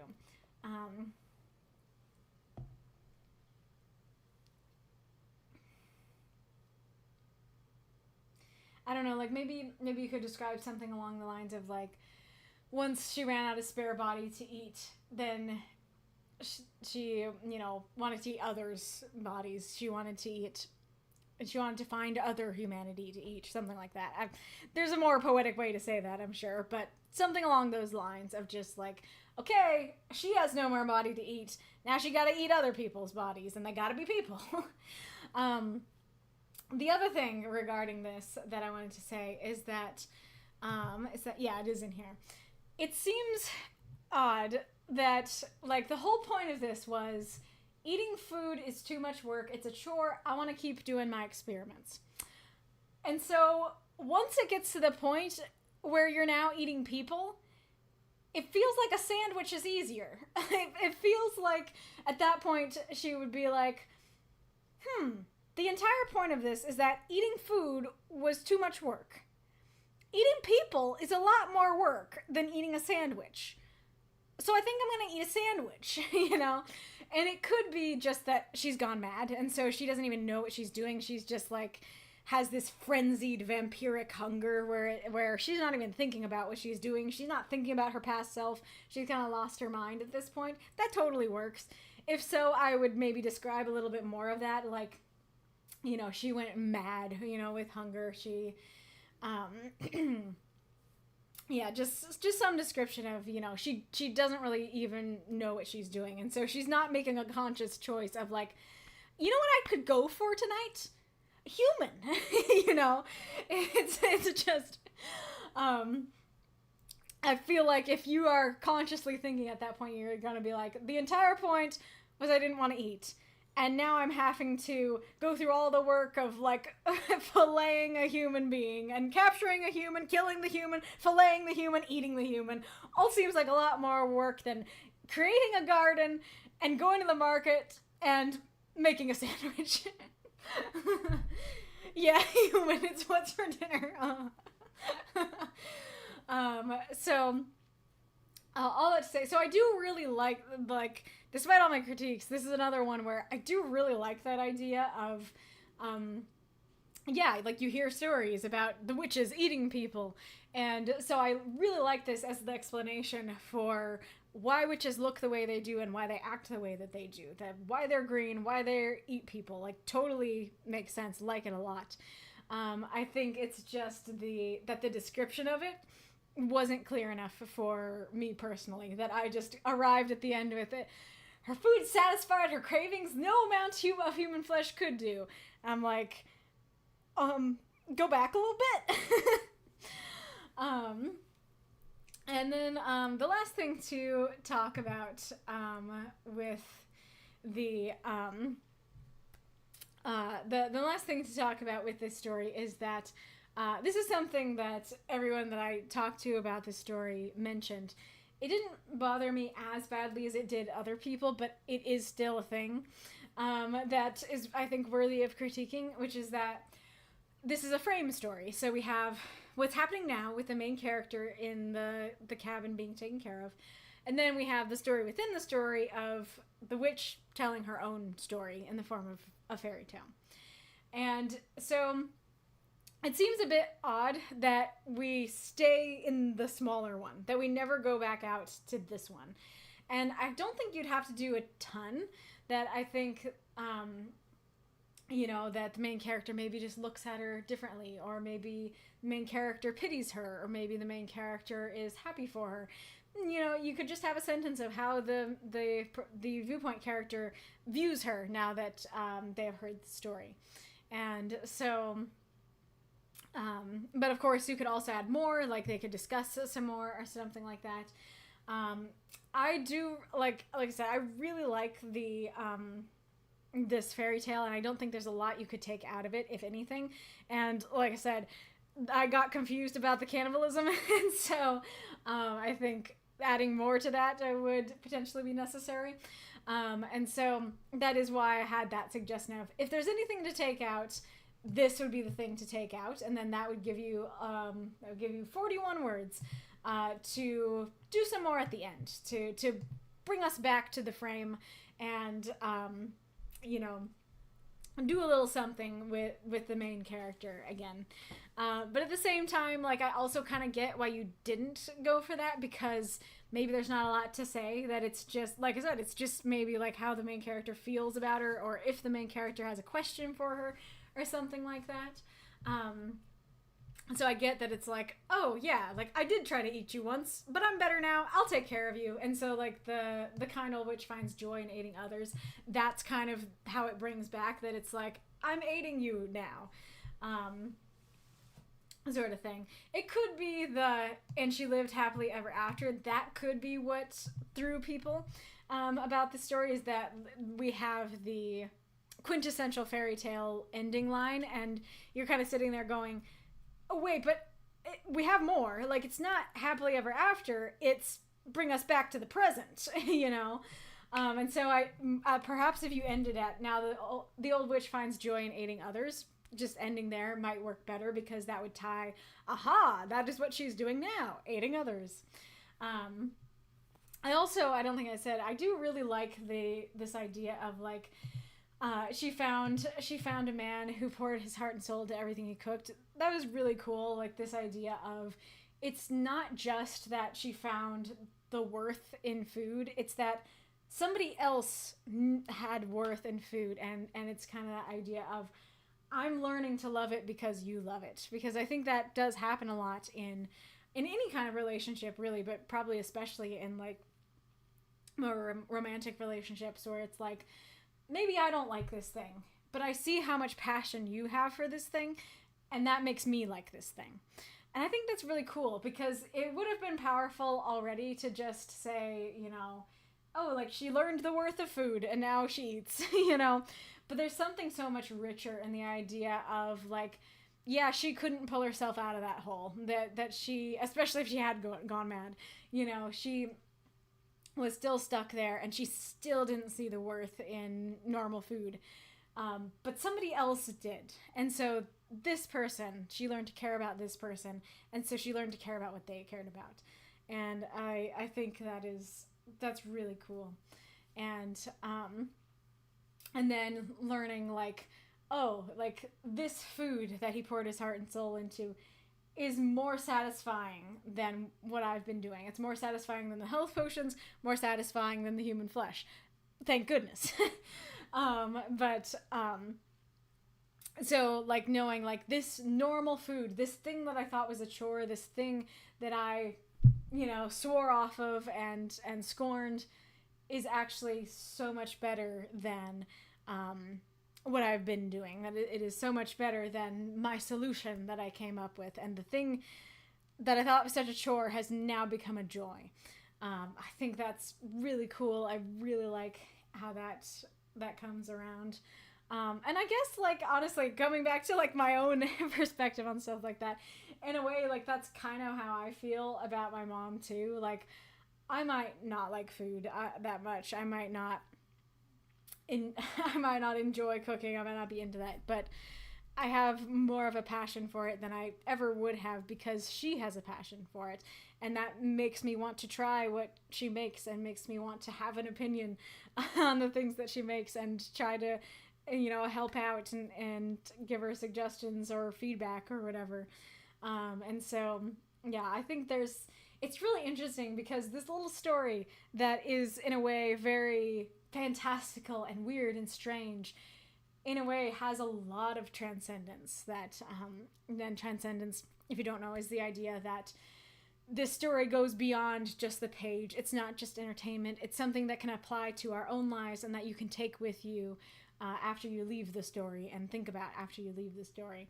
And so that it can be difficult to get that kind of transcendence in a story that is this wild and wacky. But I think you did such a great job, like, in terms of, you know, relating to the food stuff, just, like, in general, relating to the food stuff for people who do have, like, an eating disorder, and just, like, it's about relationships, and it's about, like, you know, the things that you can do that will keep you alive but not living, and that kind of thing. And so I think it's really beautiful in so many ways. I really like it. Okay, let's see what folks have been saying. You're not you when you're hungry. Yep. Pringles can. Once you pop, you can't stop about eating people when you're green. What's the combination of the dead people slot machine and the Pringles can of dead people? Now I'm just imagining, like, okay, we have the slot machine, and then at the end of the day, people come to get the dead people out of the slot machine, and then they, like, put the fingers into a Pringles can. Once you pop, you just can't stop. Oh, amazing.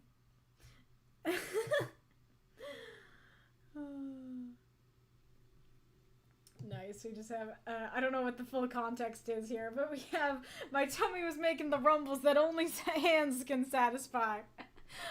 Yep, sounds like something this little witch could say. The cannibalism vending machine. Well, it's a slot machine on one side, and then a vending machine on the other. No, that's more funny, that you have the front side is the slot machine, and you stick the dead people in, and then on the other side it's a vending machine, and they just, like, fall down. Amazing. Oh, amazing. Okay. A lot of talk about this one. Okay, come back.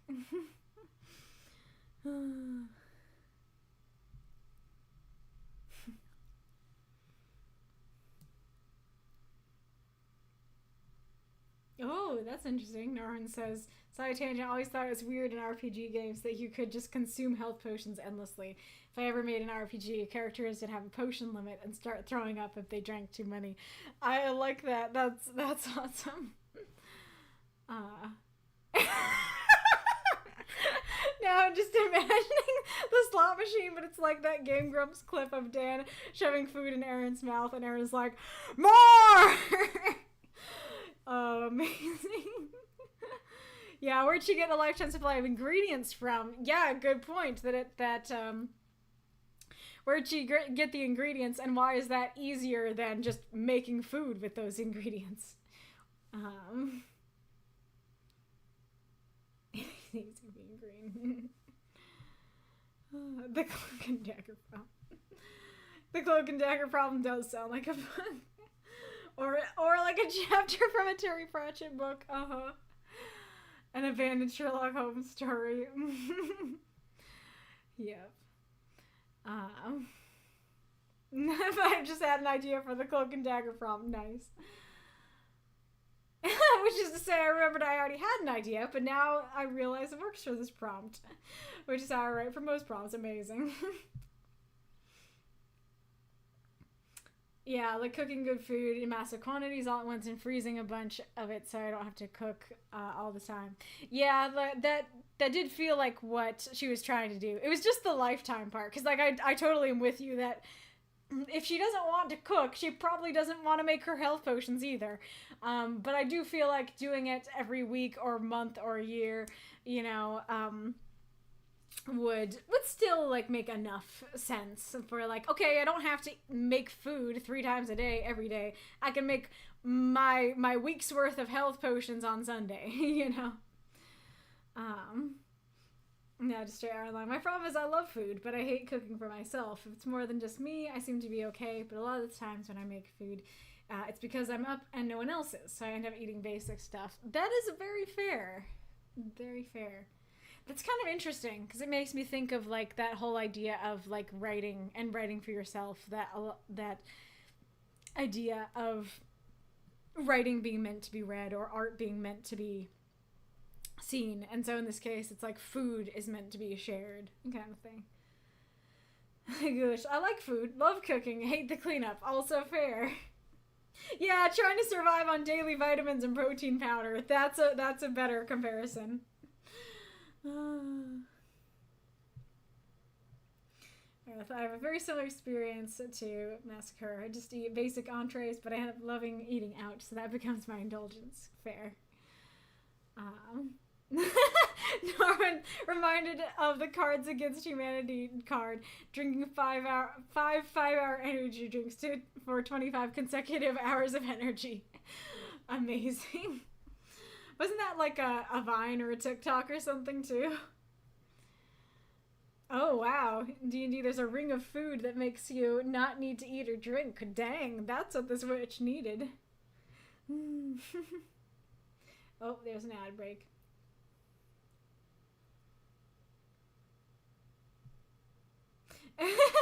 Logic is built out of the needs of the story, says Hellenic. A narrative strong. Logistics, don't look too closely. Fair enough. Hellenic says, my Watsonian explanation is that the witch has had time to work on a neat, tidy version of her much longer, messier life story. Fair enough. Yeah, that makes sense, that it's like she's had to tell people the story before, and so she knows how to tell it well. Aw, don't you remember that time you tried to eat me? Hannibal Lecter smile. Didn't you try to eat me? Bonks a ladle. Amazing. Giving up food means now you eat people. Noted. Alex says, that's an interesting critique. Now that I look back on it, she began to hunger for the things she had sacrificed is pretty vague. I guess this is a bit of a scar from when the story was being compressed for its longer, more grounded mental draft. I had imagined her going a little starvation mad and cannibalizing out of the unconscious hunger for a lost humanity. Yeah, that makes sense. And like I said, like, once I know what you're, like, going for, and, like, I don't even really need to read the notes to know what you're going for. I could pretty much get it from the story itself.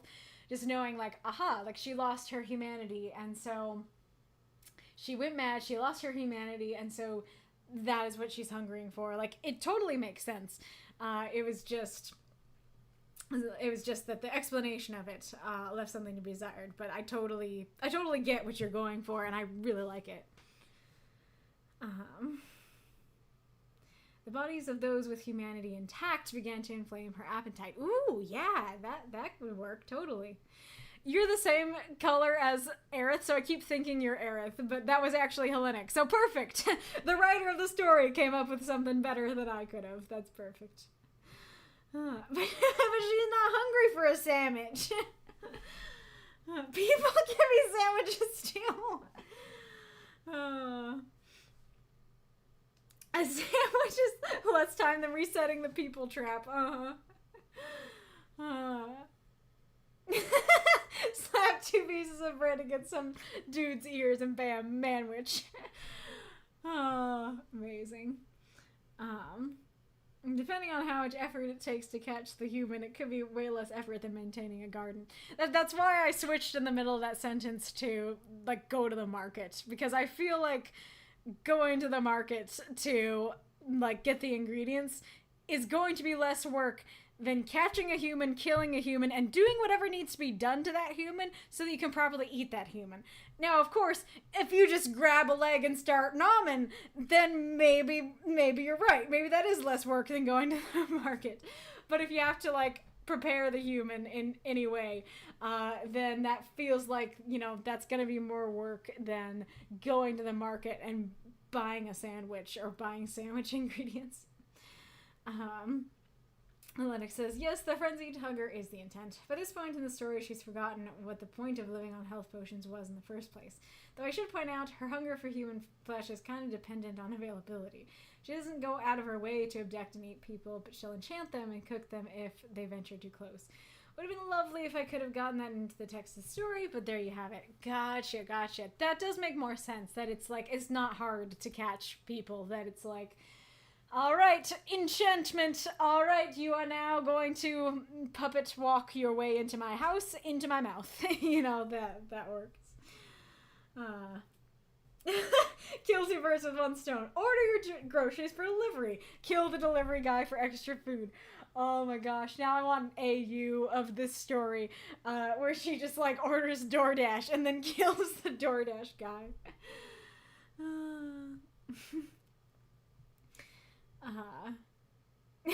Didn't you try to eat me?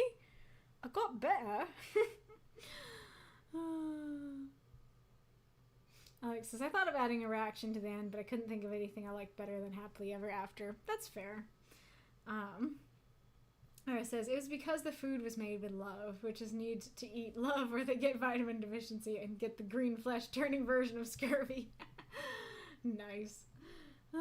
You can cook people with love, you just don't love the person you're cooking. Nice. Interesting. Potion sickness is a mechanic in some versions of D&D. Hello, Marks. Thank you for the cheer. Just dropping in real quick to rain some bits. Hoping everyone's having a great day. Aw, thank you very much. I suppose in another version she could just add human bits to her health potions for flavor and body. Totally. That would only work if she hadn't, you know, created the lifetime supply, though. That would only work if she does it, like, weekly or monthly. That it's like, okay, this isn't working. This ain't enough. Time to add some toes, you know. But like I said, like, your idea does work. It was literally just that it wasn't explained enough. But if you had just used, like, the line that you suggested earlier of, like, about the eating people instead of this, totally would work. No problem with that. I yearn for humanity. Wrong yearning! I don't know what, I don't know what you're talking about. Blacklisted. Oh, killing the delivery driver. Yeah, fair. Alright, so this was a lot of fun. Are we later than we usually are? The same time we usually are? Or earlier than we usually are? I'm thinking we're a little late, but I don't know for sure. All right, it is time for the midstream question, and this is a midstream question that was submitted by Documancer the last time we had a stream long ago. All right. DoorDash review of the customer, 1 star. She tried to eat my arm. That's great. Instead of like 5 stars, his arm tasted delicious. 1 star. She tried to eat my arm. I think we're a little late. Looks forward to the midstream question, though. Fair enough. All right. But yeah, so this was submitted by Documancer last stream that we had, and I promised that we would do it the next time, so here we are. So the question is, how do y'all gradually increase the tension without going from 0 to 100? Because most books just say, just think what the worst possible thing could happen in... Just think what's the worst possible thing that could happen in the scenario. And that is alarming for someone like me who has chronic anxiety, submitted by Documancer. I was going to ask you this before the stream, but then I didn't. If you are here, Documancer, and I think you are, what do you mean by this? Can you tell me more about it? Because I assume when you say books, you mean like books on writing, like advice books for how to write well, are saying like, oh, just think of the worst possible thing that could happen. But that feels like a very odd recommendation for creating tension. Like, that's kind of the opposite of tension. Like, going from 0 to 100 is saying, what's the worst possible thing that could happen? Do that. Not really tension, just a bad thing that happened. So I'd be curious to hear more about these books that you've read that say this and what they're saying. Or if you have like a quote from the book, feel free to plonk that in the chat as we're discussing it. I empathize with Documancer, and as an anxiety sufferer, me too. Yeah, most books do that? Question mark. All right, so I will put on some tunes and go eat a snack, not a health potion, and we'll come back. Ooh, Documancer answered fast. Okay. To answer your question, books on writing/advice, writing books/online searching. I can try to find one. I got loads of books about writing advice. Okay, so I was correct about that. So we're just waiting on what does that actually mean. So yes, I will go have my snack, but you can feel free to answer my question while I'm away. And people, make sure you look at the chat and see Documancer's clarification. But yes, so I'll see you in a little bit. There we go.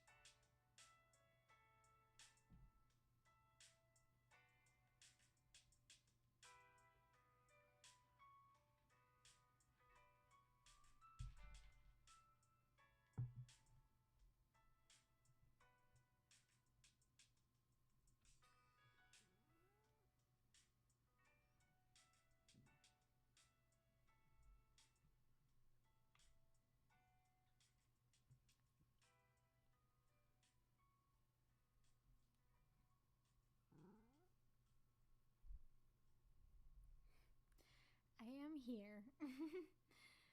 Hi, kitty. Oh, hold on. Let me turn on the camera. Kitty, do it again. Come here. She booped my nose. Oh, I should turn up the mic. I thought the other kitty was coming. Where are you, other kitty?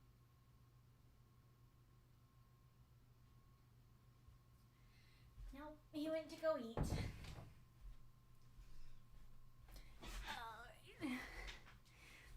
I see Massa has to go. We'll see you in the VOD, Massa. Slowly lowering into the brightness. That can't slap away the glow anymore. So, Documancer says, clarification on think of the worst possible thing that can happen. I'm mainly talking about building tension, progression increments, etc. Most advice books will just tell you to think about and write down 10 possible scenarios, but they don't really delve into how to get from A, B, C, D, E, F, G.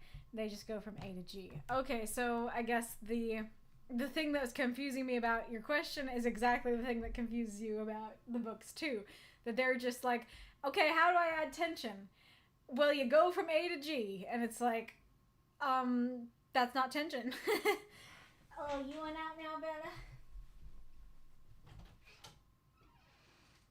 Kitty?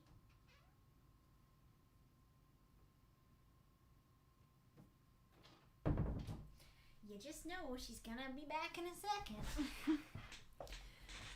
Okay. All right.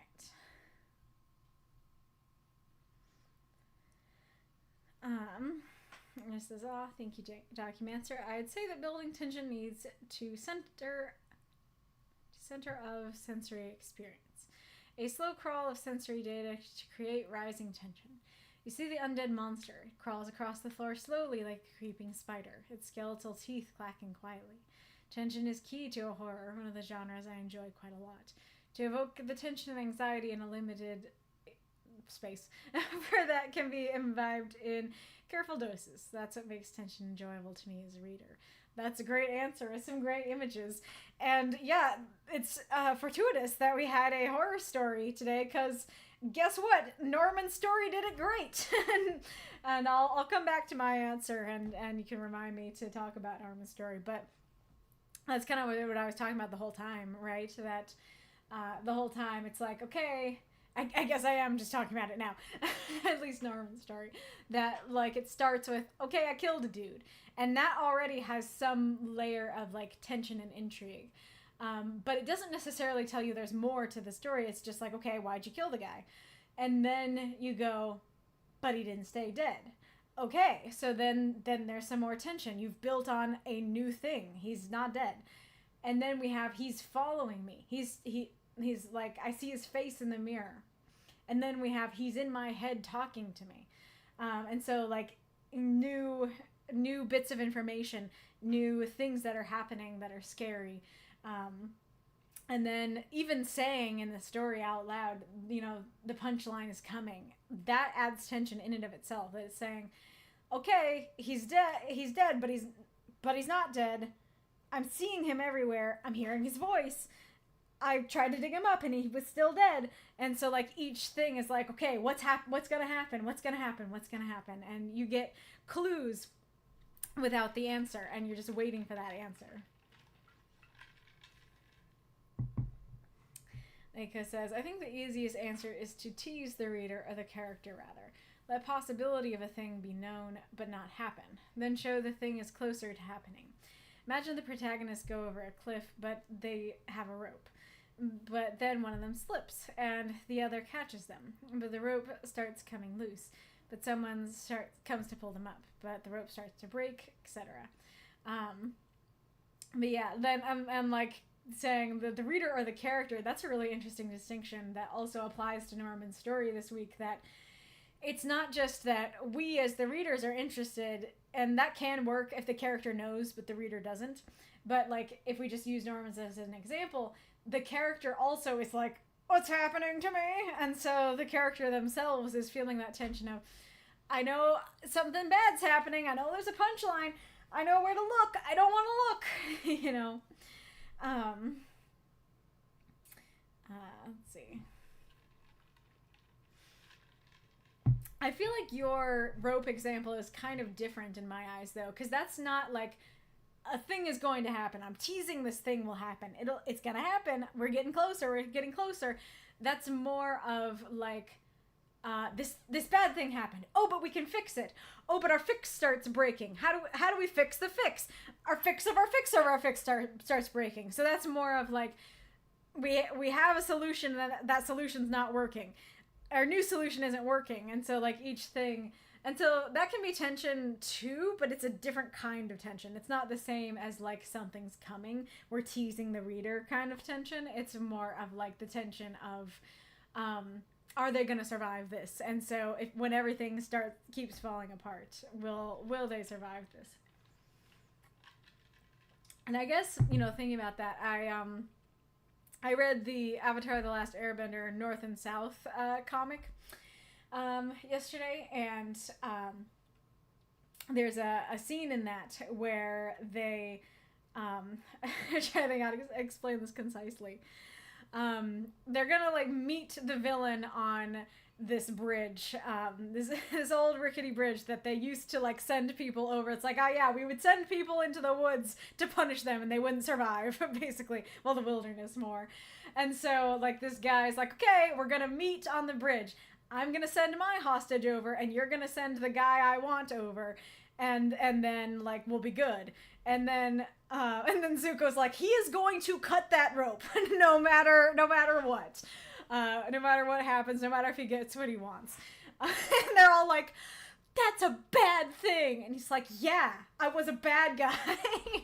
It was great. But anyways, so in this whole situation, the tension of that situation actually, at least for me as a reader, comes more from the fact that the terms that are set. Because the terms that are set are like, okay, you're gonna come and I'm gonna send my chi blockers and they're gonna like take all your benders out of commission. So like everybody like is on the ground, frozen.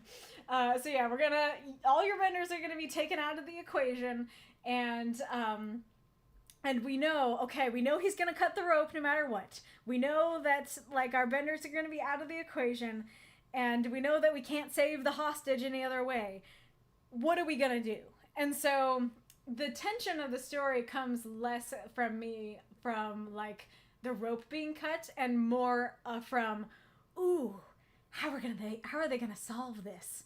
What are they gonna do? Like, because we have all the pieces to the problem, but we don't have the solution yet. I guess that could be part of like a good gauge of tension is like, we have the pieces of the problem, or you gradually get more and more pieces of the problem. And the solution is when the tension resolves itself. And so feeding people those small pieces of the problem, or giving them so many that it's like, how are you going to solve this? And I guess that's the other side, is pieces of the solution too. I think is part of how to have tension as well. Trailers over the cliff scene in The Lost World Jurassic Park, almost exactly this. Interesting.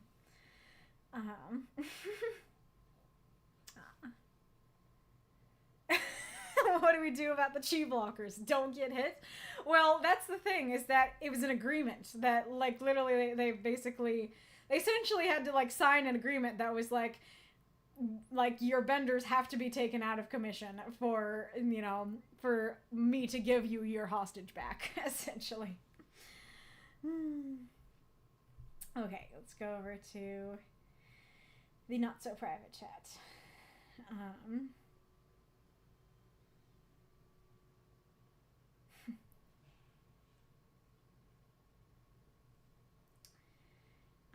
Norman says, I suppose I would delay the inevitable as long as I could, not trying to push the pace along to reach whatever bad conclusion you're building towards, to the point where you're even giving the reader hope that the inevitable bad outcome maybe won't happen. My favorite example of building tension in the bar scene from Inglourious Basterds.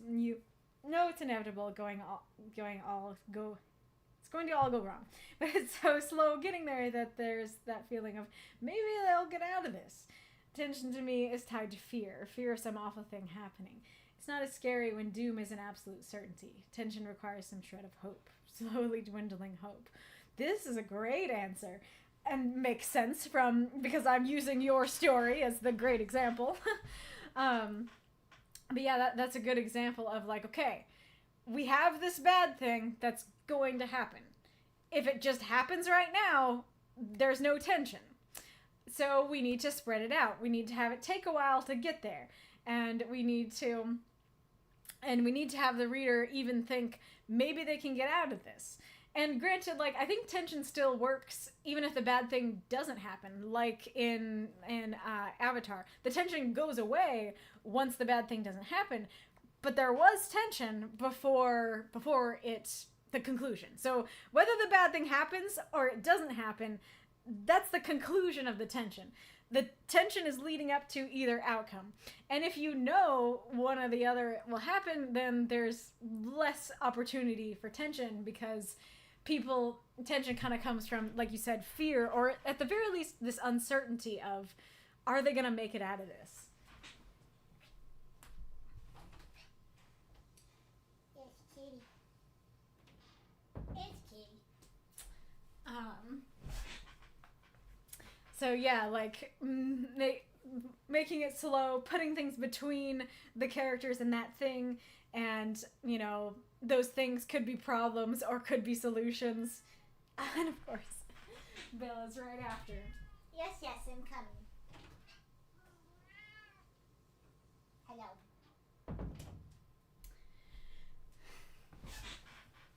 Hello, little miss. Hello, little miss.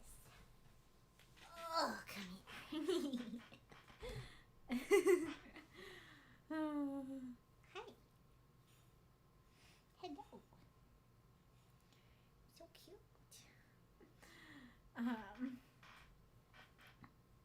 You want to go on the table? Yeah, you can go there if you want. Oh, no. Okay.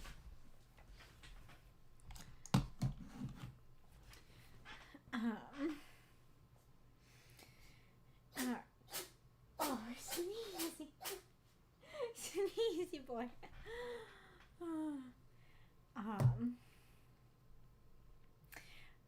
And yeah, like, I guess because your example was, okay, you know it's going to go wrong, but having to it's so slow to get there, you wonder if there's a chance, you know?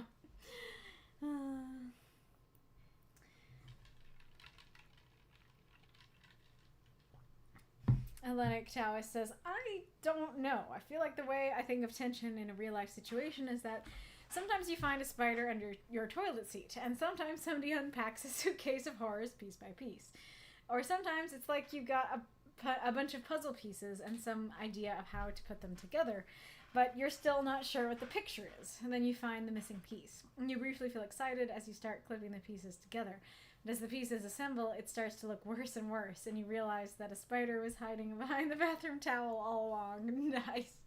Yeah, the puzzle pieces is a great example, especially going along with my pieces of a problem and or pieces of a solution thing. That it's like, okay, you're getting pieces, and some of these pieces are problems and some are solutions, but both, you know, it's the act of putting that puzzle together that is the tension. If you just arrive and the puzzle's on the table, there's no tension.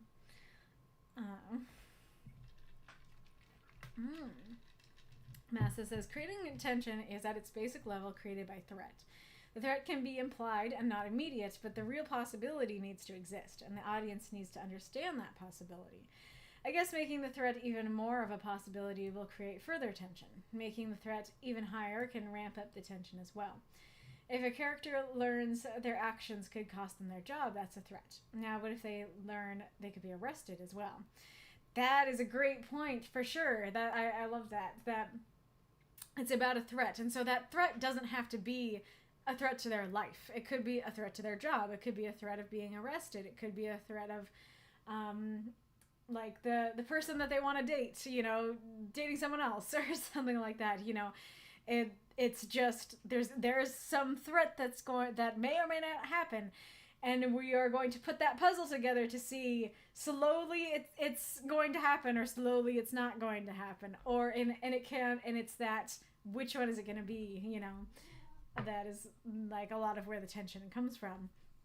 Because I guess you can liken it to the idea of like, you have your bank of puzzle pieces, and like you just, instead of having them all laid out on the table and putting them together, instead you reach in and you grab a new one with each, you just keep grabbing new ones. And every time it's like, okay, I hope that this is a puzzle piece that shows that the picture is going to be pretty.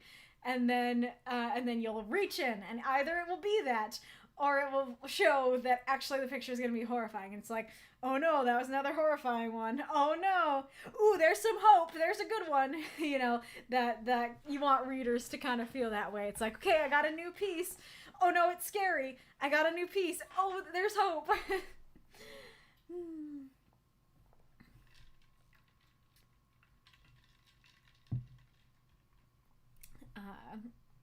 Wolf says, first of all, you introduce your characters. What are their strengths, their vices, their fears? Then set up your plotline with an initial scenario. Maybe a rock crashes through a window with a threatening note. Maybe the house begins to become unnaturally warm. Think about your tone and apply that to your antagonist's motivations. A comedic villain might have an irrational or disproportionate motivation, where a more straight-laced villain might have a particular endgame. And now, shamelessly take writing advice from South Park. Their formula is pretty universal. Character wants to perform action or acquire goal, but antagonists, whether the main antagonist or a minor antagonist, won't let them. So, character's course of action. Rinse and repeat until the conflict is resolved in a satisfying way. I mean, that's true, but that's kind of a formula for just a story in general, not necessarily for creating tension. Because stories in general don't have to have tension, I don't think. Like, you could have a story and have it be good, and it, like, I guess, for example, like, Boople's Raven stories, that, like, those are still stories, and they're still really good. Not really any tension in them. They're just very cute and nice. But that can still be a story, and be a narrative, and work, and stuff like that. For example, Jim wants to go to the arcade, but his mother won't let him, so Jim blackmails his older brother to take him. Yeah, so, like, that definitely works as a story, and there could be tension in that. Like, the tension could be, like, he wants to go to the arcade. How does he get there? What is he going to do? But I feel like the tension generally would come more from, like, okay, he wants to go to the arcade, but his mom won't let him. Okay, here's our first introduction of tension. And then he blackmails his older brother and they go. Well, that's, now the tension's resolved. Now it's not really, not a super tense story. It's just like, there's your problem and there's your solution. But if it's more about, like, I had an idea, but now I don't remember. Like, maybe he blackmails him, but he might get caught blackmailing his brother by his mother, or his brother might just, you know, turn him in, or something like that. Okay, now there's another layer of tension, stuff like that. So I guess, like, I guess maybe my definition would be more of, like, you can have smaller levels of tension, but if you really want tension, you do need to have, like, multiple, like, problems or multiple opportunities, I guess, maybe, than just a simple, here's the problem, all right, it's solved, you know? You can also add explanations to motivations or not, depending on genre and tension. And Norman says, yeah, just thinking about that bar saying Inglorious Bastards. Things don't actually have to go badly. Everyone could survive, get out of this dangerous situation. It's the journey, not the destination. Yeah, exactly.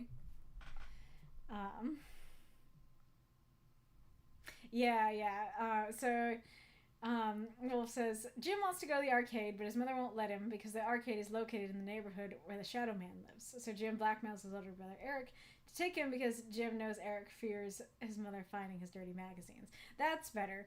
Yeah, I think that thing about, like, the Shadow Man is, like, the most tense part of that example, because, like, he wants to go, but his mom won't let him, so he finds a solution.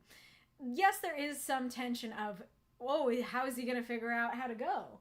but it's not like a whole lot in that example. But when you have that looming threat of the Shadow Man will get him if he goes, and so it's not just the tension of, oh, how is he gonna go? It's what's gonna happen when he gets here. Like the whole time we're on the edge of our seat going, Jim, don't go to the arcade. Oh no, like the Shadow Man lives there. What's he gonna do to you? Like that feels way more tense to me. Yeah, Mako says tension comes from teetering on the edge, not falling over it, whatever the edge is. Yeah, exactly. I mean, you can think of it like surface tension, right? Like something floating on the surface tension of the water. Once you fall under or you fly above it, there's no tension. It's that tension of hovering between the air and the water that you want to be in.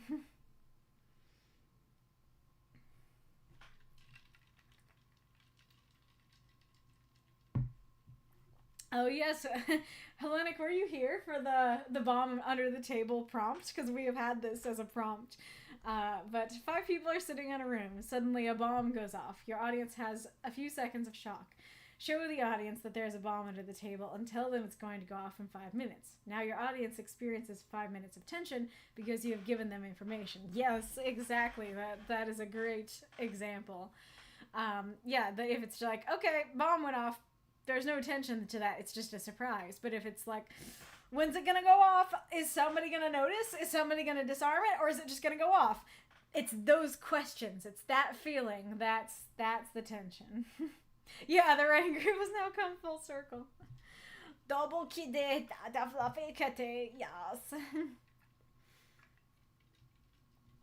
Norman says, I think you hit the nail on the head, Kaylee. It's the uncertainty that matters. I think that makes sense.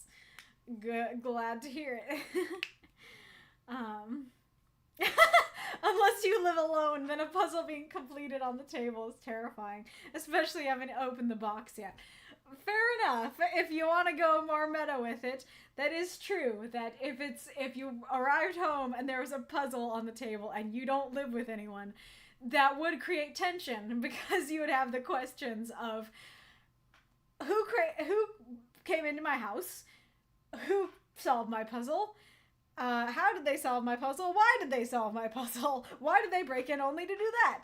And it's like, it's those questions that is the tension. And like, if you just look up and there's Billy Bob and he just walked in and solved the puzzle, tension gone.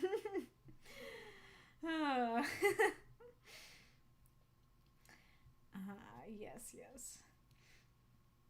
Great discussion. I very much, I don't need to do that. I very much enjoyed it. This will be a fun story to read after that discussion.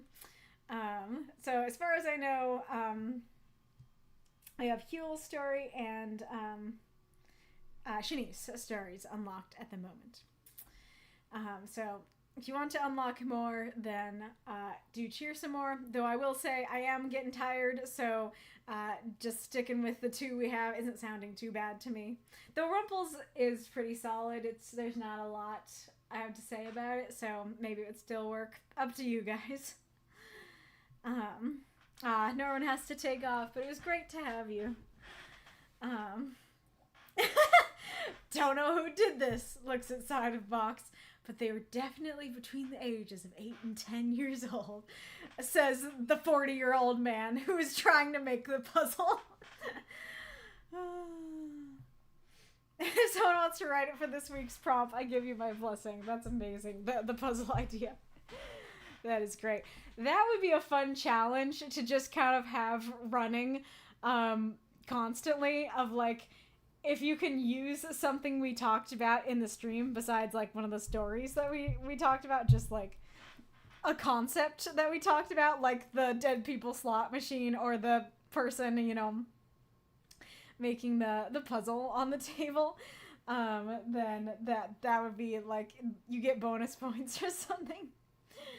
You're so cute, cutie. What was I gonna say? I was gonna say something.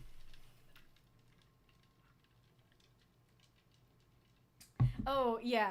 I was going to talk more about, because I actually realized I didn't complete the avatar example and why I was using it. Because, so we have the bridge thing, and the most tense parts to me is like those questions of how are they going to get out of this if they can't bend, you know? But there is another tension to the fact that, yes, the bridge does get caught, and more people do go over than you think are going to go over. And there is a point where one of the characters who is like just introduced for this comic looks like she's going to die. And because she's like a new character who was just introduced for this comic, I did believe that she might actually die. And so, like, I guess that's like a good example of multiple different kinds of tension, because there's the tension of, okay, like we have to agree to this scenario where we can't bend our way out of this. And so there's the tension of, ooh, how are they going to get out of this? And then it's like, okay, the bridge does break. How are they going to survive the bridge break? And then it's this one person seems like they're going to die. Are they going to die? So each of those questions has a level of tension to it. So like all that to say, like there are different ways to do it. And like in my opinion in that scenario, it's actually the least life or death scenario, that first one of how can they do this without bending, that is the most tense to me. But they all have some level of tension because they all have those questions of how are they going to make it out of this kind of thing.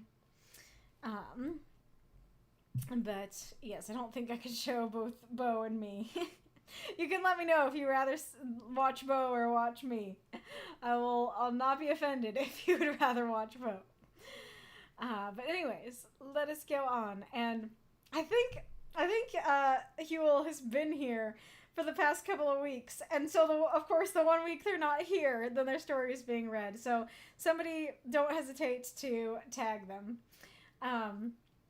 And also, whenever you hear this, see this, how do I pronounce your name? Because I've been pronouncing it Hywel, because that's just fun for me to say. But it might be like Hywel, or yeah, I don't know, Hywel. I think I've heard someone say something else, but I'm not remembering what it was. Yeah. So how do you pronounce your name? I think I'd rather watch Kaylee, though Bo is fabulous. Fair enough. Okay, kitty. Well, you're gonna get some Bella, whether you like it or not. What'd you do?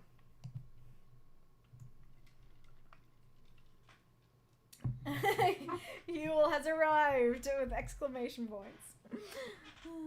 Oh, Bella. Are you sure you want out? I think if I let you out, you're just going to want back in again. I think so. I'm going to try and read this and hope that she doesn't meow her way through it. Wolf, I don't know what the Welsh way is. I don't know Welsh. Alright, I'll just say my pronunciation, and then when I hear the correct thing, presuming the exclamation points meant that they would join, I will proceed to pronounce it correctly going forward. Alright. A Better Life by Hywel. It was late at night. A barely audible noise had jolted me out of my failed attempts at falling asleep and into my twin sister's room. She was sleeping peacefully, both a good and a bad thing for what else I saw. A man I recognized, calmly twirling a knife in his hand while leaning against the wall opposite her bed. "Hello, Fabian," the man said. "Hello, Dean," I responded.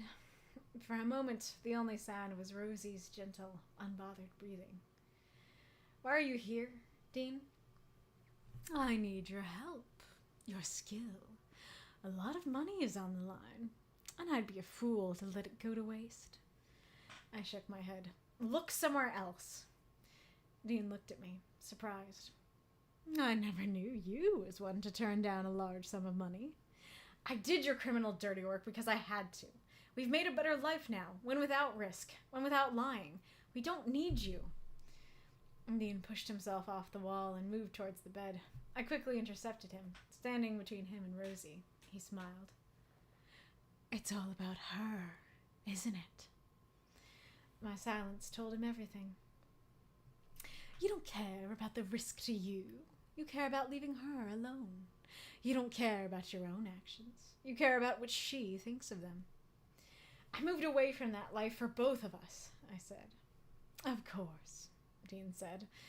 We both know how much you've always wanted a peaceful life, running a shop, making tools to sell day in and day out. He paused. You want this life, Fabian. You just know she wouldn't. I was, again, left silent. Dean sighed. If she is all you care about, maybe she will be your motivation. Dean twirled his dagger in my face, making his threat clear. You know where to find me. I didn't relax until I heard the front door close. I looked at Rosie, still unaware in her deep sleep. Which was worse, lying to her, or failing to do what I had to protect her? Throw up those moths and monsters. Cheer for the story if you loved it. Hywel says, hello, I'm at a band thing and saw the ping.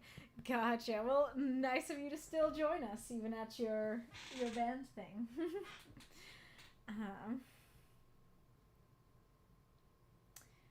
Hywel's the Welsh version of Howl. So, does that mean it's pronounced as Howl? Alrighty, Roo. I definitely enjoyed this story. Okay, so they say, I personally have been saying it as Hywel, but also was not aware that it had history of origin, so maybe I should change. Gotcha. Well, I will pronounce it your preferred way until you tell me not to. Alrighty. Whoa, we have a link. I don't know what that's about. Yeah, so I very much enjoyed the story, and it has pronounced it the way you want. It's your name, yes. So I will apologize in advance because I am a little more tired than I have been lately, reaching the point of the encores. So I apologize if my critiques are more lackluster. But I'll do my best. But so this is one of those stories where, like, overall I really like it and I think it works really well. But I do think I do have a lot of critiques on the side because there are a lot of little things that I have, like, questions or critiques about. But do know that, like, my overall vibe for this story when I reached the end was I really liked that. I thought that was spooky but also fun and makes me really intrigued about all these characters and to want to read more about them. Alright. Let us begin. Okay, so I guess my my beginning is a critique, which is that if the noise is barely audible to someone in another room, then surely if the noise is barely audible to someone in another room, but it's audible enough to wake them up, surely it's audible enough to wake the person who's actually in the room up. So I'm curious why throughout, and that's something I'm curious about throughout the piece, that why did she not get woke up by the same noise that woke Fabian up, if not just like other noises that he's making as he goes into the room? And then the second question regarding that is, how come she doesn't wake up when they're talking? Because there's no reference to them whispering or murmuring or trying not to wake her up. And so, like, and you could fix it quite easily by just saying, she's a super deep sleeper, which is kind of what I was thinking you were going for. But yeah, you could say something about, like, not just she's in a deep sleep, but that she overall is a deep sleeper and she doesn't wake up for anything, really. And then my other critique for this line is that the phrasing of it is a little bit clunky, that I think saying a barely audible noise pulled me out of bed and into my twin sister's room. Jolting out of failed attempts is different from being pulled into another room physically. And there's a lot of words to it. It's not just like pulling me out of my failed attempts to sleep. It's like pulling me out of my failed attempts at falling asleep. And so I think, or jolted out of. And so, yeah, saying, it jolted me out of my failed attempt and into my sister's room. It works, but it definitely took me a second, especially because the words put distance between the verb and the ending. And so I do think just saying, you know, a barely audible noise had pulled me out of bed and into my twin sister's room, I think would work very, very well. This is terrifying. You do a good job of setting up the tension right then and there, because I'm like, oh, I don't like this. That's scary.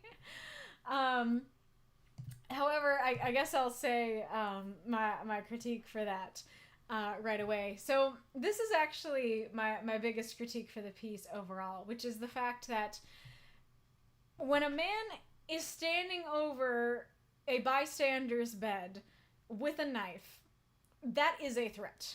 That is saying, I am going to kill her if you don't comply.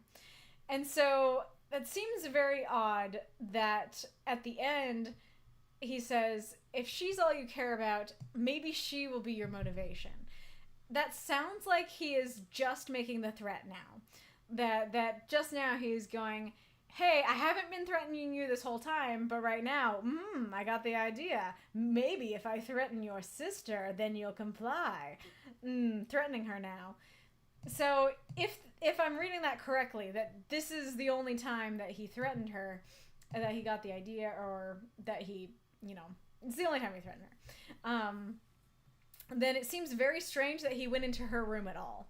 I feel like it would work better, if that is your intent, to have him go into Fabian's room. That Fabian's the one he wants to talk to, and so if he's not planning to threaten her from minute one, I feel like it works better to have him be like, okay, like, Fabian wakes up and there he is, like, sitting in the chair at the foot of his bed. And he's like, hi, what are you doing? And then, they keep looking at the room across the hall going, this is about her, isn't it? And then maybe he, gets up and starts walking towards her room, and then Fabian, I say Savion too much, and so I did not realize that would happen. Fabian goes up to stop him from getting close. That actually could even add to the tension of the piece, where it's he's getting closer and closer to her room, and so there's tension of him physically getting close to her, and there's also the tension of what if she wakes up as well. And so if that was the intent, that he only makes the threat at the end, then I think that would work better. Because that seems odd to me, that you would go into a bystander's room with a knife and not intend to threaten that bystander and just want to talk to the person in the other room. Nonetheless, the image is terrifying, and I really like the twirling aspect of it. I think that works very well. I like the casualness of leaning against the wall. He's just sitting there casually twirling it like it's a toy and it's a Tuesday. I think that works really, really well. Okay, I'll try and let you out.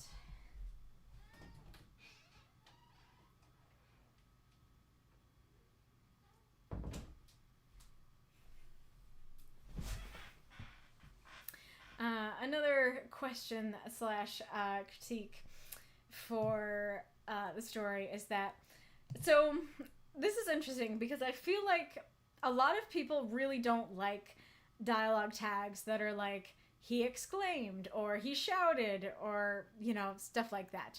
And yes, they can be abused. Yes, they can be an issue.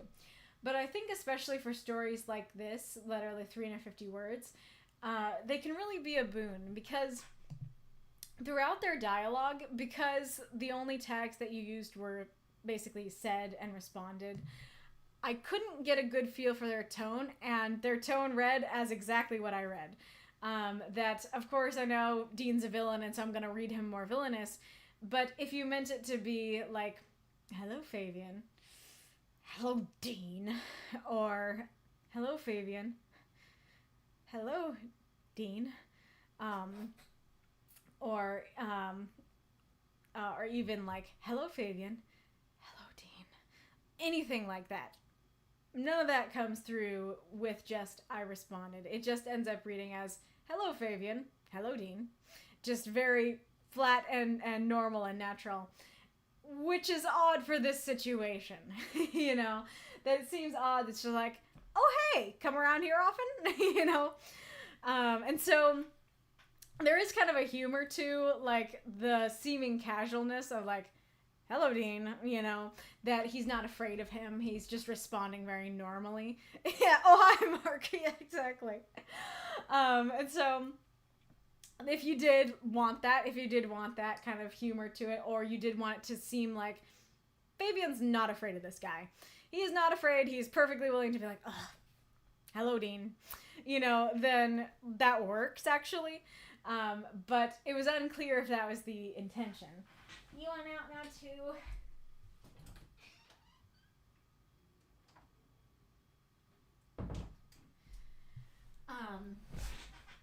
But I think the part where it was actually more of an issue was this. Because I don't know Fabian enough to know that this is not his dream. So when I first read the story, I thought this was genuine. That it's like, oh yeah, I know your dream of owning a shop and making tools to sell. Quaint little dream you have. And I didn't realize, oh, that's sarcastic. You know, that, no, you want a life of crime. That's the life that you want. And so I do think having some kind of sarcasm tag here, you know, like, of course Dean rolled his eyes, or, you know, of course Dean, you could even say Dean said sarcastically. It's not as evocative as something like Dean rolled his eyes, which is something to talk about too. That's something I do a lot, which I think is a great thing to do, which is that instead of saying like he exclaimed, he shouted to convey the tone, use an action to do so. So like, let's see. So going back up here, hello, Dean, my fists clenched, you know, you could say like, hello, Dean, I growled, and that would work perfectly. But you could also do, hello, Dean, my fists clenched, and that would convey there's an anger to these syllables if he's clenching his fists, you know. And then the eye rolling thing. Oh, there's an ad, and the kitty's left. My kitty's left, so I can't. Oh, I didn't set the timer. I don't know how long I have been talking about this story. Try and put something on the timer and see what happens. Hellenic Taoist had to go, but it's great to have you. Dismissed? I see outbreak in progress.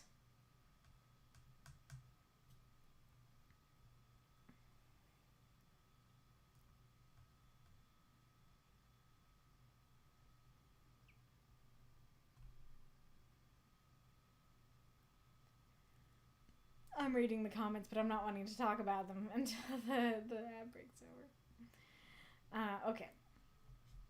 But I think I will. I'll keep talking about my thoughts on the story before moving on. But anyway, so yeah, I think having like some sort of tag to show, oh, that's sarcastic would be quite helpful here.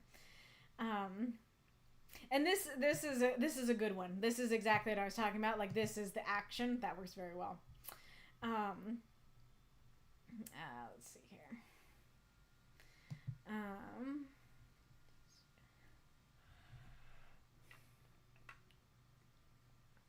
So all of this works in here. That's like, okay, you know, we're just listening to her breathe, and there's kind of like almost a tension in that in and of itself.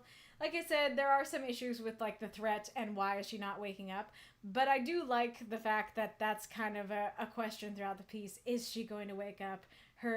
Is that breath going to be stopped, you know? I do like that a lot, and this works very well. Like, I need your help. There's a lot of money. Look somewhere else. You've always liked the money. Works very well, flows very well.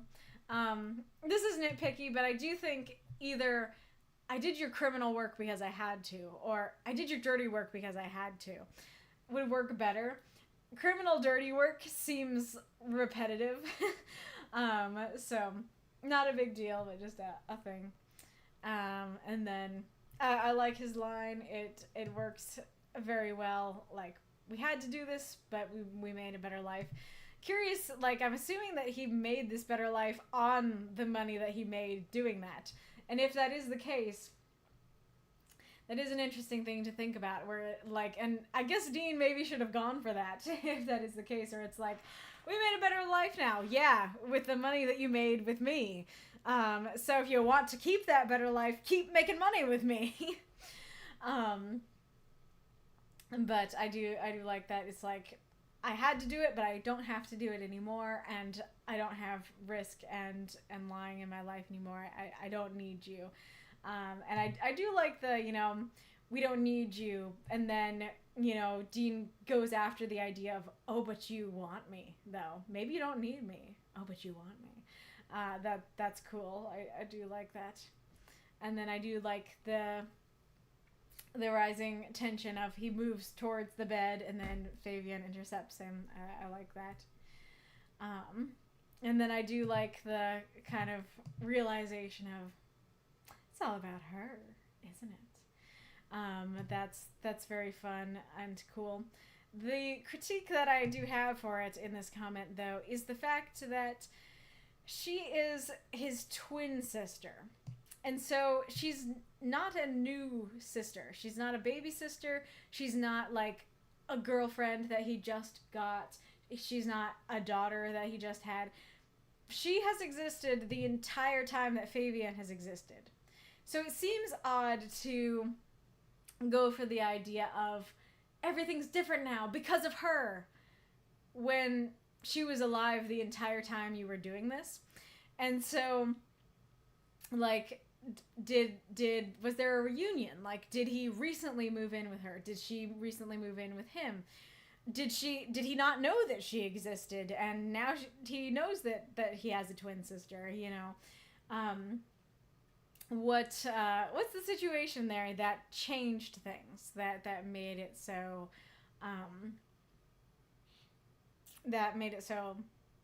she is a factor where she wasn't before? But all that being said, but I do like that idea. Always a fan of, you know, people turning away from their villainous ways for the people that they love, especially when it's like a platonic relationship, because that's a lot more rare. It is often for romantic relationships. And so I like I like the idea of him stopping for his sister because he loves his sister too much to keep doing that. I think that's cool. And so I do like the, you know, my silence told him everything. I do like that idea. I do like the image it brings to mind. But there is also this element to this line, which is, why did he stay silent then? You know, it's not really an explanation like, I tried to speak, but my words gummed up in my mouth, you know, my words got caught in my throat or something like that, and my silence told him everything. It's just, my silence told him everything. And so I'm kind of going, well, if you didn't want to tell him everything with your silence, why didn't you speak, Fabian? Why didn't you at least try to lie and say no, you know? And granted, this could be just a word limit problem where you didn't have the words to add something like, you know, the words got caught in my throat or something like that, and that's fine. Like, it works as is. Just a question I ended up having. I do really like this idea of, like, you don't care about yourself. you just care about her. And I like that it's like, it's not, you don't care about the risk to you, you care about the risk to her. It's, you don't care about the risk to you, you care about leaving her alone, which can also, you know, convey there's a risk to her. But I like that there's more to it, that it's like, you don't want her to be alone in the house, you know.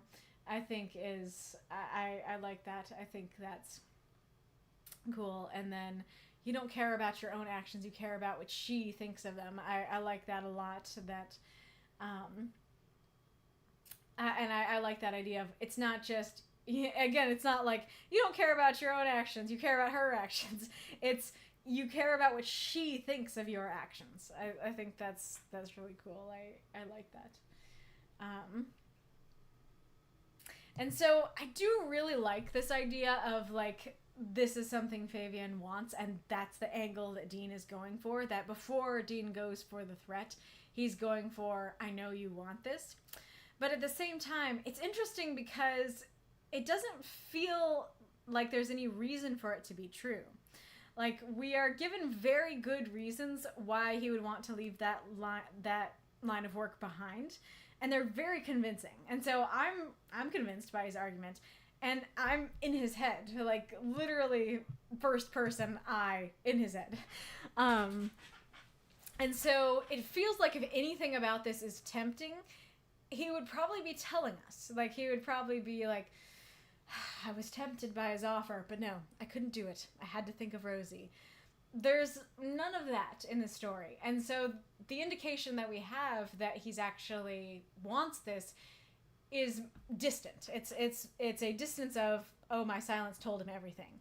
And so thereby his silence is telling the reader everything. When, especially if we're inside his head should be telling us instead of his silence. And granted, I know it's probably a word problem that you didn't have enough words to convey that, but that was something that ended up tripping me up, that, you know, the whole time I'm reading it, I'm like, no, it's about Rosie now. It's not about you, Dean. Get out of here. And so I'm not thinking that there's any allure to what he's saying. And so, like, you know, when the first time it's like my silence told him everything, it's like, yeah, it is about her. I care about her. Totally convincing. I'm totally convinced that he cares about her more than he cares about the money and the crimes. And then, you know, here is our first real indication. Oh, no, he does want this. And that comes quite late after a very good argument as to why he doesn't want this. And so, yeah, like I said, I think that going for that angle, I need a little bit more inside of Fabian's own self, why he would still want this. But all that being said, that is an idea I really like, and that I do like that that's the angle that Dean is coming from. And then, of course, it makes sense when he can't convince him of that, then he goes for the actual threat on the person who he's trying to save. And then like I said, I like the image. And then I like, you know where to find me, that they had this, you know, close relationship, that it's like, oh, that's the timer. Oh, I might have put too little time on the timer, actually. But what was I saying? Oh yeah, that there's something like really interesting about the fact that it's not, I'll come to you tomorrow with your orders. It's, you know where to find me. It's basically, if you don't, of your own volition, come find me, I will come for Rosie. And that's more terrifying. Like, that feels like he has so much more control of the situation when he's like, you're gonna come to me of your own volition. I like that. And then I like that he's basically holding his breath until he hears the door close. And then, you know, he's looking at this person who he loves and he left this life behind for. So for this last line, I do really like the idea going on here, where it's like, I'm going to hurt her either way, and what's worse? And so I do really like that struggle, but I feel like the phrasing of it is a little odd, because it reads like, which is worse, lying to her or failing her? But if he fails to protect her, she dies. And that's the important part here. That the question is basically, what's worse, lying to her or her dying? And that's probably why you didn't, phrase it as her dying, because it makes it quite obvious which one is worse, her dying. But it does seem odd that it kind of sounds like he cares more about failure than he does about her life, which I don't think is true. I do think he cares more about her living than him failing her. But at the same time, like, it's kind of an interesting idea of, like, he would have to live with the fact that he lied to her, and, like, maybe she would never forgive him. Maybe he would lose her either way. Maybe she would disown him or be like, I thought you left that behind. This is not okay. I'm leaving, Then that adds some stakes that adds some higher stakes to lying to her. That I lose her either way. That I lose her and she hates me, or I lose her and she dies, I do really like that conundrum. And I do really like this use of the prompt that, he doesn't do that anymore. He's a different person now. He doesn't do the crimes anymore. And I like that struggle of, I'm not that person anymore, and, like, he's potentially even trying to convince himself too, where it's like, I'm not that person anymore, Dean, and Dean's like, oh, but you are. I think that's cool. I enjoy that. And just, we were talking so much about tension, and I think this scene does have some great tension, even though there's some, like, hiccups with like the threat and stuff. I do really like the tension of, is he gonna use that knife today? Is he gonna use that knife tomorrow? What's gonna happen to Rosie? And then, like, what's the choice that Fabian is going to make? Is he going to go along with this or not? Lots of really good tension, and that tension makes me want to keep reading and learn, what choice does Fabian make? And whatever choice he makes, what is going to follow from that? Will he be able to protect his sister? And I like that. I like that a lot.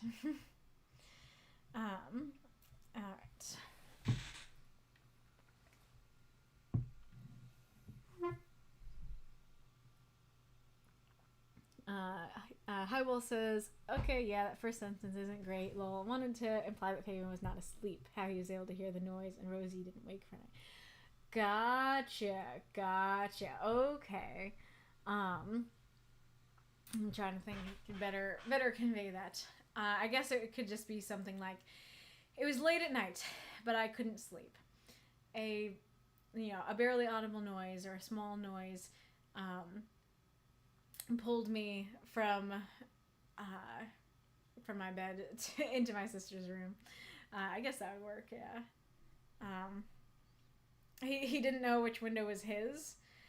That's quite deep. I still maintain my critique, even if that was the intention, because, like, I think that would either need to be conveyed somehow, because, like I said, you find, actually, you know what, like, even if he didn't know which window was his and he went in Rosie's room and he wanted Fabian's, he still should walk through Rosie's room and get to Fabian's. That's his goal.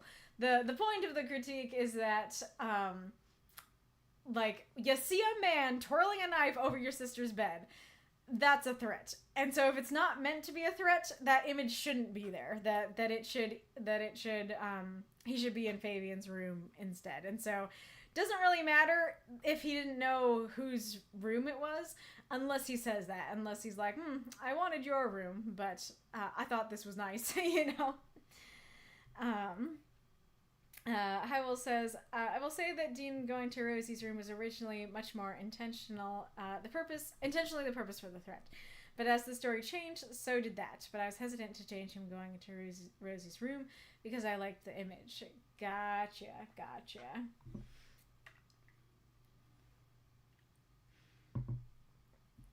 I do think that I totally get that. I do think that's one of those times where you have to kill the darling because the image conveys the wrong image, right? It's a beautiful image, and I like it too.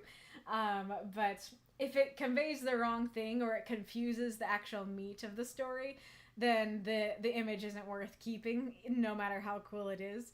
And granted, like, it still would be cool in Fabian's room as well, in my opinion. Like, if Fabian like, was asleep and he wakes up and then suddenly there's a man twirling a knife at the foot of his bed, that's still nice and spooky, and I like that a lot as well. Jonathan and Jessica are uniting, you mean for the platonic stuff.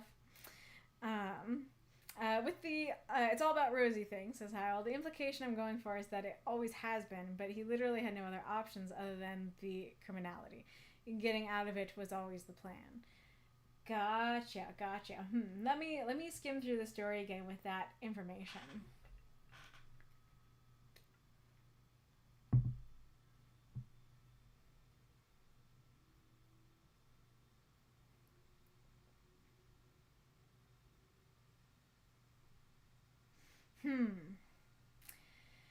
I have mixed feelings about that, because, like, I do like that, and that works, like, for, like, the story overall, but it feels like the dialogue doesn't really convey that idea, because, like, it's all about her. You don't care about you. You care about leaving her alone. You don't care about your actions. You care about what she thinks of them. She's been here to have it be all about her, to have thoughts on his actions, and, you know, to be left alone the entire time. And so, like, it definitely reads as, this is a new development. Something new happened. She cares about your actions, and she wasn't there to care about them before, or she didn't care about them before. And so, if like, the whole time he cared about leaving her alone, he cared about what she thought of his actions, it seems odd that it's referred to as if it's a new thing.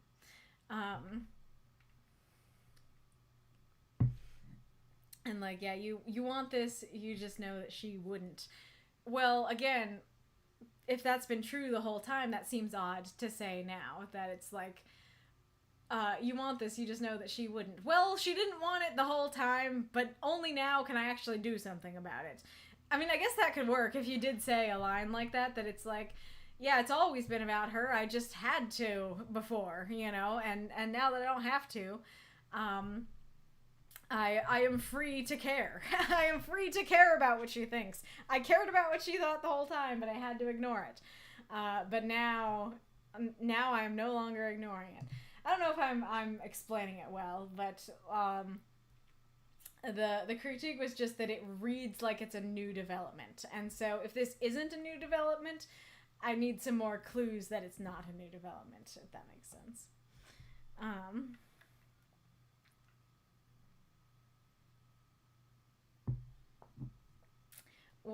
So Wolf says, I propose a simple line for Dean. Ooh, so pretty. Don't you think so, Fabian?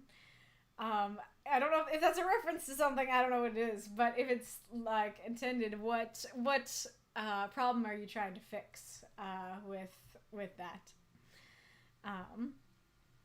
And that makes sense, says Hywel. Glad to hear it.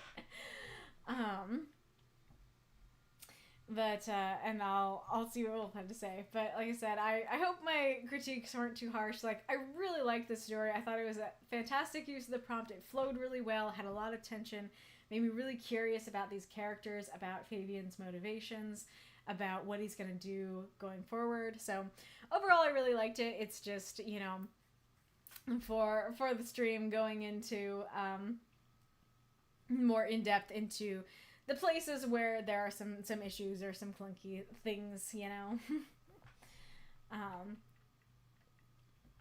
And do feel free to ignore any critiques that were not helpful to you. Okay, let me see if there's a cat outside. Hi, Bella. Do you want inside?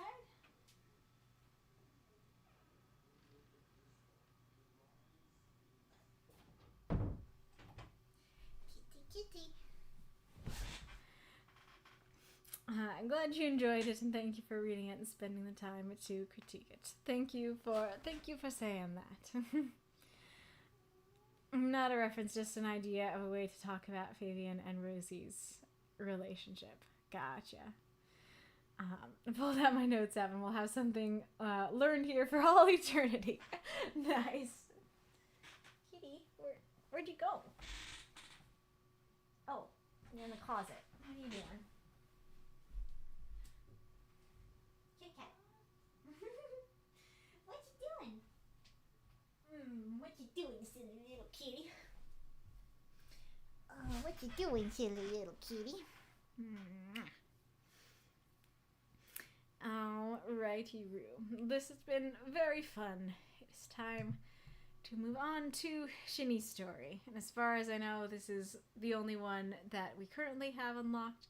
So if you want to unlock more, then don't hesitate to cheer some more. Out. Oh, I should put on my timer. Oh, hold on, baby. Oh, yeah. You want to go this way? Okay. Facing myself. Shinny radiation. I select a face from off the wall. It has a smile. A goofy, creepy smile. But it's one I've used before, and the friends I'm going to meet seem to love it. I thread the strap around my head, and then glance in the mirror to make sure it fits properly. I then pick another face off the wall, the one I use for my parents, who I'll meet later. It's similar to the one I use for my siblings, although a little more serious. I place it in my bag, take a deep breath, and step out through the door. I see my friends standing in the town center. As expected, my face works. Wonders on their disposition. And soon we are laughing and joking about, as we always do. I feel a smile on my real lips, and wonder if it matches my eerie disguise. And like always, the same thought runs around the inside of my brain. Should I take my mask off? Do I dare show my friends my true face? But I dismiss the thought. And then I stop dead in my tracks. My parents are there before me. Why? It's too early to meet them. Are they out shopping? They cannot see me with these friends. I turn my head, but they've already seen me. They begin to approach with discerning looks on their faces. In alarm, and with one hand, I reach into my bag, snatching the face I used for them. With the other, I try to undo the strap around my head and switch faces quickly. The face snaps off. In panic, I try to draw the other one from my bag, but it's stuck. And now my true face is on display for all the world and my precious friends and dear parents to see. Their shocked and disgusted expressions are like weights that drag me to the ground. And as they surround me, their harsh cries ringing in my eyes, I can only kneel over my shattered mask, head in hands, and sob. And those moths and monsters, cheer for the story if you loved it. Also, these are green because I kept reading it as their harsh cries ringing in my ears, I can only keel over. And so I had to highlight the Y and the N just to make sure I saw it and didn't read it incorrectly. Alright. I said this once before, but this story has a perfect title. Tell me more about that, Norman. Because I might have a critique for the title, so I want to hear what you think of it. But yes, I greatly enjoyed this story as well. I really like the transcendence to this story that we have this like metaphor, this analogy. Whoa! Thank you for the big cheer, Mako, and also for the smaller but no less appreciated cheer, Death said. And I believe that you guys unlocked the next one. Would that be correct? And seems there's a hype train too. Wonderful. Alright, so that means we have unlocked Rumpelstiltskin's story, which is lovely. Whoa, Marks! Thank you so much. That seems to have got us to 100% of the hype train. That is awesome. Thank you so much. Yerp! That's great. Alright. Yeah, I what I really love about this story is that it's not just like a silly little story about a dude in his mask. Like, it's very much transcendent about us and our emotions and how we experience them and how we put on a face for people, and I think that's really cool and beautiful. So this is another one where it's got a great opener. I select a face from off the wall, and I love that it doesn't say mask, and so we're like, a face? What do you mean a face? What? So I really like that. And then love the next line too. It has a smile, a goofy, creepy smile, but it's one I've used before, and the friends I'm going to meet seem to love it. I think it's especially cool because it conveys this idea of like, I think it's creepy. I don't like it. But my friends like it, so I'll wear it. And that shows already this kind of like unhealthiness to what's going on. And I think that's really cool. And then I like the mention of the strap because we're going to run into that strap later and that becoming a problem. So that's a great, very fluid way to introduce that. That's how you attach it. And then great introduction to, hey, we're going to meet the parents later and we need a different mask for them. Again, flows super well. Doesn't feel like, I'm here to tell you what's going to happen later, or I'm here, to give you the information you need. Just flows perfectly. Works really well. And then interesting little detail about the siblings that it seems like they also don't feel like they can be themselves around their siblings, and they almost have to do the same things that they do around the parents, around the siblings, but just a little bit more serious. So that's an interesting indicator of their relationship. If you needed to take out words, I would probably take that out, but you don't really need words, I don't think. We'll talk about it at the end. And then great little description of meeting the friends. And then sorry about my mistake. That is how you can tell that I'm tired. My face works wonders. Sorry about that, but anyways, I like this a lot too, that this is one of the things that feels very transcendent, that it's like, like, okay, I have to put on a mask for these people, and then you're like, oh, but like, I'm actually feeling happy, and I wonder, like, could I take my mask off? If I took my mask off, would I be smiling just like the mask? Would they like that smile as much as they like the mask? That's really cool. I really like those thoughts. And then we see the parents. That's great. And we're talking about tension. Like, this introduces some tension, and so we're like, okay, how is this going to be resolved? Will he get the parents' mask on properly? If he does, are the friends gonna think poorly of him? Is he not gonna succeed? Are the parents just gonna see the friend mask and have a problem? So that's great. And then I kind of like the "are they out shopping?" because like I can just it's very natural. Like, oh yeah, like they might have gone shopping before the dinner. Again, like not super necessary, but it works. It adds to it. And then I like the discerning looks on their faces, that it kind of feels like a step before, like, scornful or disciplinary.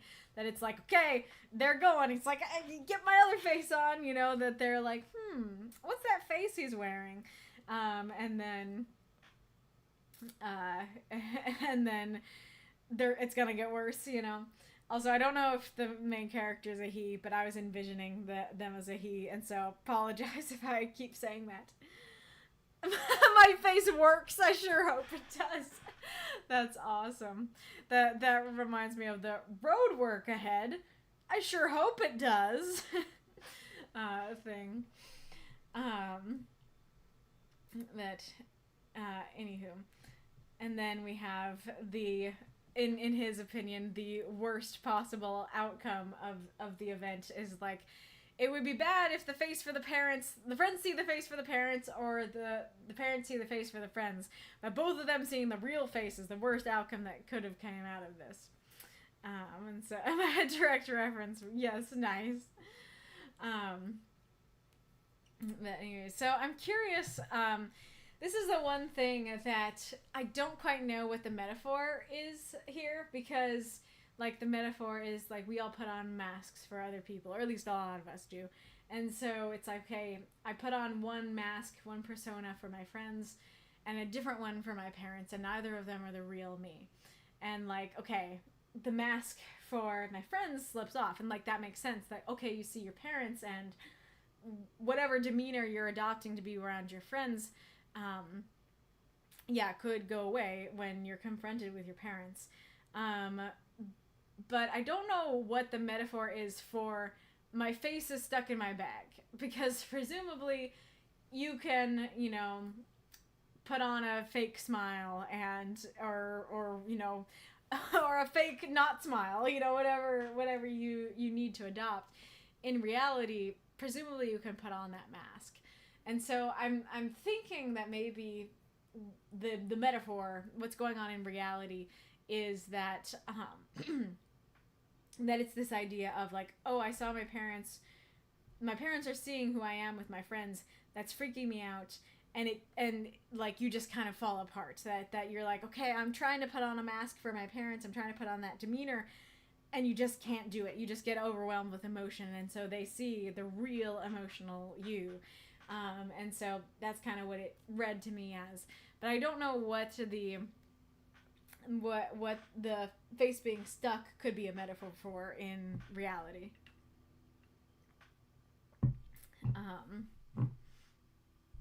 And then I like the precious friends and dear parents, showing that they really care about them, and that this isn't, they don't feel like malicious about them, but they still don't want them to see their face. So for the ending, I have mixed feelings about the ending, because it's just kind of this idea of like the worst possible thing that could happen happened, and like in multiple levels, both in the fact that they're seeing their real face, and in the fact that they react as poorly as you feared that they would. But at the same time, especially regarding the idea of this being a metaphor, it seems like odd that they'd react as poorly as they do. Now, well, put a pin in that.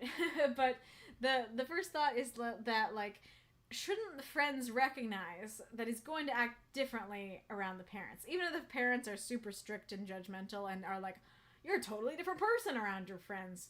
The friends should be like, oh yeah, of course he's gonna act more, put together around the parents. Like, so it seems a little odd that the friends would be like, oh, can't believe you'd act different around other people, But I'm not sure, again, like if you are going for that more like he can't get it together, and so he just breaks down and cries and gets emotional. And if it's that emotional state that both sides can't stand, then I do think that works better. So maybe I just needed you to go a little harder on that aspect of it, that it's not like just like, oh, you act different around your parents. It's, the idea of, oh, like you're getting upset and crying about it, and oh, gross, that kind of thing. And like, I do think part of my, like, being unsure about the ending is just because it's very sad, and so, of course, like, I want there to be a happy ending. I want it to be that they accept them and are like, oh, no, like, you're beautiful, or whatever. And so it is really sad that it goes as poorly as he feared it would. But, maybe that is realistic. Maybe that is what happened.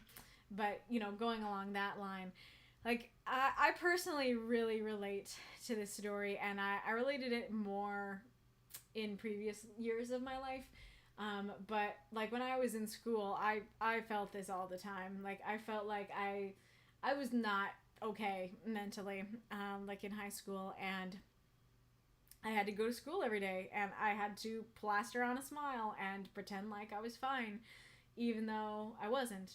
and it was really difficult. It was really not fun, and it definitely had that feeling of like, could I show them the real me? Would they not reject me if they knew, if they saw?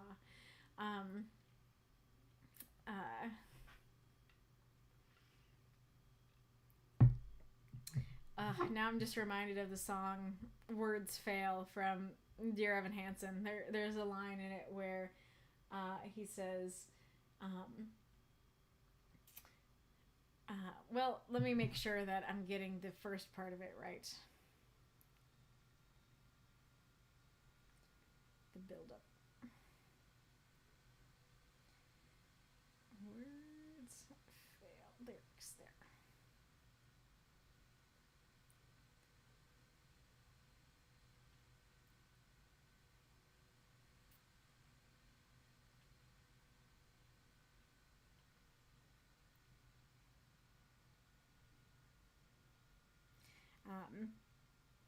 So good. I'd rather pretend I'm something better than these broken parts. Pretend I'm something other than this mess that I am. Because then I don't have to look at it, and no one gets to look at it. No one can really see. Because I've learned to slam on the brake before I even turn the key, before I make the mistake, before I lead with the worst of me. I never let them see the worst of me. Because what if everyone saw? What if everyone knew? Would they like what they saw? Or would they hate it too? So it was just that last part I was thinking of. What if everyone saw? What if everyone knew? Would they like what they saw? Or would they hate it too? So like that definitely feels like what this character is constantly feeling is the same thing that Evan was constantly feeling, of that, like, this could be a story about social anxiety. That idea of like, I don't like myself, and so how can anybody else like me? Kind of thing. And like for me personally, like, I am a very emotional and sensitive person, and so that's kind of why that's where my brain goes with this story, is because that is the aspect in which I relate to this, is that I always had to hide just how deep my emotions went, and often I had to hide my reactions entirely. And then I would get home and I would blow up to my mom, because I had to hold it all in at school. And so, and like, there was a time where I couldn't take it anymore, and I did break down at school, and like my friends were like, "Oh, do you need to go to a nurse?" Like, they thought that I had a panic attack. And like, granted, in one sense, like, if they were just going at it from the sense of like, mental health is important and you clearly aren't mentally doing well, so like, yes, let's go to the nurse and let's get you home, you know, kind of thing, then like, that's nice. But you know, it just kind of felt like, you know, I was sharing, not intentionally, I just, you know, like him, like, it just ended up happening, that I did just fall apart at school. That it kind of felt like they couldn't handle it. That it did feel like they thought, you know, they didn't realize, this is just who I am. This is just the emotions I have at home all the time. You just don't see it. Like, they thought that something was wrong. They thought that this was a nurse scenario. And it's like, nope. This is just what happens every day. You know, this is what I'm feeling every day. You just got to hear it this time. And so I can really relate in that respect. And so, yeah, like, I kind of, they weren't like disgusted or anything. Like, they didn't react the way that happens in this story. But if that is kind of the intention, I can see that idea of like, oh, like, you're really like breaking down about this, like, judgment, kind of thing. I could see that happening from both sides, if that is like a part of him that he never shared with either side. But yeah, but it kind of depends on what you're going for, because that might not have been the angle that you were going for. You might not have been going for that more emotional angle. And so if not, you know, why would both sides, you know, in the real life thing that this is a metaphor for, why would they react so negatively to seeing the real him, but it's very, very sad, and but also very relatable. It also, the other thing it reminds me of is in Pandora Hearts, there's this part where one of the characters gives this monologue that I have coined the faceless monologue, where he talks about how he's like always putting on a mask for other people, and for him, like, this journey goes on, and he says there came a time where he didn't even know what his own face looked like anymore. He didn't know who his real self was anymore, that he was always wearing a mask for somebody else and like trying to get what he wanted from other people, yes, but ultimately losing who he was in the process. And I've always really liked that monologue. And so luckily this character isn't at that point where that happened, but I bet they're maybe feeling like they'd rather it was that, because like it's also this idea of like, we all want to be known, and we want to be known for who we are down to the depths of our soul, and accepted and loved down to the depths of our soul, and even those dark parts of us still being accepted and loved. And so I think that's part of what makes it so sad at the end of this story, is because, at least for me, like, I think this, you know, hits on this very intrinsic desire that I think is in everyone, to let people see the real you, all the darkness and all the light. And so for people to see that and then reject you is so much worse than having to put on a mask. And that's why we put on masks and hide our true selves. And so I think that is beautiful and horrifying, you know. I guess, you know, thinking about it, I almost wonder if, oh, there's the timer, just like ending here or adding another line that's more related to this, that leaving it open-ended and then not knowing how they reacted, that it's like, oh no, everybody's seeing my real face, and it ends there. That could have been interesting. That yeah, I don't know if that would have worked better than ending on the sad place. Ending on the sad place works. Like I said, I think it's more personal, that like I'm just sad and wanted it to end more happily. But that doesn't mean it's a bad ending or that it doesn't work for what it is. What was I gonna say? Oh yeah, but then like ending on an open-ended thing would leave room for either, and so I kind of wonder. I wonder about that.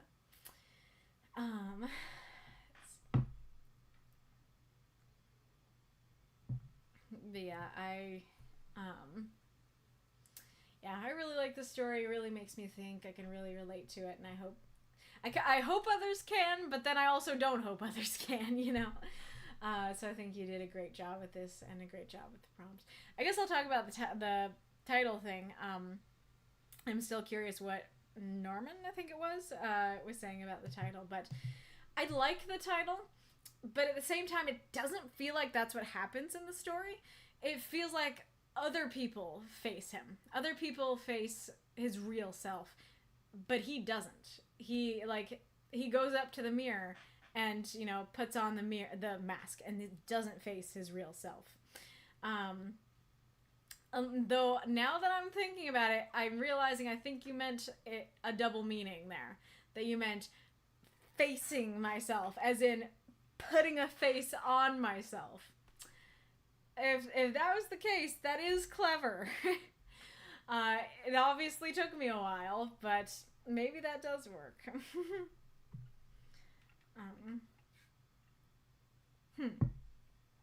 Seems Shinny is utilizing the idea of the collective unconscious proposed by Carl Jung, namely the persona. Never heard about that. What is that? What is that? There's also an element of mental illness for sure.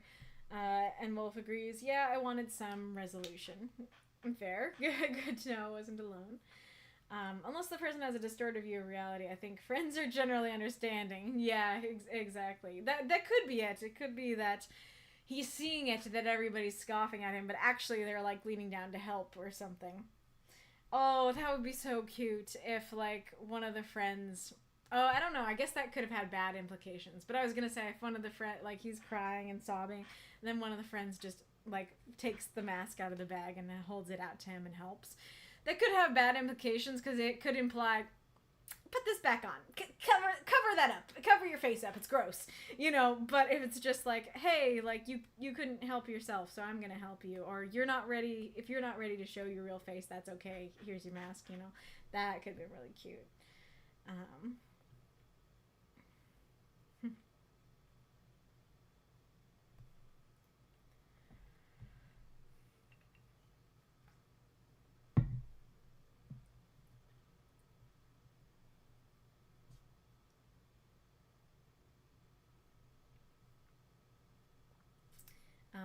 Nothing extra in the public chat.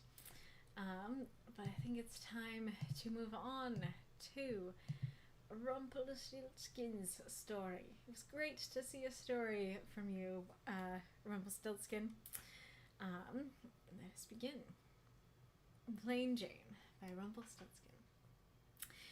Tim shuffled and presented his deck to his opponent. She was just a kid. Couldn't be more than 10. Blonde, cute, funny smile with the missing teeth. But still, how did she make it to day 2? Hi, he said. Hi. She was bouncing in her chair. I'm Sarah. Tim. Her eyes went wide. That's my daddy's favorite card, she whispered. He chuckled. Is it? Yeah, he loves Tim. He looked around. There had to be some mistake. Saw the other players trying to ignore them. He cut her deck and waited for her to cut his. You, play with your dad? He asked. Not sure how else to interact with the kid. The youngest person he'd seen at a tournament before had to be 16. Yeah. Oh, and he plays with Jane. She cheats and lies. Yeah, no one likes a cheater. Nope, she said smugly. The first game went long and miserable, neither of them getting the cards they needed until she managed to win. They shuffled up and started game 2. Is your dad here? Yeah, he's under the cameras. Huh, Tim grunted. He looked over at the spotlight matches. Is he a pro or just lucky? Game 2 went much faster. 4 turns in, she played a flurry of cards, and he knew he could not recover. He conceded the match, feeling slightly embarrassed at the age of his opponent. As he recorded the match with the judge, he kept an eye on the girl. Another man he didn't recognize approached her, saying, Jane. Daddy! She embraced him. Excuse me, said Tim. Did you just call her Jane? That's my name, silly, she said with an elfin grin. The other man looked confused. Why? What did she tell you it was? Must have misheard, Tim said. She's a hell of a player. She is, he said. She smiled sweetly at Tim as he wandered off for food, wondering if he could report the match without proof. Throw up those moths and monsters. Cheer for this story if you loved it. And Rumple, if you have any questions, don't hesitate to ask them. Don't think I looked for questions on this one either, so let me go check that out.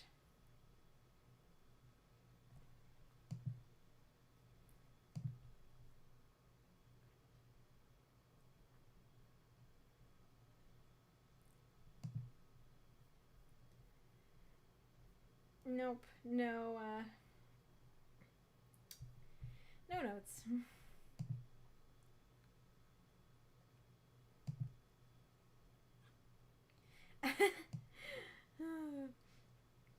Wolf asks, Magic the Gathering? I'm confused. What are you confused about? Magic the Gathering was my guess, but only because I know that Rumple likes Magic the Gathering. But I don't know for sure. Alright. This story was very cute. Oh, Rumple says, I think the only question I would have is how the game details were on reading. What do you mean by that? Because it doesn't really feel like we got any details on the game. Like, it was very vague on the game itself. So, and yes, it was Magic the Gathering. Gotcha. So yeah, what do you mean by game details? Wolf says, I'm confused by the ending. Gotcha. Well, assuming I know what you're talking about, I assume that you're confused. Well, I'll just say, she gives the name Sarah, and then she says, Dad plays with Jane, who cheats and lies. So, and then at the end, her dad is like, hey, Jane, because she's Jane, and she cheated and lied. She said that her name was Sarah, but actually she's Jane, and she just cheated her way into the win.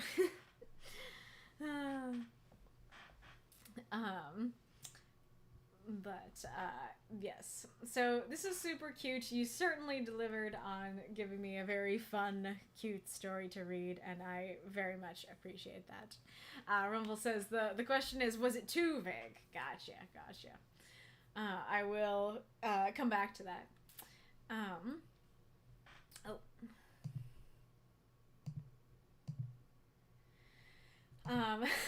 Another good opener. I like that first paragraph. I like the cadence of, she couldn't be more than 10. Blonde, cute, funny smile with missing teeth. Gives you a clear picture of what she looks like without giving too many words, and it kind of goes into her like playful personality, which is fun. And then I like how did she make it to day 2? Like, we have shuffling the deck, so we can guess this is about cards, and then we have how did she make it to day 2? Okay, so this is a tournament going on. Good way to get that detail across in a very, very few words without, giving us too much info. Really love the tone in these 2 lines. Like, hi. You can totally get his tone just from his words, and then her bouncing on the chair gives you her tone as well, and it makes her seem very innocent. Nothing about her saying her name seems off at all.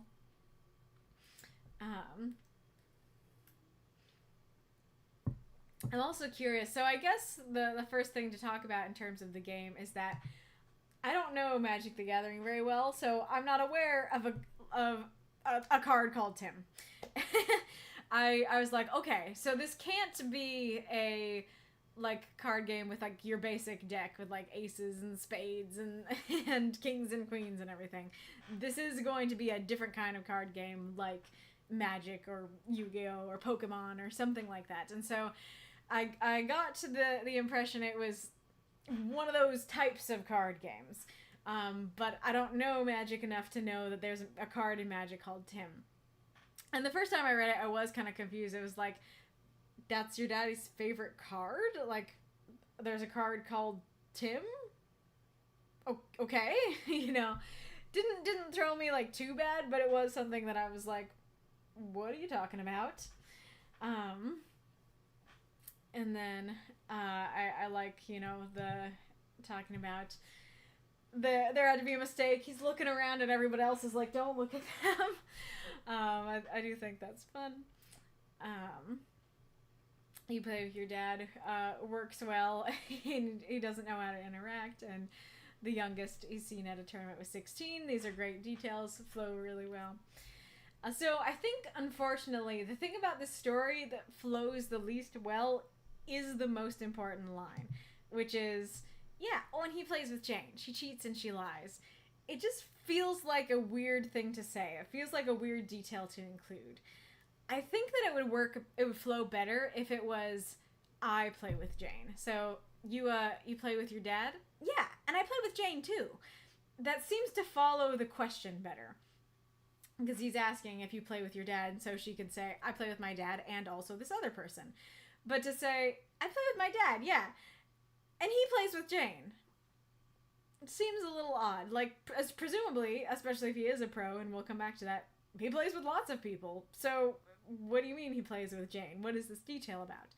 And then she cheats and she lies, of course works for the story, and does feel like something that a little kid might tack on and be like, she's a dirty, rotten cheater with cooties to boot, But I guess it does feel a little odd after the previous line, but I think saying, something like, yeah, and I play with Jane too, but I don't like playing with Jane because she's a cheater, or because she cheats and lies. I think that would sound more natural. Or you could say something like, yeah, and I play with Jane too, but make sure you don't play with her because she cheats and lies. I think any of those would sound more natural than bringing up this random factoid of like, he plays with Jane. My daddy plays with Jane, who's a cheater, and it's like, presumably your dad plays with lots of people. Why are you bringing up Jane? I do like the no one likes a cheater. That it seems very like dismissive. Let's move on with the game. I can totally again tell the tone just from the dialogue itself. Love this as well. The smug smile immediately tipped me off that she's a cheater. I didn't know if I knew she was Jane at that point, but I knew that she was going to be a cheater, and so I can totally imagine that. Nope. Very cute. Like that a lot. I think another thing that threw me a little bit is that it's only mentioned that he feels slightly embarrassed at the end, and it kind of makes sense because this is when he has to like say, oh, I lost my match, I'm out of the tournament because of a little kid. But it did feel a little odd to me that like he's like saying like, oh, weird, I have to play with a kid, why is she here? And so he does seem embarrassed that he has to play with her, and then he's like, oh, she won here, and it seems a little odd that he's not embarrassed there, that he's like, oh, I did not expect her to win at all. I'm feeling a little embarrassed. And so that would feel like he would really try to win that second game after that. And then when he doesn't, he'd feel super embarrassed, not slightly embarrassed. So it's not that big a deal, like, especially because you only have so many words. And so, like, yeah, I can understand that getting cut. But I do think that would have flowed more naturally to me to mention that he's embarrassed the first time he loses, and then he's extra embarrassed the second time. I am curious if this is a lie too, because like it says like, oh, another man he didn't recognize approached her, kind of implying like I recognized the guys under the cameras, I was looking at them, and so he doesn't say one of the guys under the cameras, came up and said hi. Another dude just came up and said hi. So that's interesting if like everything she says is a lie except for the fact that Jane's a liar.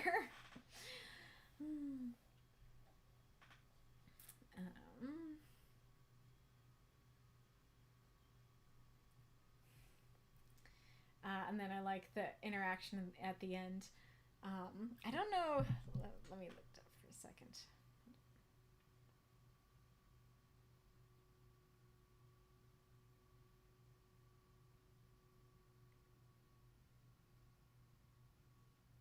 Yep. Okay.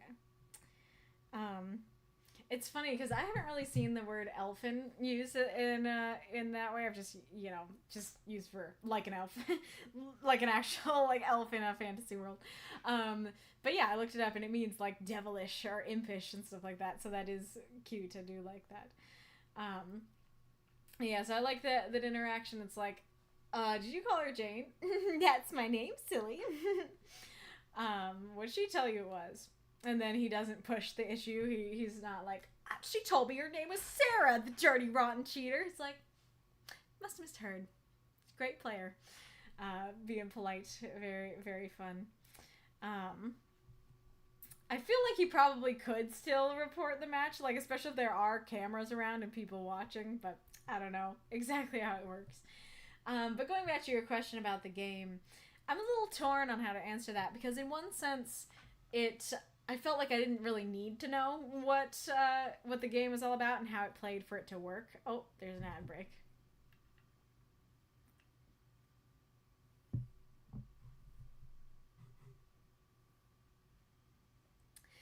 Tim the Enchant. Oh, I shouldn't talk. It's so weird because do I look exactly the same amount of lighting aside from the I'm not glowing thing that I usually do that I did earlier, or do things look a bit darker? Because it is dark in this room. It is way darker than I like it to be. But you are seeing the light from the computer on my face, and so I feel like I look the same as I usually do because the computer is that bright. But yeah, the light outside the window has been going down, and like, I think it's better. I think you can see my face better than you usually can, because I'm usually glowing.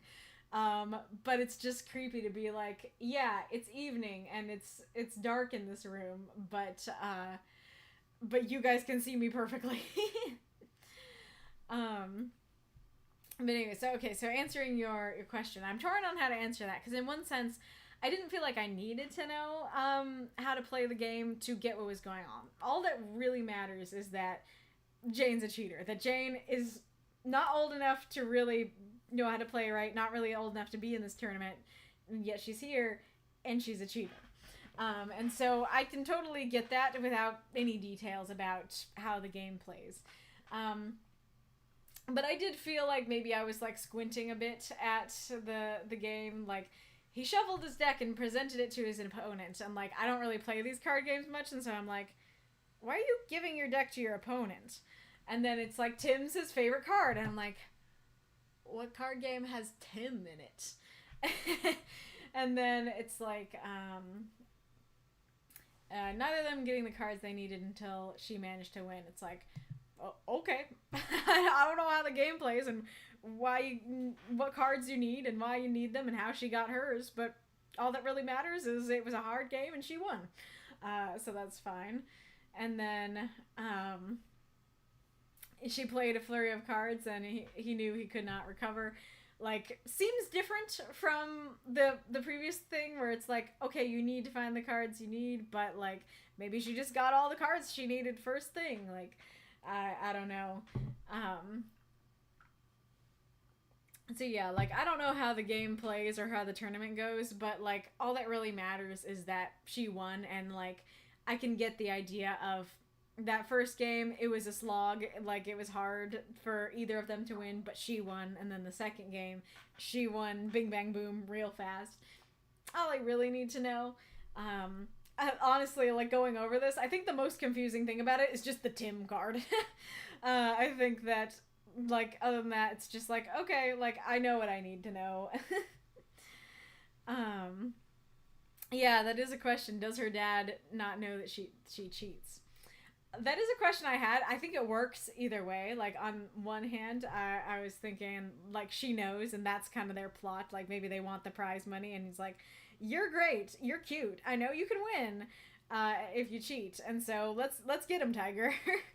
Or he doesn't know at all, and he's like, wow, like, my daughter's a prodigy, she's great, I'll put her into the tournament, and she'll do great, you know. Yeah, Tim the Enchanter from Monty Python and the Holy Grail is what I thought of, like, immediately, but, like, I don't know how it works, so I don't know for sure. Presenting your deck is giving the other player a chance to randomize it. It's an anti-cheating mechanism that a lot of card games use. Oh, gotcha. So you give it to them to shuffle so that you're not, you know, doing some sleight of hand as you shuffle. Gotcha. That makes sense. I don't think I meant to say another. Initially I had a fourth character, but it was too much. Gotcha. So there was a stranger who came up, and then you took out that stranger and then said another. Oh, gotcha.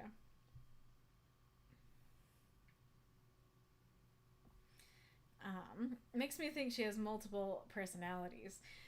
Tell me more about that, because I feel like you can totally just lie and cheat, and that doesn't necessarily mean that you have another personality and one's Sarah, one's Jane. You're just Jane, and you want to win, and you cheat and lie, and so you said your name was something else. So what makes you specifically think it's a multiple personality thing? Timmy is a playstyle Magic the Gathering developers use when designing sets. It's characterized by getting big monsters on the field of play. Also, if it matters, Johnny. Interesting. That's not a card, though. Like, that's my daddy's favorite card is not... That's a play style. It still would have been confusing, but apparently it would have been more accurate to say, her eyes went wide, Timmy is my dad's favorite play style. That could work, be more accurate. Yep, and there's Tim.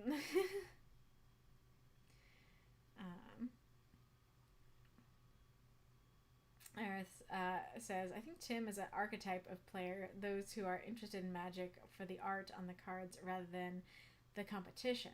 I think Tim did become a card in one of the goofier offbeat sets of Magic the Gathering. Gotcha.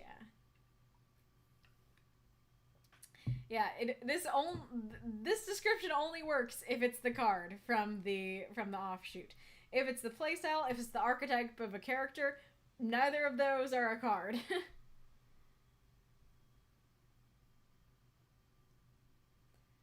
And then, okay, Arith says I was mistaken, so you're saying it's not an archetype, it's just what Wolf said.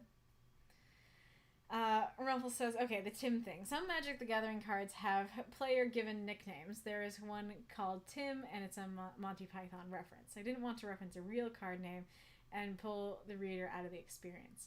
I think that might have pulled me more into the experience because, like mention a random card. We'll see what I think. But I feel like it's going to be more grand, and I would go, yeah, that sounds like a Magic the Gathering card. And I would have been able to go, aha, that's the game they're playing. And that would have potentially fixed the vagueness of what the game is.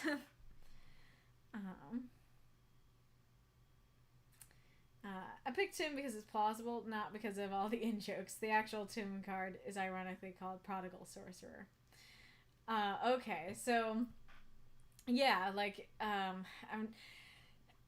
I'm trying to think, like, how you could do it, because it would add words, but, you know, if you just say, like, that's my daddy's favorite card. There's a card called Tim? Yeah, the Prodigal Sorcerer. That's his favorite card. You know, I think that would totally work.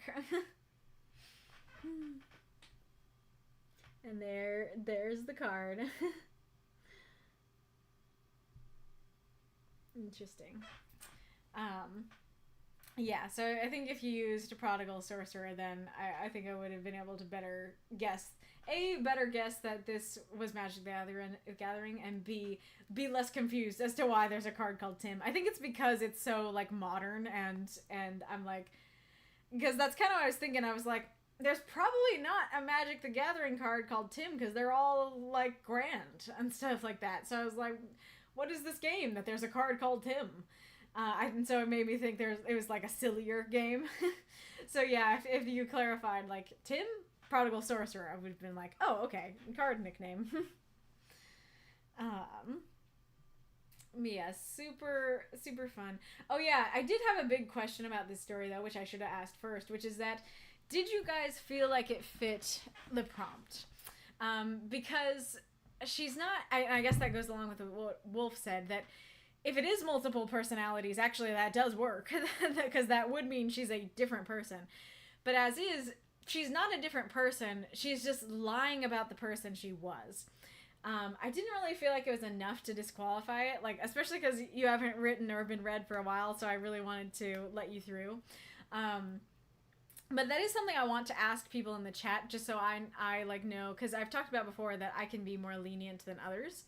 And so, like, is this something that you guys in the chat would have been like, yeah, I wouldn't have let it through, I don't think it fits the prompt enough, or if it works just fine for you? I wouldn't say they're all grand. Well, that's kind of the thing. Like, I don't know Magic the Gathering cards, and if you're trying to let me know, hey, this is Magic the Gathering, this isn't the way to do it. The way to do it was to use one that sounds more like Prodigal Sorcerer. Death says I think it's fine. Gotcha.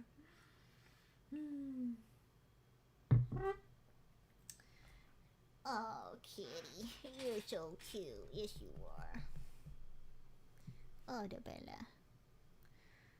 Oh, the Bella. Wolf says, it could be more clear, but I think it works. Gotcha.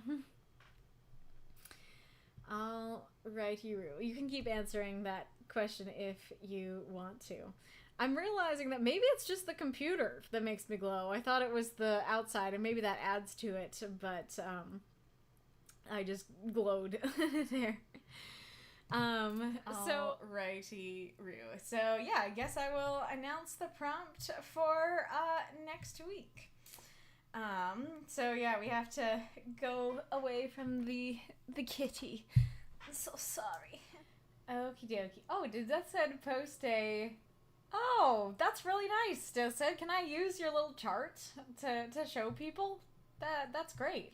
Double check my math, please. Well, I actually wrote it down, too, so let me look at...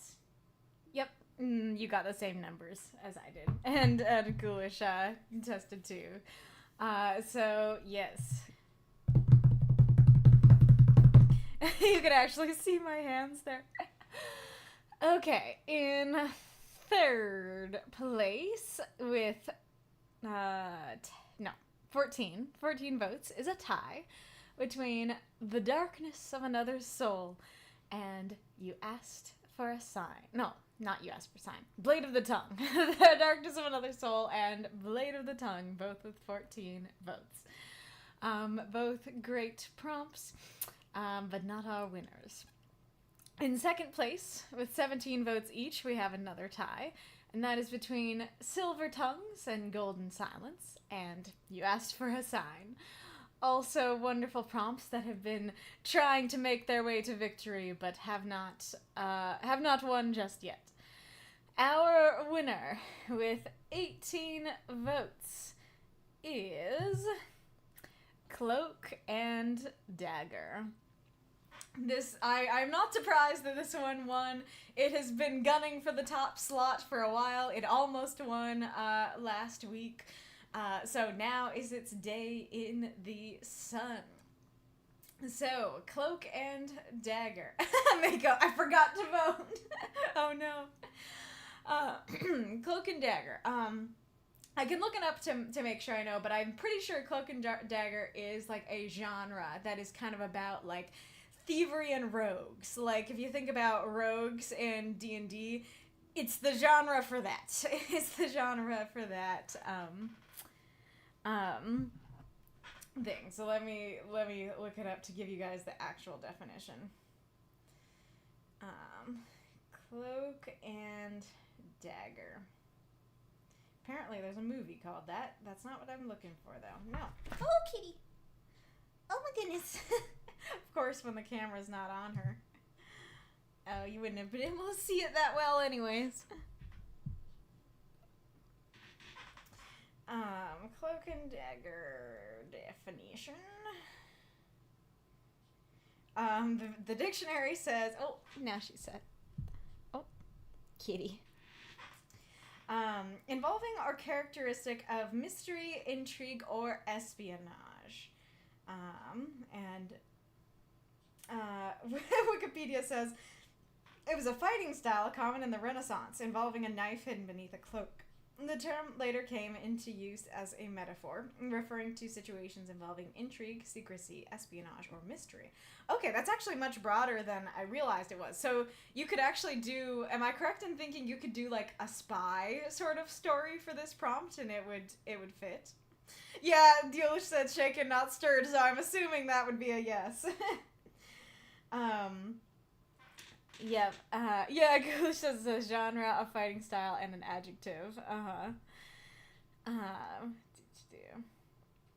Norman, I stayed out of voting. I wanted to be surprised. Fair. Spy stuff might fit in with my Bureau of Public Safety. Nice. Spy, totally. Yeah, so you could write a story about your... I mean, I know a lot of us write about our, like, TTRPG characters, so if you have, like, a rogue-type character, this would be the prompt for them. But even outside of the TTRPG realm, you can just write about... I guess I can show my face now. I guess Bo's not doing anything. Oh, but I'm so bright again. It seems to have worked last time. Maybe I should do that again. I don't want him to get up though. It seemed to have worked last time to turn off the light. I say, and sit down and glow. Hi, baby. And now I woke him up. Now his head is up. Oh, little kitty.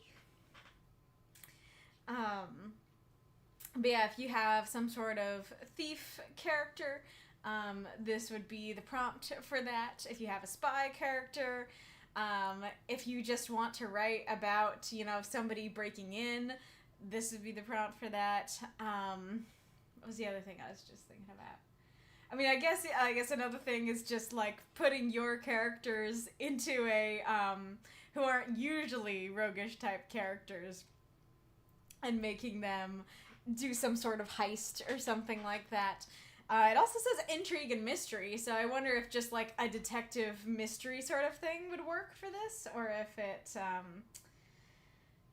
not that. Let's see if I can quick skim and see if Wikipedia has more to say. Taken literally, the phrase could refer to using the cloak and dagger in his historical European martial arts. So yeah, you could also just use the fighting style with the dagger under the cloak, or teaching somebody how to fight with a dagger. Yeah, or you could write about a literal cloak and a literal dagger. That could be kind of fun. Like, you could just write about, ooh, that'd be interesting. If you wrote about, like, half your story was about here's this cloak and the mystical properties about it, and then your other half was like here's this dagger and the mystical properties of it, and then like coming together, or just writing about them together and being like, yes, here's the cloak, here's the dagger, and together they're a formidable thing. Mark says I feel like if I do a literal take, yep. It could totally work. But yeah, you can just write about a character. Maybe this character, Oh no, kitty. Ugh. Where's the Kleenex box? Got snot all over himself. Okay, hold on, peeps. I have to tend to my cat.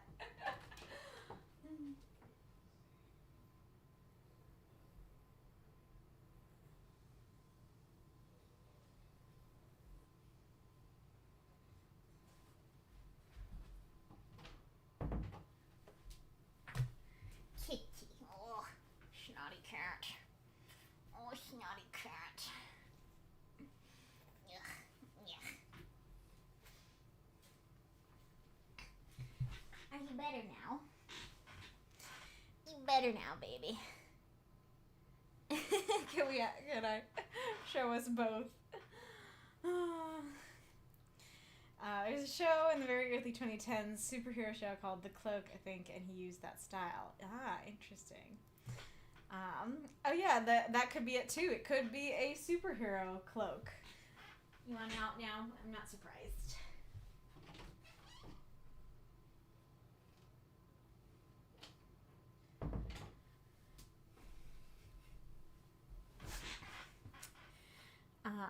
It's also the shadow who's like, you are Batman? What is that?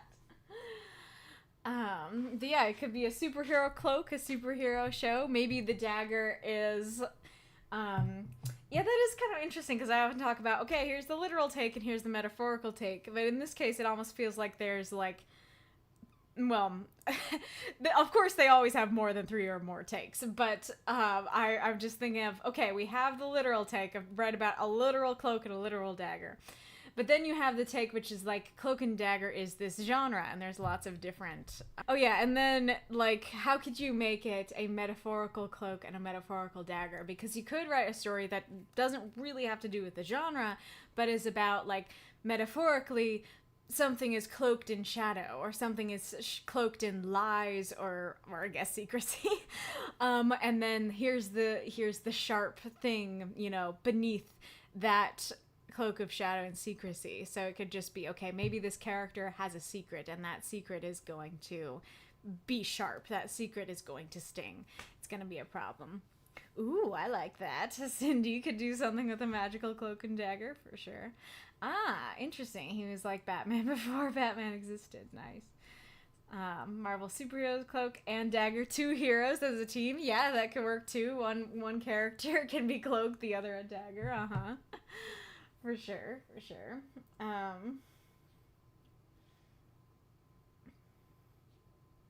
Metaphorical meaning of the phrase dates from the 19th century. It's a translation from the French de cap et de épée and Spanish. I don't want to do the Spanish. I didn't want to do the French. Of cloak and sword. These phrases referred to a genre of swashbuckler genre in which the main characters wore these items. Gotcha. Okay.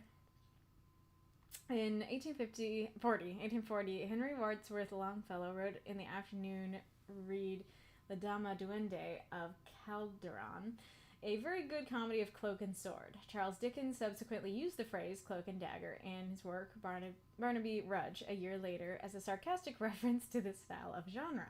The imagery of these 2 items became associated with the archetypal spy or assassin. The cloak worn to hide one's identity to remain hidden from view, and the dagger, the concealable and silent weapon. Yeah, so assassin's a good take as well that I haven't mentioned. So yeah, lots of different places you could go to with this prompt. So I'm very interested to see what you guys do with it. So do you guys want me to read the prompt intro to you, or shall I just post it? You know, because like I said, I want to make a video just including the discussion that we had for the prompt during that other stream, and I can just like record myself doing the intro and add that in. What's your favorite card? Counterspell. Oh, you're evil. Yep. Yeah, that would totally work. Probably depend on the focus and thus the exposure. Oh, the light. Yeah. I didn't want the game to be important. The tournament is the important part. That is true. That did come through for sure.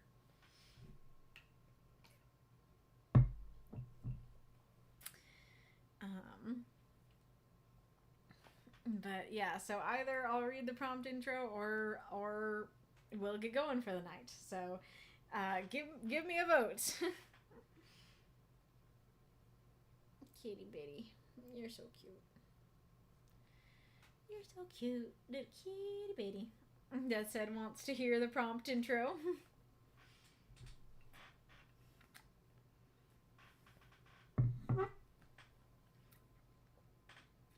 You got to head off since I'm cool with just being posted later. It is getting late. Mako prompt.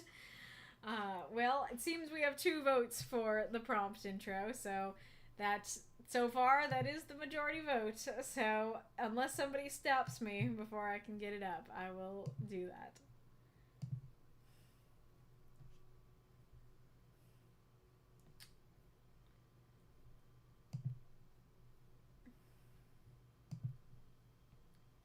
Oops, wrong place.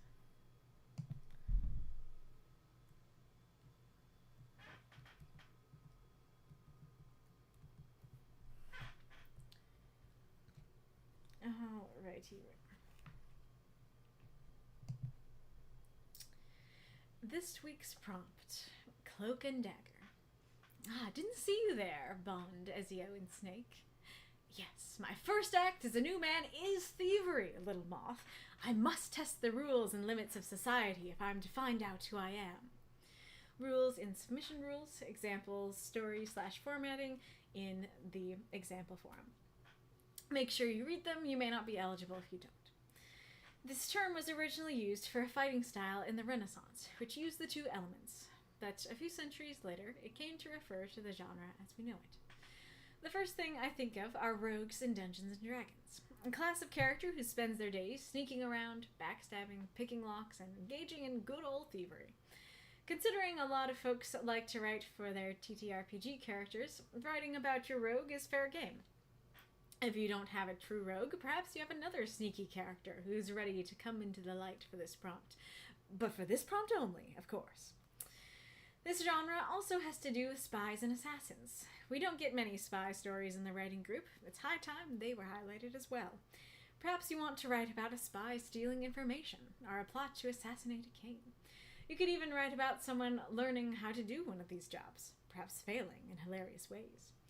The phrase is referred at first to a type of swashbuckler drama, but as time went by and a few famous authors used the phrase, it referred to the archetypal assassin. Perhaps you could write a more piratey swashbuckler story instead. You could write about a literal cloak and a literal dagger. This could be an interesting prompt for more descriptive stories. You could write about the dagger sitting on the table, taking your time to ruminate on its beauty, its deadliness. Then move on to the cloak beside it, how it was made, how expert the craftsmanship is. And maybe the two are far apart, and if they are ever united, it would be catastrophic. In The Vampire, Aubrey confirms that Ruthven is a vampire due to a dagger he left at the scene of a murder. Why not do something like this? Maybe your story is about the objects and their magical properties. I've heard of cloaks that can turn one invisible, and daggers that can turn back the sands of time. I'd love to see you get creative with it.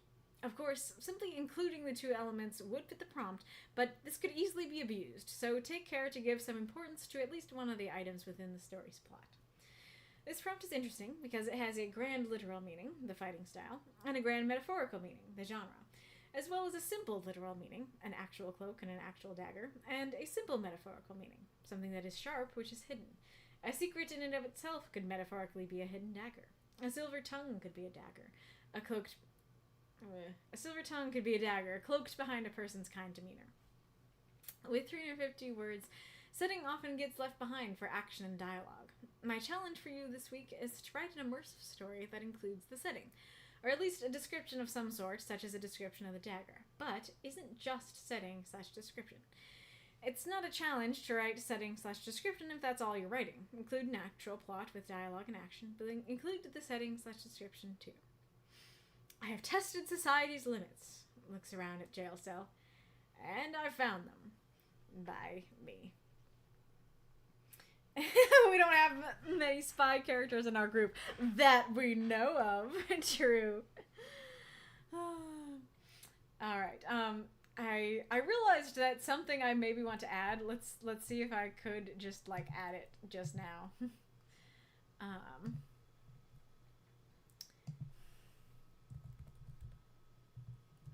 I think this is the most characters that I've ever had. And can you see that? You can't see that, can you? It's right now it says 358 characters. I never have that many characters left over.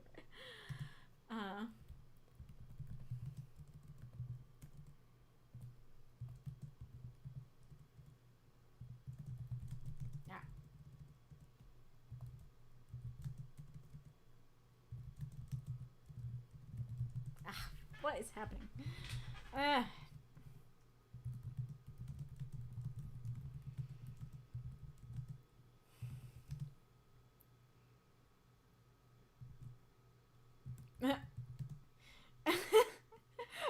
Apparently Wolf made a poll and I was too busy doing the thing that he made the poll about to see the poll.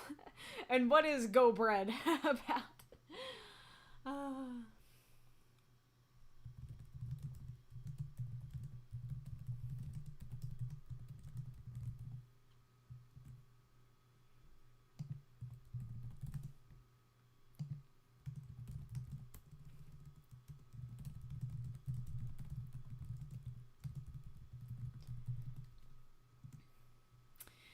Yeah, so just adding to my challenge, bonus points if when I read it on the stream I don't say this could have been removed to give you words. Give it some meaning and or importance. I guess I should say the setting part.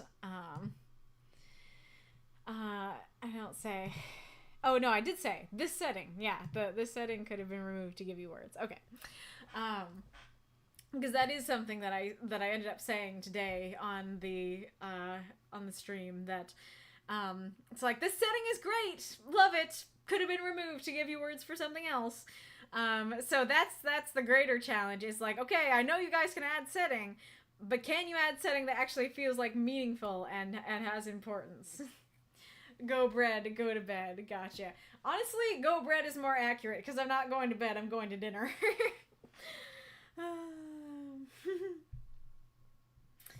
Alrighty, room. Well, there you go. There's the prompt intro. Hopefully it gave you some ideas.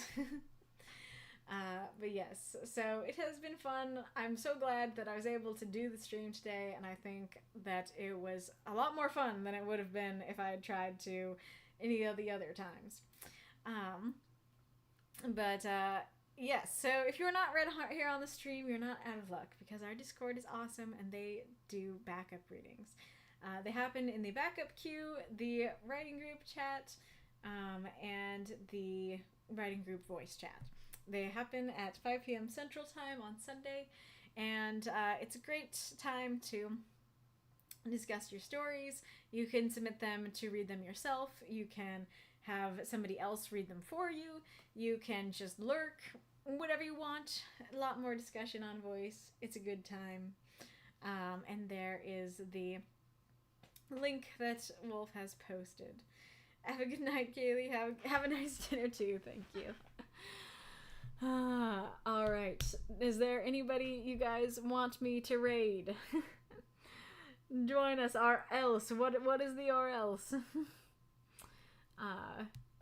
Ties with a dagger in his back with a note that says, "You're next." That's great. That's a good one.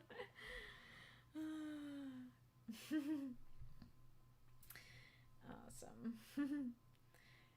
Yeah, who we raiding? Who we raiding, boys?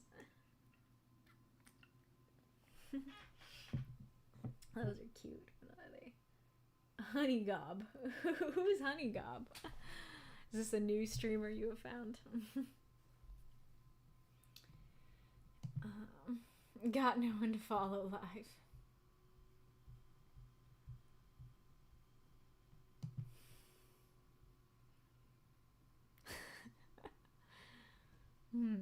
Beware the blobber is up. Nice. We can do that for sure.